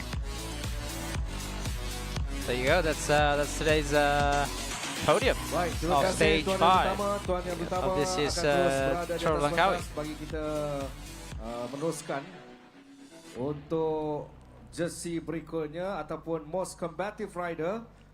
Untuk itu Madis dengan sukacitanya So we're going to see who is the most competitive rider. Should be Stefan de Bon, right? Could be. Or maybe Sean Quinn, I don't know. Maybe Sean Quinn, I don't know. Yeah, it'd be nice to see Captain American on the podium. Most combative rider, powered by Bubbles 02. Let's welcome this rider. He was the most combative rider last stage. He's still the most combative rider. Oh, there you go, Stefan de Bon. Yeah, you're right. Stefan de Bon from Kiev Education. Easy boat. Even though didn't get a win, but he's still on the podium. At least get on the podium. part of the it's definitely the one of the objectives, although they were hoping for the top of the podium. Yeah. But well, it's the most aggressive competitive rider. 2 days in a row. 2 days in a row. It's not easy to get. Yeah. Should be a little bit tired, right? So it's being 2 days in a row attacking. Yeah, for sure. Most combative rider. It's yeah, a lot of days spending in the wind alone. Yeah, from South Africa. Yes, yes. EF Education, easy pose. Thank you very much. And next. Baiklah seterusnya, majlis dengan sukacitanya menjemput. It's funny that he keeps his radio on when he goes on the stage. Right? Normally, rider would take out the race radio. He goes on with the race radio. Yeah. Don't see that very often. He did that yesterday too. I didn't want to comment. I was thinking that maybe he just forgot, but I think he likes that radio. Maybe, yeah. Still racing, most competitive. Untuk Best Asian Rider dibawakan oleh MSN. And next we're going to witness who is going to wear the white jersey, the Best Asian Here's Rider the white jersey jersey, as of the fifth stage. MSN. And for that, let's welcome the Best Asian Rider classification, which is still the same. Manabu Ishibashi from JCL Team Ukyo. Manabu Ishibashi dari tim JCL Ukyo. So he's going to be on the stage, should be on the stage all the way to the end. Yeah. So thanks to that Cameron Highland stage, he put some very massive, sizable gap on the time of that stage. Yeah, he did good. He was the only rider that can follow the Yeah. Very comfortable with the white jersey, Manabu Ishibashi from JCL Team Ukyo. Congratulations. Mr. Ukyo himself should be happy. Watching the race probably in Japan. And I don't know. Yeah, you didn't mention he didn't have much in his palmarès. But yeah, maybe this is his breakthrough year. Yep. Who would know? Yep, absolutely. I think that those races in Italy certainly does good. Sometimes you just rider just need that opportunity, to have that self-belief. He's probably just thinking, oh, I'm domestic, but then here it goes, in a big race like this, and he's suddenly leading the Asian classification. So maybe that's from there, and then he's gonna become the next team, the leader in the team. So I remember Lo Si Kiang when he won. I remember we were racing in Vietnam. I mean, Lo Si Kiang haven't won a leader jersey, but in Vietnam he did. It wasn't even a big race, So, but he took the yellow jersey. He was in the breakaway every day. Yeah. And so you can see the change in his confidence level, and even though he ended up getting a food poison, he had some coconut water, and then I remember I was working on the front, and a teammate comes up and said, I don't think you need to work on the front anymore because Lo just flew off and he threw up on the side of the road.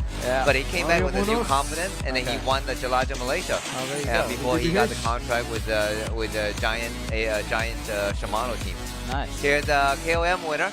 I'm saying he's a winner because I think there's no more content. Yeah, no more significant climb. There was only one more climb. Yeah, so he should be the winner of the. No more cat 2. I think all that's left is category 3. Yeah. Giving a very good challenge to all the riders. He just needs to stay on the bike to the finish line.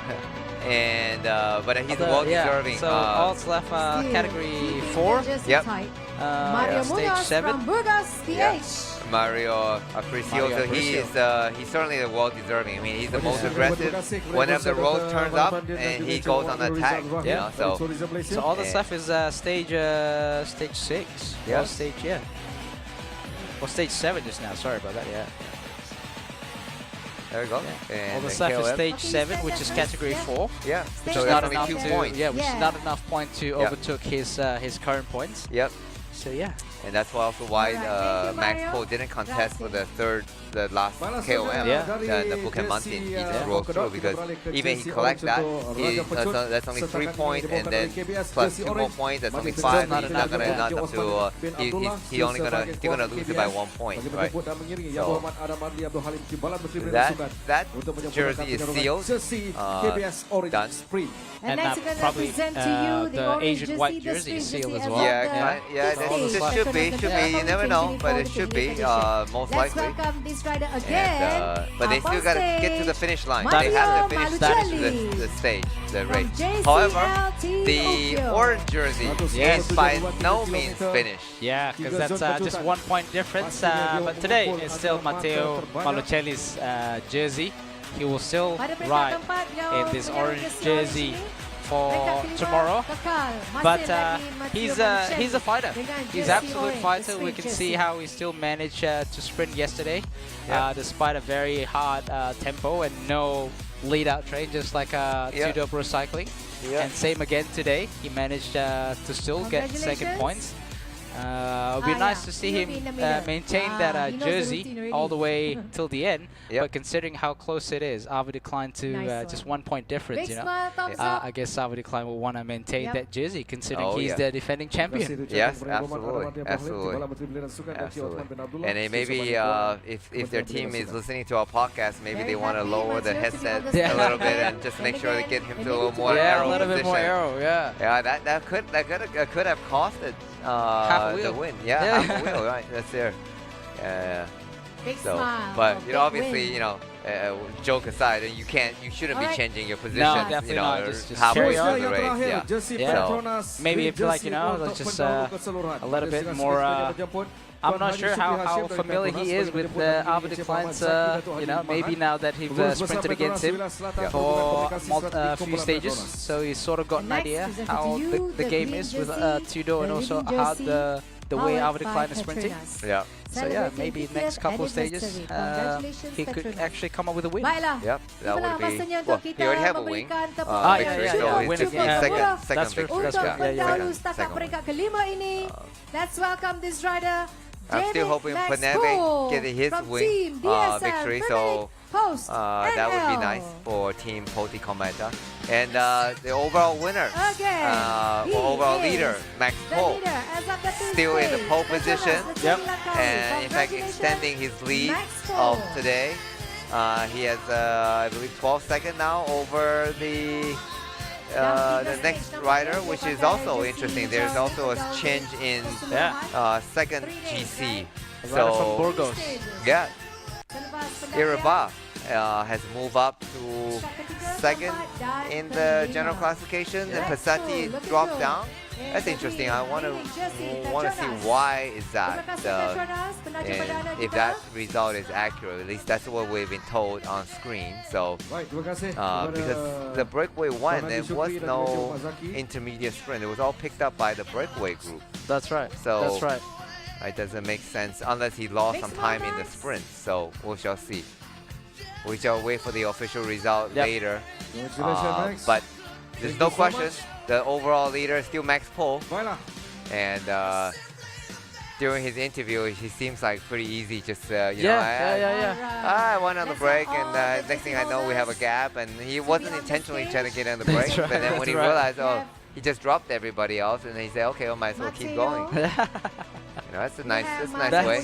While everybody on the rope are suffering, and he just said, okay, well, I might as well stretch my leg and go for a little longer. Holders of the 5th stage, PETRONAS Langkawi, the 28th edition. There you go. So these guys will be wearing this jersey for tomorrow's stage. Yeah. No changes.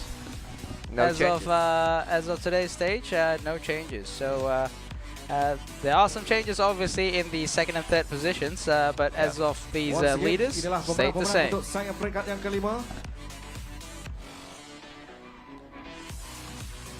Thank you very much. Terima kasih. Terima kasih. Acara seterusnya Majlis dengan Sukacita we'll hope we'll get the preview tomorrow stage. Yeah. We're just waiting on the preview for tomorrow's stage. Another flat stage, I assume. Yeah, it is a flat stage. There's no KOM points at all.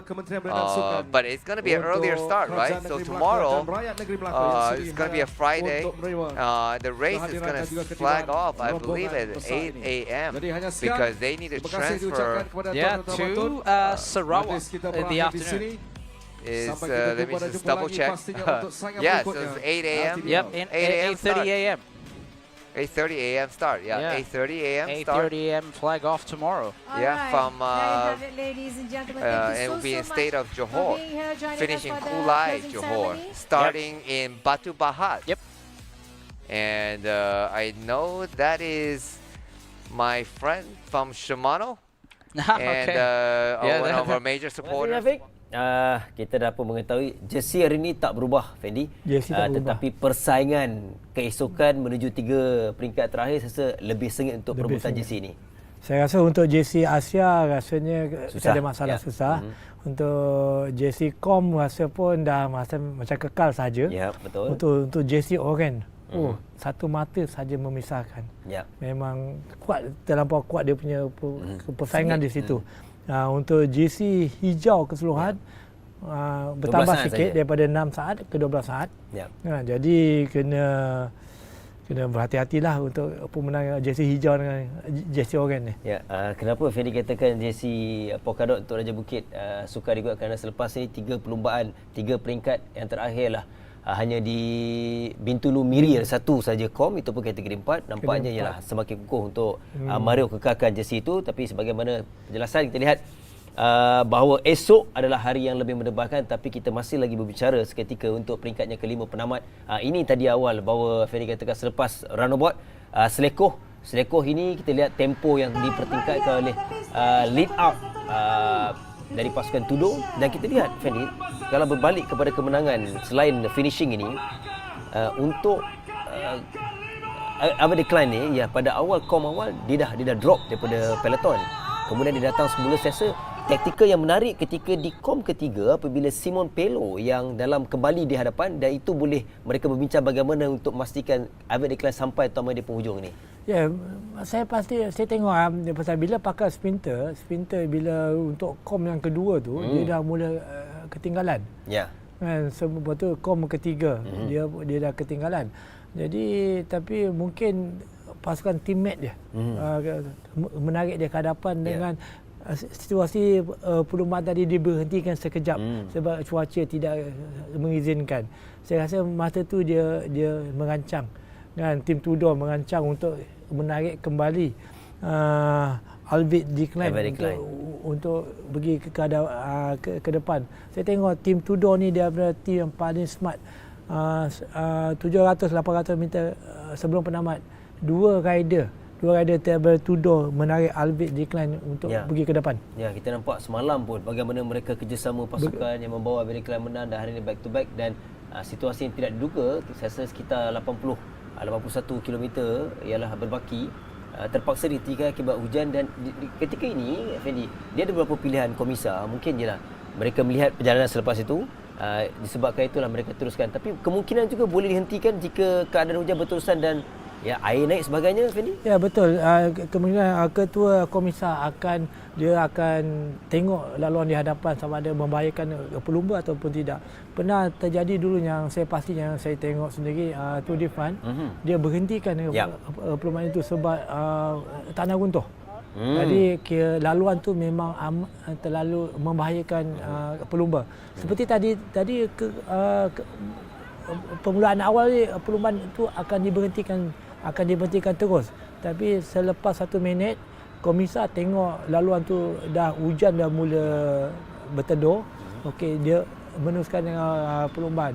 Jadi gap yang masa yang sama Peloton dengan kumpulan pertama just 3 minit juga. 3 minit. Itu yang bersambung semula, dan kita dapat saksikanlah penamat yang cukup menarik seperti tadi. Dan berbalik kepada hari ini, 3 zon pendakian juga kita lihat pada awal pendakian pertama, kedua, ketiga ni pun Max Paul cuba untuk untuk kecilkan gap untuk nak mendapatkan kembali jersey polka dot. Tapi kita lihat Mario pendahulu ataupun pemegang jersey ni pun bijak, sentiasa berada di depan. Betul. Walaupun laluan bukit yang kedua di Bukit Hantu. Yes, di Bukit Hantu dia ada 1-2 di situ. Dia membuat keputusan terakhir. Jadi gitulah. Okay, mungkin mendaki sama-sama power dia tu sama. Tapi untuk ending lagi 30 meter, 50 meter tu itu yang memisahkan dia. Jadi dia pergi ke depan. Seperti kita lihat di sini. Dia pergi ke depan, power ending tu dia ada. Dan itulah kelebihan salah seorang pakar pendaki bukit. Ya, itu yang tadi sebenarnya kom kedua yang mana Mario Aparicio terus kekalkan kemudian menambah 5 lagi mata. Kemudian ini yang saya bincangkan awal bahawa Simon Pelo di sini ialah mereka meletakkan seorang dah pelumba tudur untuk memastikan nak memberikan input kepada kumpulan belakang, dan di situ bijaknya untuk kembali semula Abel Decline dan dalam grup dalam peloton, dan di penghujung mereka bergerak dalam perancangan untuk membawa Abel Decline menang dan mereka mencapai objektif dan juga sasaran hari ini. Dan sekarang ini seperti biasalah, kita kalau tak bersama dengan Lily tak wajib sebelum kita dah beralih kepada peringkat berikutnya. Jadi Lily mungkin ada update hari ini, apa yang menarik di sana, kita terus bersama dengan Lily. Okey, Lily sekarang bersama dengan Encik Muhammad Amirul Rizal Abdul Rahim yang merupakan pengarah bahagian periklanan dan digital tourism Malaysia. Apa khabar? Ya, khabar baik, Lily. Alhamdulillah. Okey, kalau boleh kongsikanlah macam mana the whole process of periklanan, especially melibatkan LTDL tahun 2024 ni, Encik Muhammad Amirul. Ya, ini bukan kali pertama kita bekerjasama dengan LTDL. Terutamanya untuk lebih-lebih lagi, LTDL merupakan event antarabangsa yang dianjurkan di Malaysia. Jadi Tourism Malaysia mengambil kesempatan ini untuk kita menjenamakan Malaysia di mata dunia.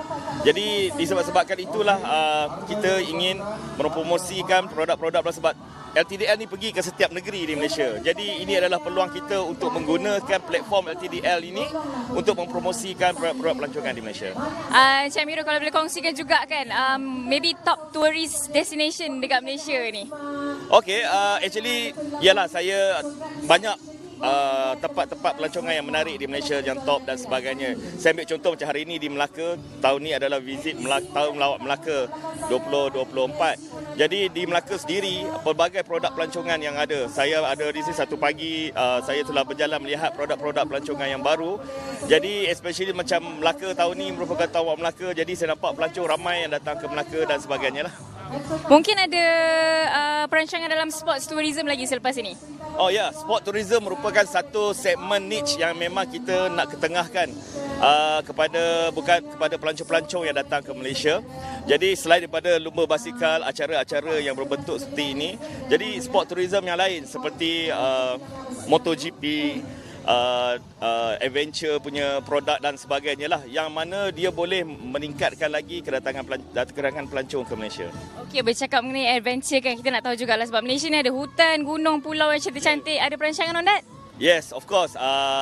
Adventure tourism lagi satu produk pelancongan yang memang kita ingin ketengahkan kepada masyarakat umum, bukan saja kepada rakyat Malaysia, malah kepada pelancong-pelancong, terutamanya pelancong-pelancong dari negara Eropah, Australia dan sebagainya, kerana produk-produk segini memang digemar-gemari oleh mereka. Mereka adalah adventurous bila datang bab melancong ini. Jadi disebabkan itu juga Tourism Malaysia akan turun memperosakan produk-produk seperti adventure tourism ini menjelang tahun melawat Malaysia 2026. Okay, last Encik Amirul kita tanya jugalah macam mana industri tourism ni berkembang di Malaysia lah after COVID, terutamanya dalam LTDL. Okey, alhamdulillah. Sejak selepas COVID, banyak acara-acara antarabangsa sudah mula memasuki negara kita, dan ini merancakkan lagi industri pelancongan negara, dan terutamanya seperti LTDL kembali diadakan. Kita ada 7-8 peringkat tak silap saya di mana dia cover, dan sambutan daripada masyarakat kita sendiri saya nampak makin lama makin meriah di LTDL, di mana kalau kita tengok dalam radio atau dalam TV, kita dapat lihat bagaimana masyarakat rakyat kita berdiri di tepi jalan menyambut kedatangan pelumba-pelumba basikal. Jadi saya rasa LTDL merupakan satu platform yang baiklah bagi kami untuk bekerjasama lah. Alright, thank you so much atas perkongsian Encik Amirul. Thank you. Terima kasih banyak, Liz. Terima kasih. Terima kasih Lily, terima kasih Tourism Malaysia, antara penaja yang memeriahkan saingan Petronas Leturi Langkawi 2024. Fendi, kita dah selesai peringkat kelima, tapi secara menyeluruhnya bagi anda sendiri, apa intipati utama yang menjadi tarikan untuk Effendi Rossi dan perubahan ini? Cukup hebat. Oh, cukup hebat Saya cakap cukup hebat sebab saya pun pernah menyertai di Langkawi sebanyak 10 kali. Tapi perlumbaan hari ini cukup hebat. Jadi gap tu kita, tapi bagi saya sedikit kecewa. Pasukan daripada Malaysia kita tidak dapat menonjol. Mungkin kita boleh ada something, ada sesuatu yang kita boleh perbaiki daripada di Langkawi.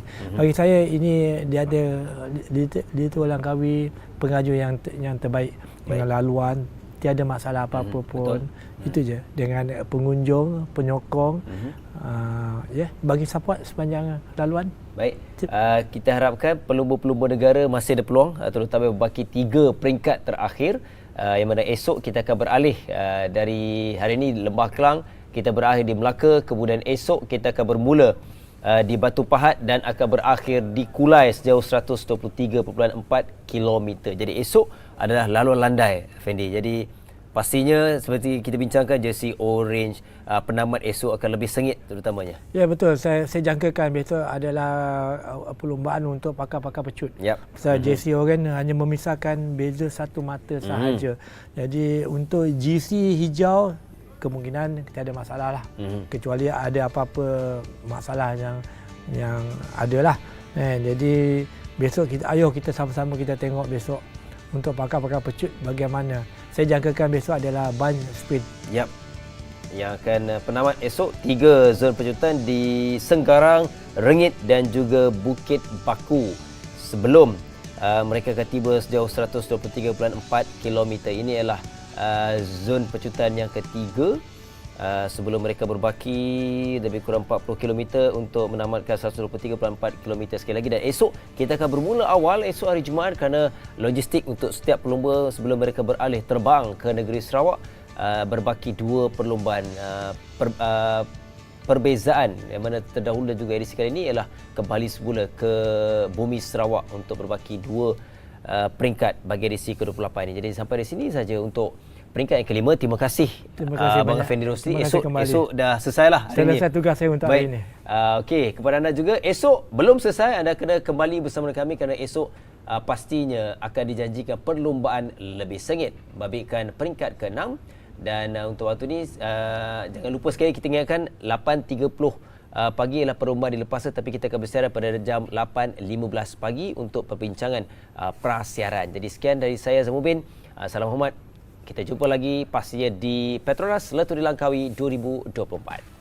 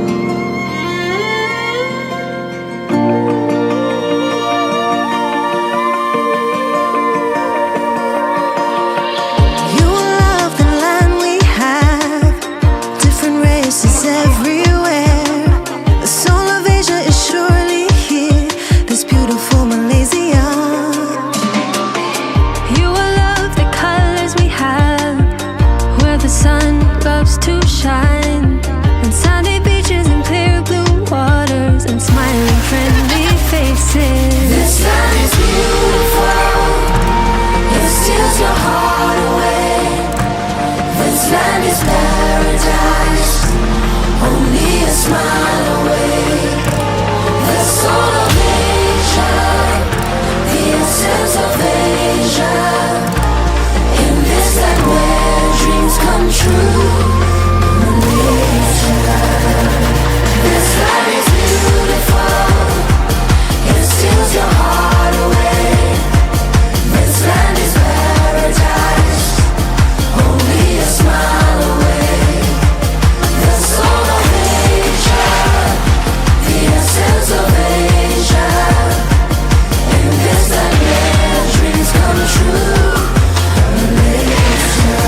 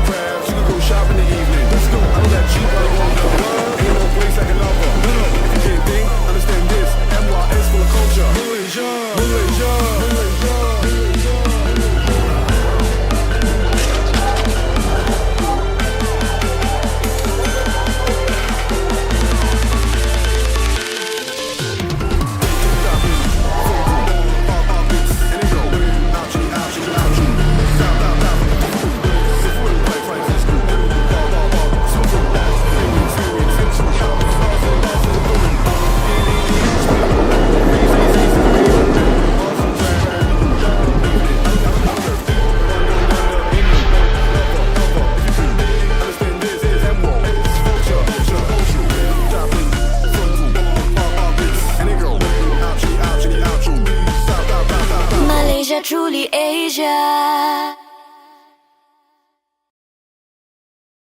At Petronas, earning and redeeming Mercer Rewards points is now cardless. Really? Just key in your phone number at the pump, at the Mercer store counter, or use the Settle app. Legit? Get up to 3 times more Mercer Rewards points with Settle and redeem fuel. Simpler, better, and more rewarding. At Petronas, you get more. More points. Simpler, better, now cardless. Just key in your phone number at the pump, Mercer store counter, or use the Settle app. Get up to 3 times more Mercer Rewards points with Settle and redeem fuel.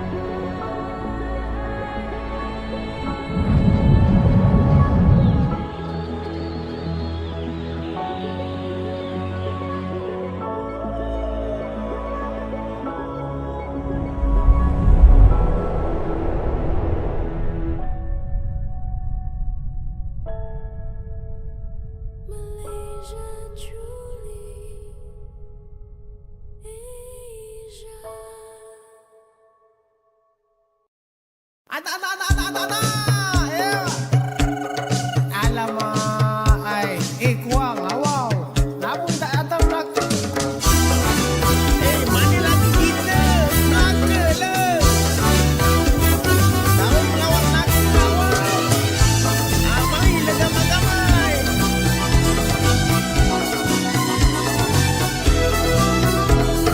Sebut Melaka semua ada. Kota pelancongan dah ternama. Ai pantai menarik, budayanya cantik. Ada yang datang dan tak mau balik. Ada bermacam-macam hiburan. Dari cak-kuncak ke dondang sayang. Medan berpantun orang Melaka. Ada gelak kau bergurau senda. Orang Melaka semua baik. Walaupun nampak sedikit pelik. Bila bertemu tegurnya kasau. Itu semua hanya bergurau. Bumi Melaka, bumi bertuah. Makannya sedap, negerinya hebat. Umpama bijak laksana tuah. Gagah berani laksana cepat.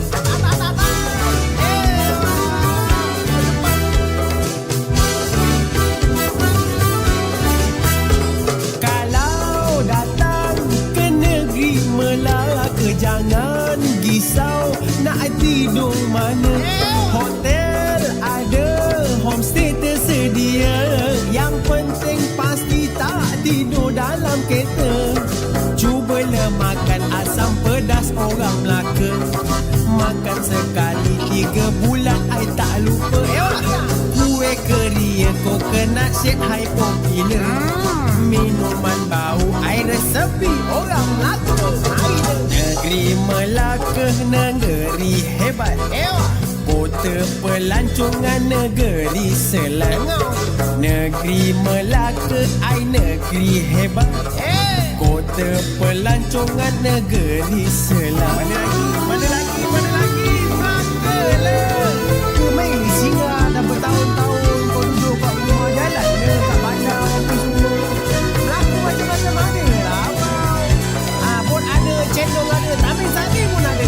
Naik becak, naik becak, naik becak. Besok. Kalau datang ke negeri Melaka, jangan risau nak tidur mana. Hotel ada, homestay tersedia. Yang penting pasti tak tidur dalam kereta. Cubalah makan asam pedas orang Melaka. Makan sekali 3 bulan, hai tak lupa. Kuih keria, coconut shake, hai popular. Minuman baru, air sepi orang Melaka. Negeri Melaka, negeri hebat. Kota pelancongan, negeri selat. Umpama bijak laksana tuah. Gagah berani laksana cepat.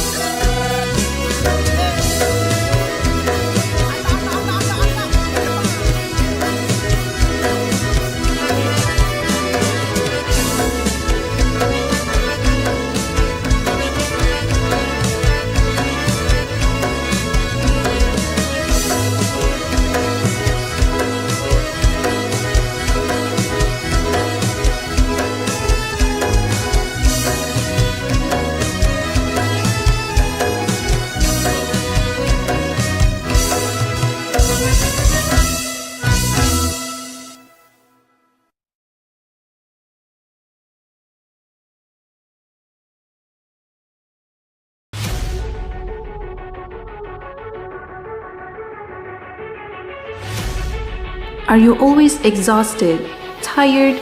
All of that can change with Bubbles O2, Malaysia's only naturally oxygenated mineral water. With a high dissolved oxygen content, Bubbles O2 is no ordinary mineral water. Stop, sip, and smile. Fuel your passion for a powerful performance. Find us at PETRONAS di Langkawi, Malaysia 2024.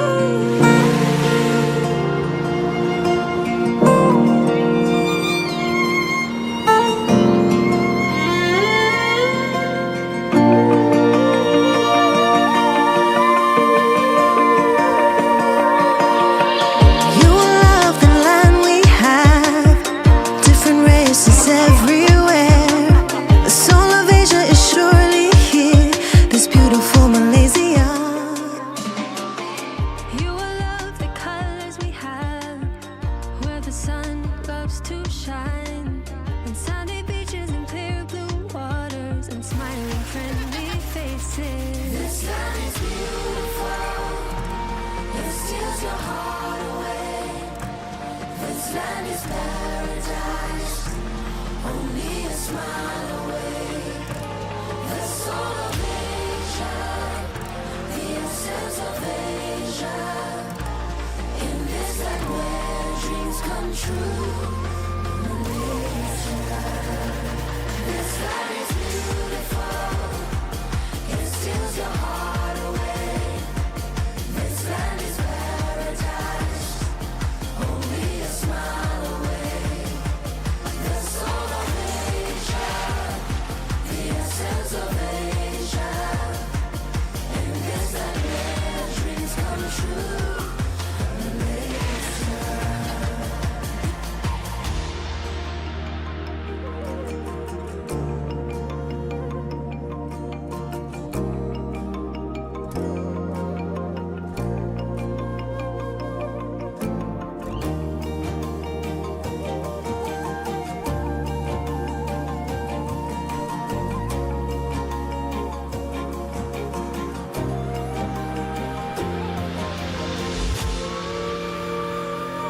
This land is beautiful, it steals your heart away.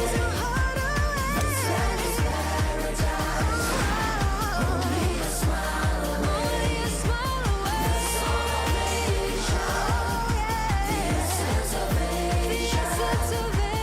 In this land where dreams come true.